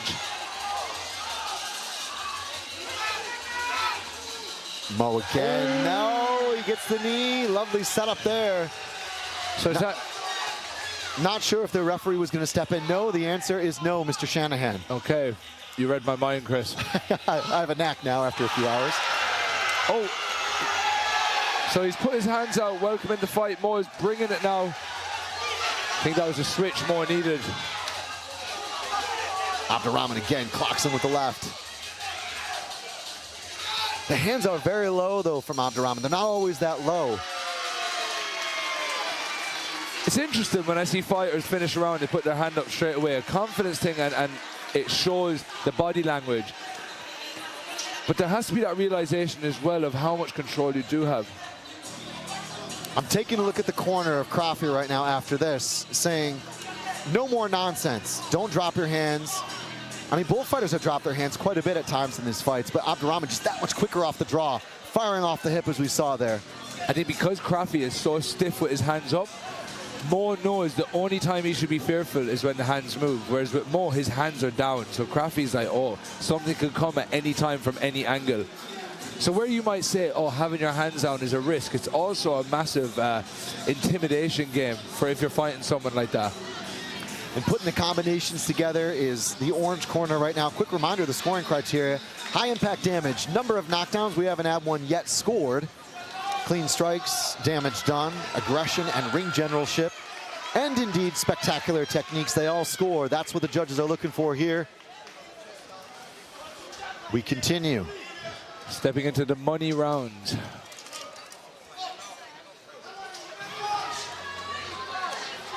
Abdurahman again, aggressive.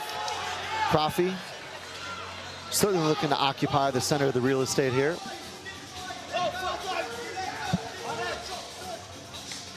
Choke says the referee warning the corner of Krafi. I'm not sure whether that was unsportsmanlike conduct or what, but.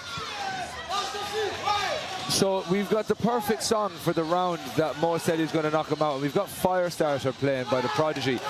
Big left hook from Krafi. This is where Mo needs to be careful. It's caught him before. He's been caught in this position where he's been beaten, lads. But that slip of focus has what's caused him the fight.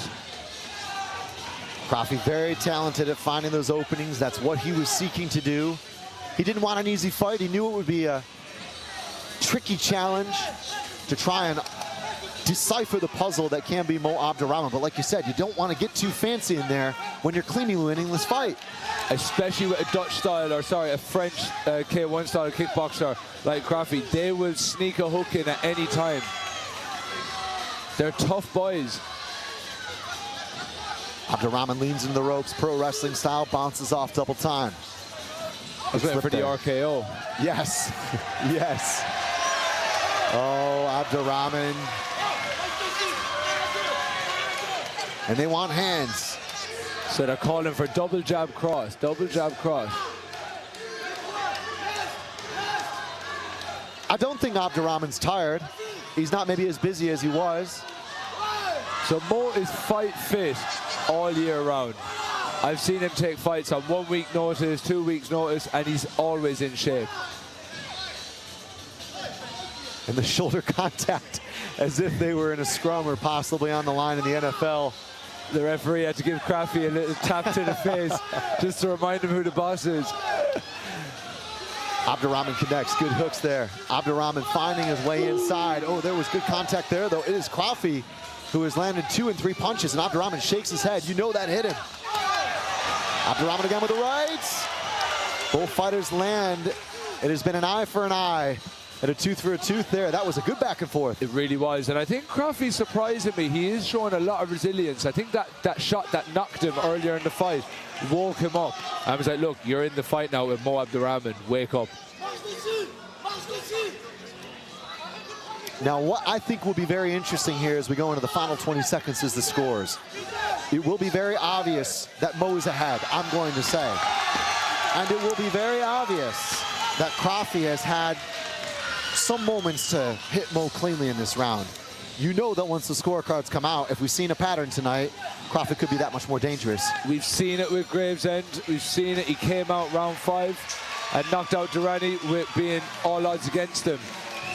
So, and again, my first commentary job I done was Mo Abdurahman versus Nico Carrillo, and that was a prime example. See here, when I'm watching Mo here, I feel like he's making the fight harder for himself than he needs to be, you know? So what he done there, why they got so annoyed about, in Muay Thai, when you get someone to the floor, you stand over them, the hip buck is a sign of dominance. That's how Muay Thai has always been. You get the back, you give a hip buck, it shows you're the dominating one. Of course, when you mix Muay Thai techniques with kickboxing, they don't do that. So they find it as a high disrespect. Still to play for. Let's go it's for never the final intended round. to be like that. Just for the fans at home. And there is no love lost between Krafi, of course, and Abdurahman. There was certainly some smack talk of, well, I ain't scared of you, homie. And we saw that across the presser yesterday and indeed a little bit of social media. I have a sneaking suspicion the referee won't be terribly happy with the water bath being given to Krafi right now. I mean, it's a flood there in the corner, man. There is, and I've seen tactics to delay rounds. So is it a tactic to delay the round? I mean, there's a puddle. That's very slippy now. And there's ice. And the referee is actually going to dry him off.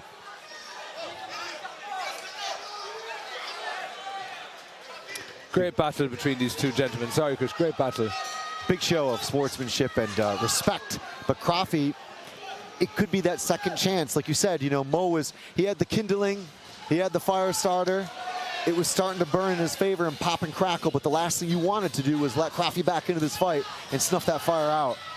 And we're seeing it now. We're seeing Krafi like we did in the previous fights. Round 5, he has to give it his all. He has to knock out Mo. Oh, he slipped on his own ice.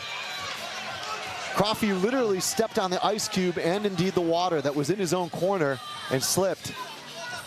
That's why you cannot be drenching your fighters in the corner. But there's the head kick that we've seen earlier in the fight from Krafi. This is where Mo has to be careful and not make the fight harder for him than what it needs to be. Mo Abdurahman, of course, always a great showman. Such a technical fighter, brings a great flair, a positive personality. But Krafi is just inching his way back into this contest. I didn't catch the score reveal. I don't think we got the graphic. To be honest, I don't think we need to know the score reveal. The damage shown on Krafi's face and the volume that Mo has been dishing out should speak that he's in the lead. Krafi goes down. I've just looked unofficially on the back channels. Abdurahman is indeed up. So I think the corner are complaining that it wasn't an 8 count, but I think me and you both know that that was a wobbly 8 count. Nonetheless, we have at this juncture an opportunity to remind you that Krafi is definitively down in this fight, and at the end of the day, it could be his only chance to get a stoppage against the elusive and tricky Mo Abdurahman. Well, he's got 60 seconds to seal the deal with that 8 strikes world title. However, I feel Mo is moving better on the back foot now. But the hands still drop with Mo. You just don't want to see them little hooks come a little bit lower. He's stabbing that teep lovely into the torso of Krafi. Oh, lovely Superman to a roll. Seen a bit of taekwondo come out here now, Chris. Well, the antics continue here in the main event on 8 Strikes. To everybody watching, thank you so much again for joining us. On behalf of myself and Kieran, it has been a pleasure to unveil the future of striking and indeed some irregularities in the rules, but we'll get there. The open scoring in effect. Abdurahman undoubtedly up. Krafi going for broke here. The referee has been training too. And that's it. We go 5 in London. In the main event, there has to be respect. Respect was earned between Mo Abdurahman and Ilias Krafi. This will be the inaugural 8 Strikes featherweight crown. 25 minutes or less, including the breaks. And we go that full distance here. And what a mile to walk a mile in the shoes of Abdurahman or Krafi would be one to live. The hard work and the grind. Ben Edwards, of course, will have to grab the specifics and read out the numbers.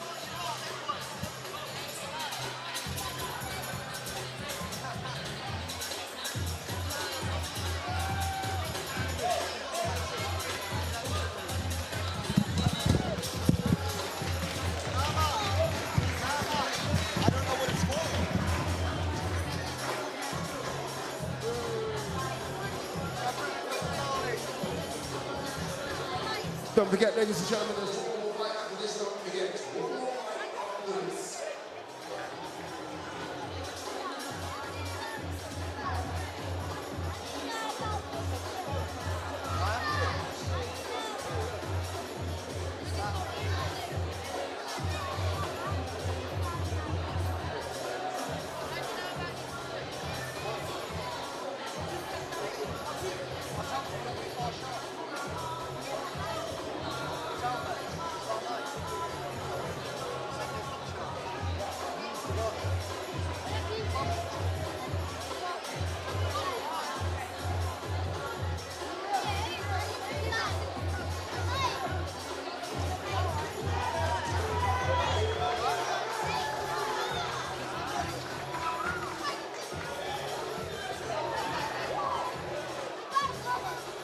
Ladies and gentlemen, can I have a big round of applause for your main event this evening? After 5 rounds of action, we go to the judges' scorecards. The winner of the contest by unanimous decision, and the new 8 strikes featherweight world champion, Mighty Mo Abdurahman.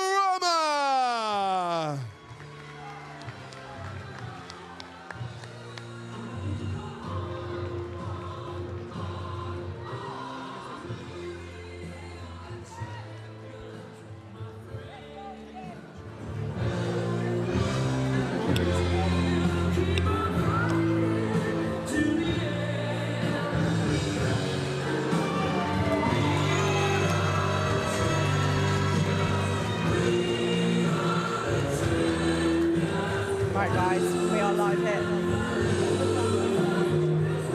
Oh, grab your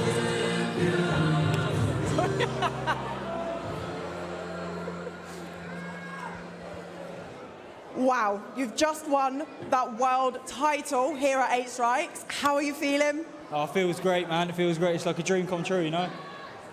That was probably, I would say, fight of the night for me. That was incredible. You said you were going to stop him in round 4 with a KO. Were you expecting to go the full 5 rounds? Nah, he was really, really tough. Respect to Ilias. Come here from France, put on a really good fight. I dropped him twice and he got up and carried on fighting, man. Big heart, respect. Big heart. He was also catching you a lot with those sneaky head kicks. Yeah. What was going through your head when that was happening?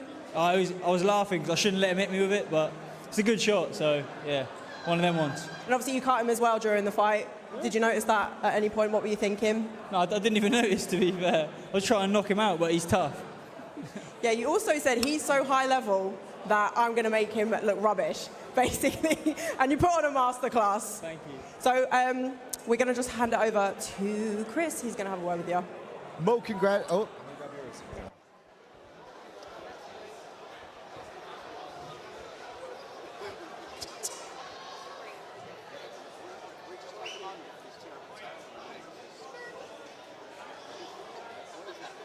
Euro. Oh, here we go. Now we're in live.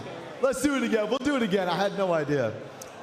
Mo, we had a chance just to talk with Charlie Herdman just now, and congratulations on your win. I know it's a big fight, your first fight here in London. 8 Strikes would like to offer you a 50,000 euro contract. What do you say? That's fucking fantastic. Thank you. Thank you so much. Fucking, yeah, over the moon, man. It's life-changing. Mo, congratulations. I know Amber touched on it, but it was such a technical performance. Yeah. The main event, an important, like you said, iconic main event. What's next for you now? I want to fight in the 4-ounce gloves. I want to fight 8 strikes rules. That's what I want to do. So hopefully my next opponent will fight me in 4 ounces. And that is going to be in the contract. Congratulations one more time. Mo Abdurahman, ladies and gentlemen. I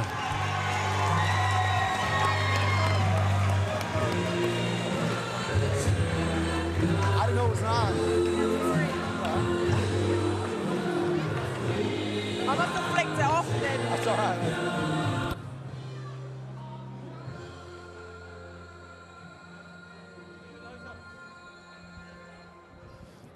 The action comes thick and fast with our next bout of the evening, which is a feature fight, 5-round special attraction in the 67-kilogram division. Introducing first to the ring, please welcome the boy, Ryan Moore.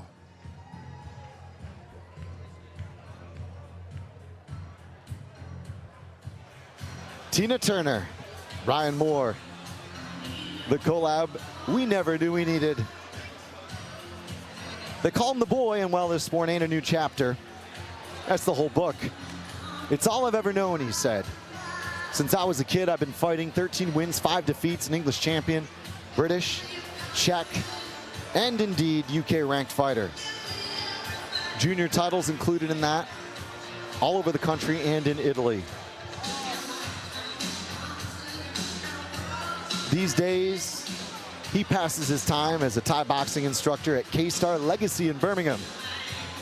Traveling with all the reinforcements, not to mention head coach Damien, trainer et al. Would you believe it? Kieran, I'm going to bring you in on this walk. 9 siblings. Now, that's not only a corner, that's not only a support group, an accountability committee. That's how you learn to fight sometimes. 100%, and that sounds like a watered-down Irish family there as well. Here he is, Ryan the Boy Moore, our feature fight of the night. One more to go. With you on 8 Strikes, back to Ben Edwards. And now entering the arena, Shotgun, Saj Imran. Training camp was good, yeah. Had a long training camp. I was supposed to fight out in February, but the opponent pulled out, he got in an accident, so I've been in a long time since then. What are your final words for your opponent? He's good, you know, he's got a lot of titles, he's decorated, he's good, but I'm better, so he's got to bring it again.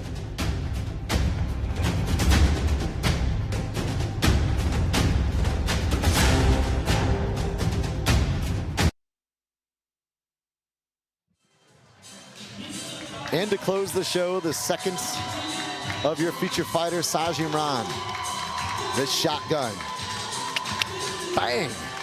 19 wins, 6 defeats, 2-time ISKA Southern Area champ, ISKA British champ. I'm telling you, everyone's a champion here tonight. I'm feeling ambitious. Would you believe it, though? The road here involved a very difficult injury, a broken jaw. Took everything, mind, body, work, rock bottom. Literally as difficult as any circumstances he'd ever faced.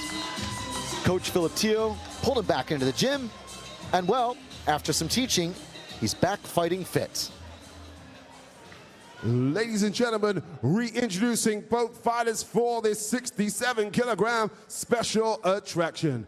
Introducing first, fighting out of the black corner. He has a record of 18 fights, 13 wins, and 5 defeats from Birmingham. The boy, Ryan Moore. And his opponent fighting out of the orange corner. He has a record of 25 fights, 19 wins, and 6 defeats. From Birmingham, Shotgun, Saj Imran.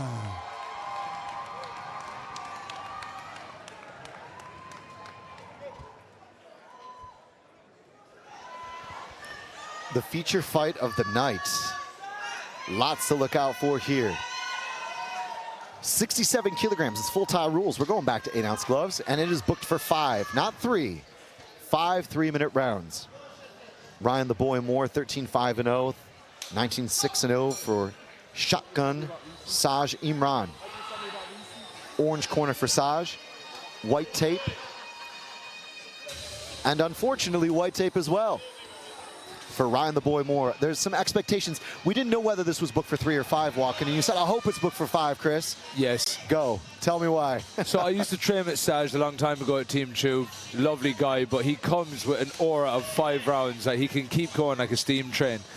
Also, across from Ryan, I've commented on a couple of his previous fights, and he's a great technician throughout the rounds. So I just thought 3 rounds would have hindered these guys' performance. Good 1-2 there coming in. Shotgun having to back off, his head popping backwards like a Pez dispenser, but Ryan Moore has to be careful. There must be respect between both veterans. Saj been down at Team 2 for about 10 years now. I remember when he first walked into the gym, he took to Thai boxing so quick. And he's always been that forward, strong style. And it could be a game of my style beats your style here, as Saj Imran, certainly a fighter who has had to go through his own challenges. He actually slept in his car for a period of time, lived there, was content though to be living his passion. What else would you expect from me? My father was a soldier, he said. Describes himself as smooth, slick, effective, of course, on the other end of the card. Ryan Moore, known for being a very technical fighter, like you said, a natural. Many, many titles between this pair. 2 of Birmingham's finest. And that's the nightcap tonight, a derby. Did I get that right, a derby? The derby, yeah. The derby, yeah. I'm working on it, Kieran. You're working on it, But I'm the wrong one to teach you the English slang now, to be fair. Well, it certainly will be for city bragging rights tonight in the Big Smoke. Imran very careful. he's shown a lot of respect to Ryan's kicks. Like, look at the size of Ryan's legs. He's got good, strong kicking power on him. Ooh.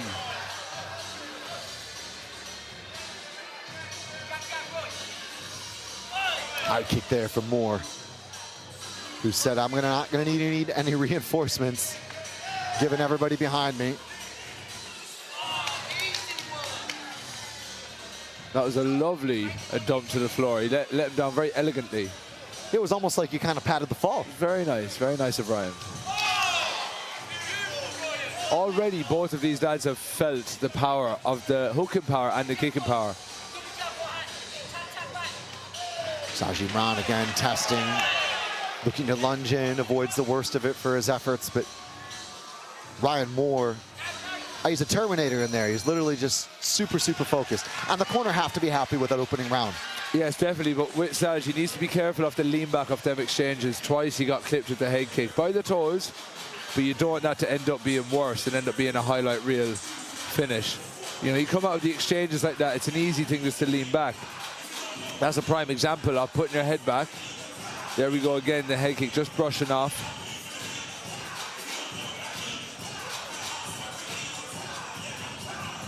If I was Ryan's corner right now, I'd be saying, when the exchanges break, capitalize into that gap. And if I was Saj's corner, I'd say keep your hands up when you come out of them exchanges. Team Chu, a very well-established gym in London. Now let's talk about scores. I got it. I'm going to go 1-0 Ryan. Yeah, I'd agree. 1-0 for Ryan. Just because Saj got caught with city shots at the end of that round, but Ryan was very neat with his start and finishes. Agreed. Tidy work here from the boy in the black corner.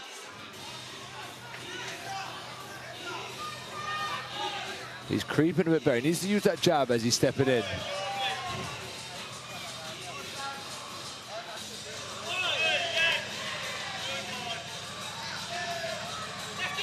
Great balance from Saj.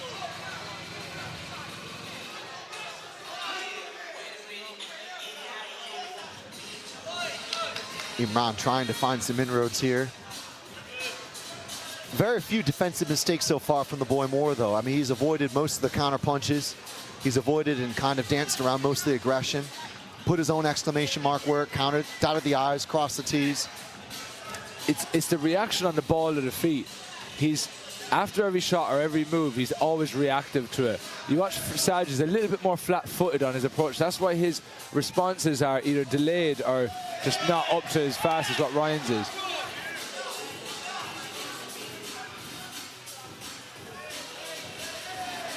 Lots of half steps here between Imran and Moore.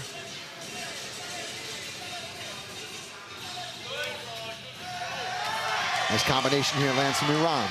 Shotgun. Finally going double barrel here. Gets a nice 3 combination. But it's big moves sometimes. It's almost not enough movement from Imran, and then all of a sudden, like, too much movement from Imran. He needs to show the consistency. Like, Ryan is ticking that consistency off. He's keeping shots flowing.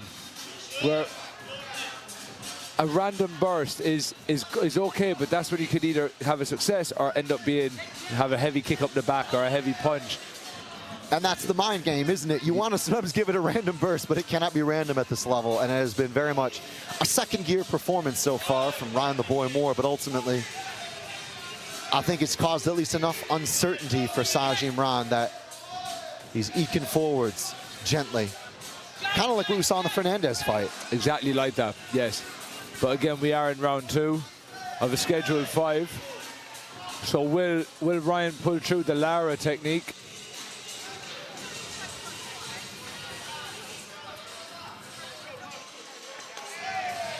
Good kicks there.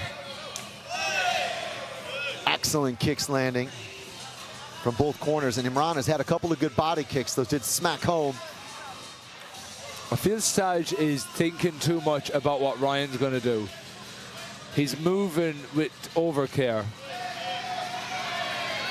I've seen it before in fights with Ryan that if you apply the pressure, He can handle it, but it's a better way to get him. So I feel like Saj needs to find that entry point. And 6 minutes into that effort, Ryan Moore and Saj Imran go back for 90 seconds of respite. I think it's a very simple equation right now. Take a look at the action here, Kieran.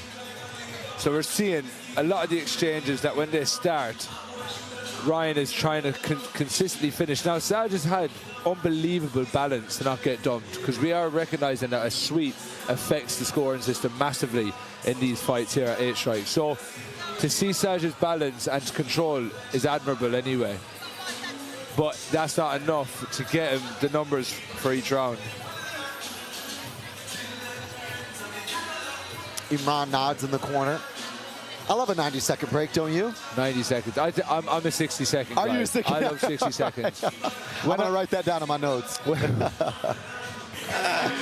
When I went from 2-minute breaks in Thai boxing to 1-minute break in 4-ounce Thai boxing, I got well adapted. 1 minute's enough. It gets you back on your toes quicker. Yeah.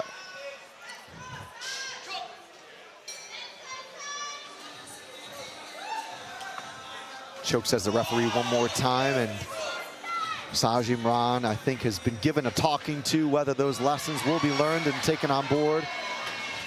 A lovely redirection there from Moore. That was gorgeous. It was. It was a good score at the end of that. And that's the difference between the 4-ounce and the bigger gloves, right? That you can kind of cup and redirect that kick like that. Exactly, yeah. And I actually like it. You can grab it better with the gloves. You can hold it with the 4 ounces. With the boxing gloves, you can manipulate, just stiffening it up a bit higher and just holding it.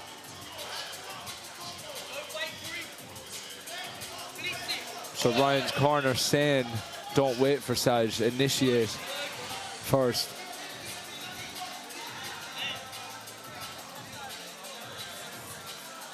Good plotting forward here from Iran. A little bit of a tie hop coming on, but Ryan the Boy Moore, again, all he has ever known since a kid, fighting. And again, I think you gain so much maturity when you start young. You don't kind of blow it in a big fight. You don't make those sometimes, well, common aggressive mistakes that most people associate with quote-unquote fighting, having watched movies or Hollywood stuff, stunts. Can always go one of two ways. The kebab shop on a Friday night, or a Ryanair flight gone wrong. You know what I mean? Yeah. It is so restrained. It is, but you see a junior career to an adult career is so different. Unless they keep the same form of technique, especially in the UK.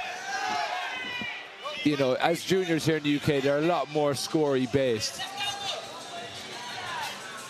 Moore doing a great job of really leaning his weight into the plum there, and Saj Imran just has to take a deep breath and ask questions of what could be done differently. He hasn't taken any mega damage in this fight. Oh, that was a lovely combination there from Iran. Pops him with a 1-2. It was some courage under fire to commit to that, but again, you know, it's like Moore scores. More and more ripping to the body, landing a couple of knees. Got a lovely catch, rolls back and loads up on the left. It's just such composure and vision. To see it, to believe it, to execute it. I mean, look, Damian Traynor, need I say more? Oh, no, 100%. One of the pioneers, the legends of UK Muay Thai. But I think Ryan smells a bit of blood with the body. He's been targeting it a lot there now.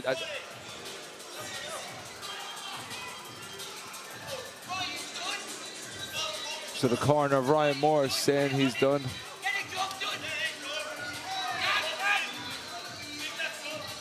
But if there was any bait coming from Iran, any rope-a-dope going down, Moore is not taking it.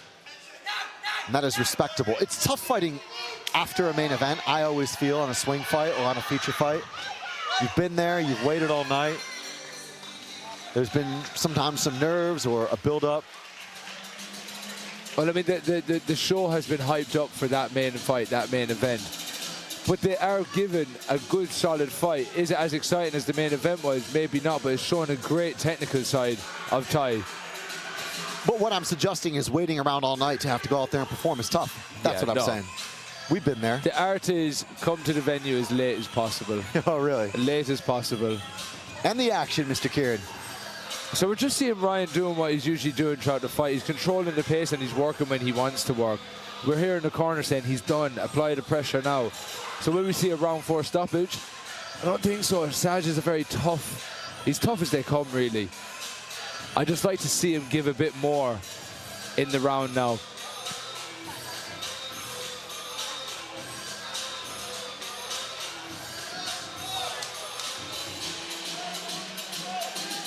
Saj Imran, of course, had fought so hard for this spot. Wanted a tough fight. Living the fighter's lifestyle of coaching, running fighters retreats, building a business that now carries all of that combat sports portfolio career. But as we move towards the open scorecard reveal, 4 of 5. It will be 3 minutes until we have to cross that bridge. I think it's all but a formality as Moore inches forward again on the metrics. He is, and Saj is just looking for that big shot. I think he needs to utilize his jab a bit more, try and find an entry. There's too much waiting.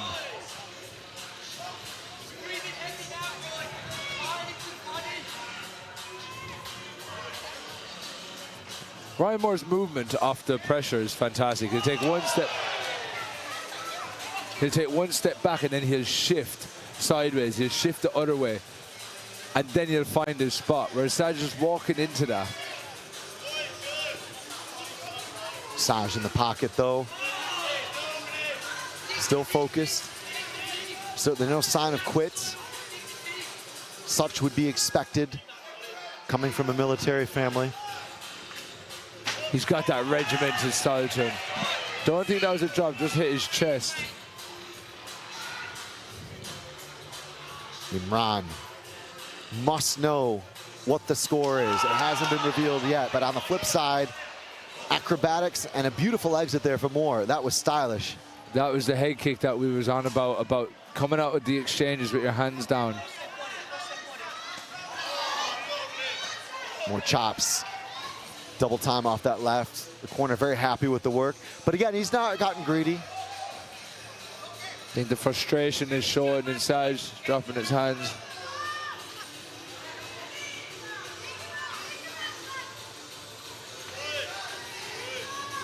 Good combinations here from Imran.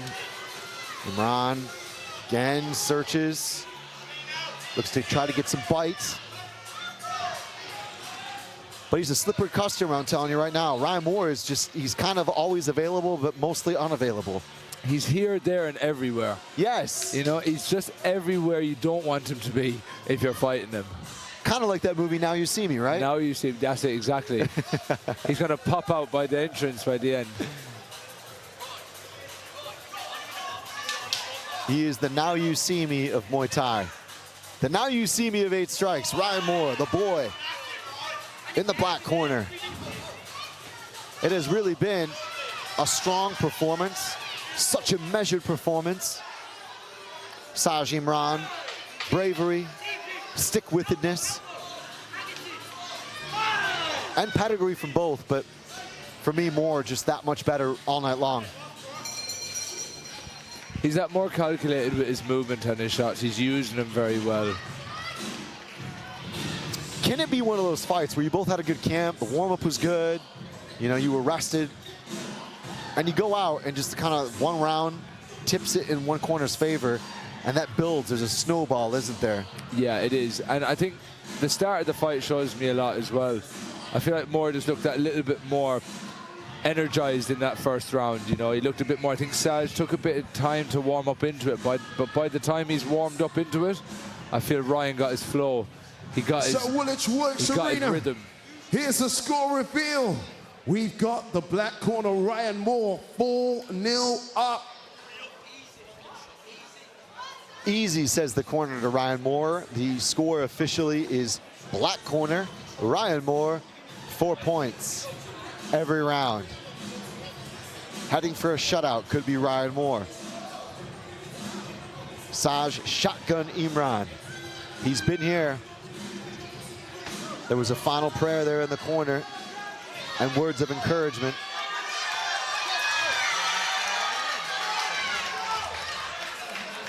But as many great fighters have said, there is nothing lucky. It's all earned. We know what we can do, and we go and do it. And whether or not Saji Imran will be that guy to pull this off in the orange corner tonight, or will it be Moore? From Moore, Ryan the boy. So we know Saj now has to chase down that knockout. He has to get that stoppage if he wants to win this fight. Oh! Right on the button there comes a head kick upstairs. That was a heck of a connection there from Ryan the boy Moore. Saj Imran goes down. It'll be a count at a minimum. Well, that's the head kick we were speaking about over and over again. We've spoke about how many times. Is it going to happen again? Tell you what, Saj has got a chin of steel. He's still on his feet like this. Saji Imran literally stood up, smiled, took as much as he could of that 8 seconds. But Moore is gunning for it here. He's got that military chin. Head kick again, right kick this time. Could Moore set something up? He flicks that head kick up so nicely, doesn't he? Just comes up beautifully, lands, and then re-brings it down. And there's no telegraphing. Stumble there from Iran. It has been a crescendo here in the 5th round, making everything but a formality. As Ryan the boy Moore, knew this would be his whole book, not a chapter in his life. The dedication from a young age, all of that commitment, that's what breeds consistency. And that's what the name of the game is in any great sport. A sport where really one mistake can cost you. Ryan Moore has made very few in this fight. Not taking away anything from Saji Imran, but he is eating punches and has taken a head kick there and has taken the best Ryan Moore could throw at him. No, but you know he wanted to come out and give a hard round 5, Imran did. And that head kick just knocked that confidence back down, I think, to want to put that pressure on. Because when you feel that kind of power this late in the fight, you don't really want to keep testing that. Ooh, there was a stumble there from Imran. He's smiling as if to say, I'm completely cognizant of the situation and you can't hurt me. But I have to say, sorry to interrupt there, Kieran, Ryan Moore has just put on a masterful performance. Such a restricted performance, but a winning performance. 100%, and like the box ticking of the whole fight. He's blocked well, he's evaded well, he's countered well, and right now he's pressurizing even better.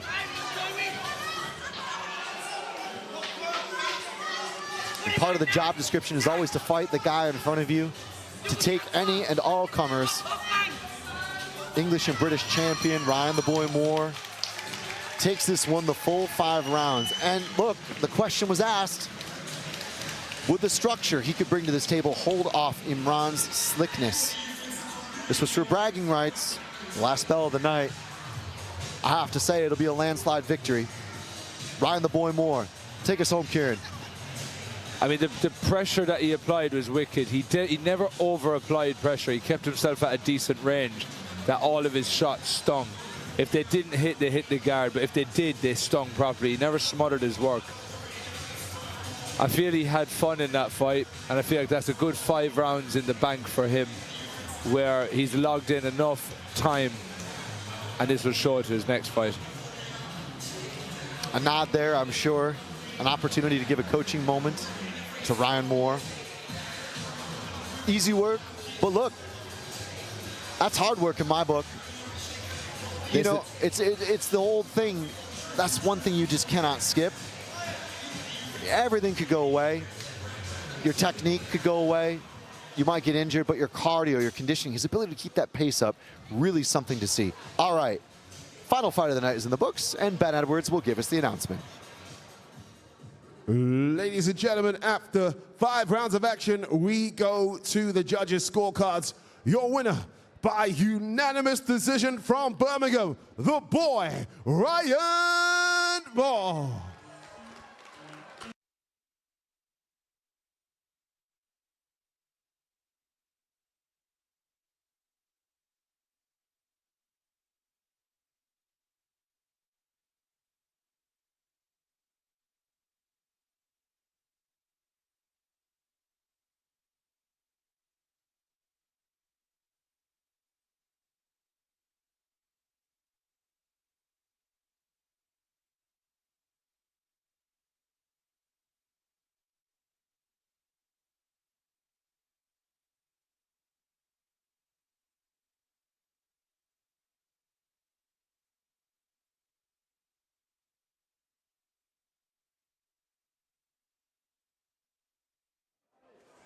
Last fight of the night, and you've won. Yeah. How are you feeling? I'd like to think finished the night strong with that performance then. It was a good fight. Was Saj what you was expecting? Yeah, I mean, he was tricky, he switched stances a lot, and I expected that going into it. But we had a good game plan where we actually pieced it together in the back room. It was like, every time you switch to orthodox, let your hands go. And when he's in that southpaw stance, get kicking, because we found it awkward.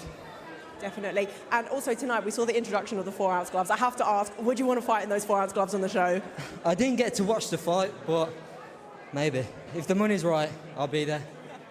You heard it here first. How are we celebrating tonight? Some dirty food. Amazing. Thank you so much and congratulations. So that is the wrap. That's a wrap for the show tonight. What was your favourite fight of the night? Oh, wow, there's so much to choose from. Obviously, look, you've got the 4-ounce fight with Rio and Tristan, which was absolutely phenomenal. Mo Abdurahman's style is awesome. That was a great fight. And I cannot wait to see Mo Abdurahman with his style in 4-ounce gloves. The Frank Molina stoppage, that was awesome as well. What else do we have? Josh Graves, Andy, how could we forget that? That final round knockout, once again, 2 times in a row now. I'd love to see him step it up once again. I'd love to see him take off the 4-ounce gloves. If you can, with him in those 8-ounce gloves, imagine how good he is with his boxing in the 4-ounce gloves. So that's going to be awesome. Yeah, just a really great show all round. A night of many firsts, and hopefully many firsts on the future shows as well. We're going to pass it back to Chris and Kieran on commentary. Cool. Well, thank you so much for joining us, of course, on behalf of myself and Kieran. What an incredible honor and a pleasure coming to you live and worldwide. Kieran, I think a moment to take a breath and to reflect really on what's been an amazing evening.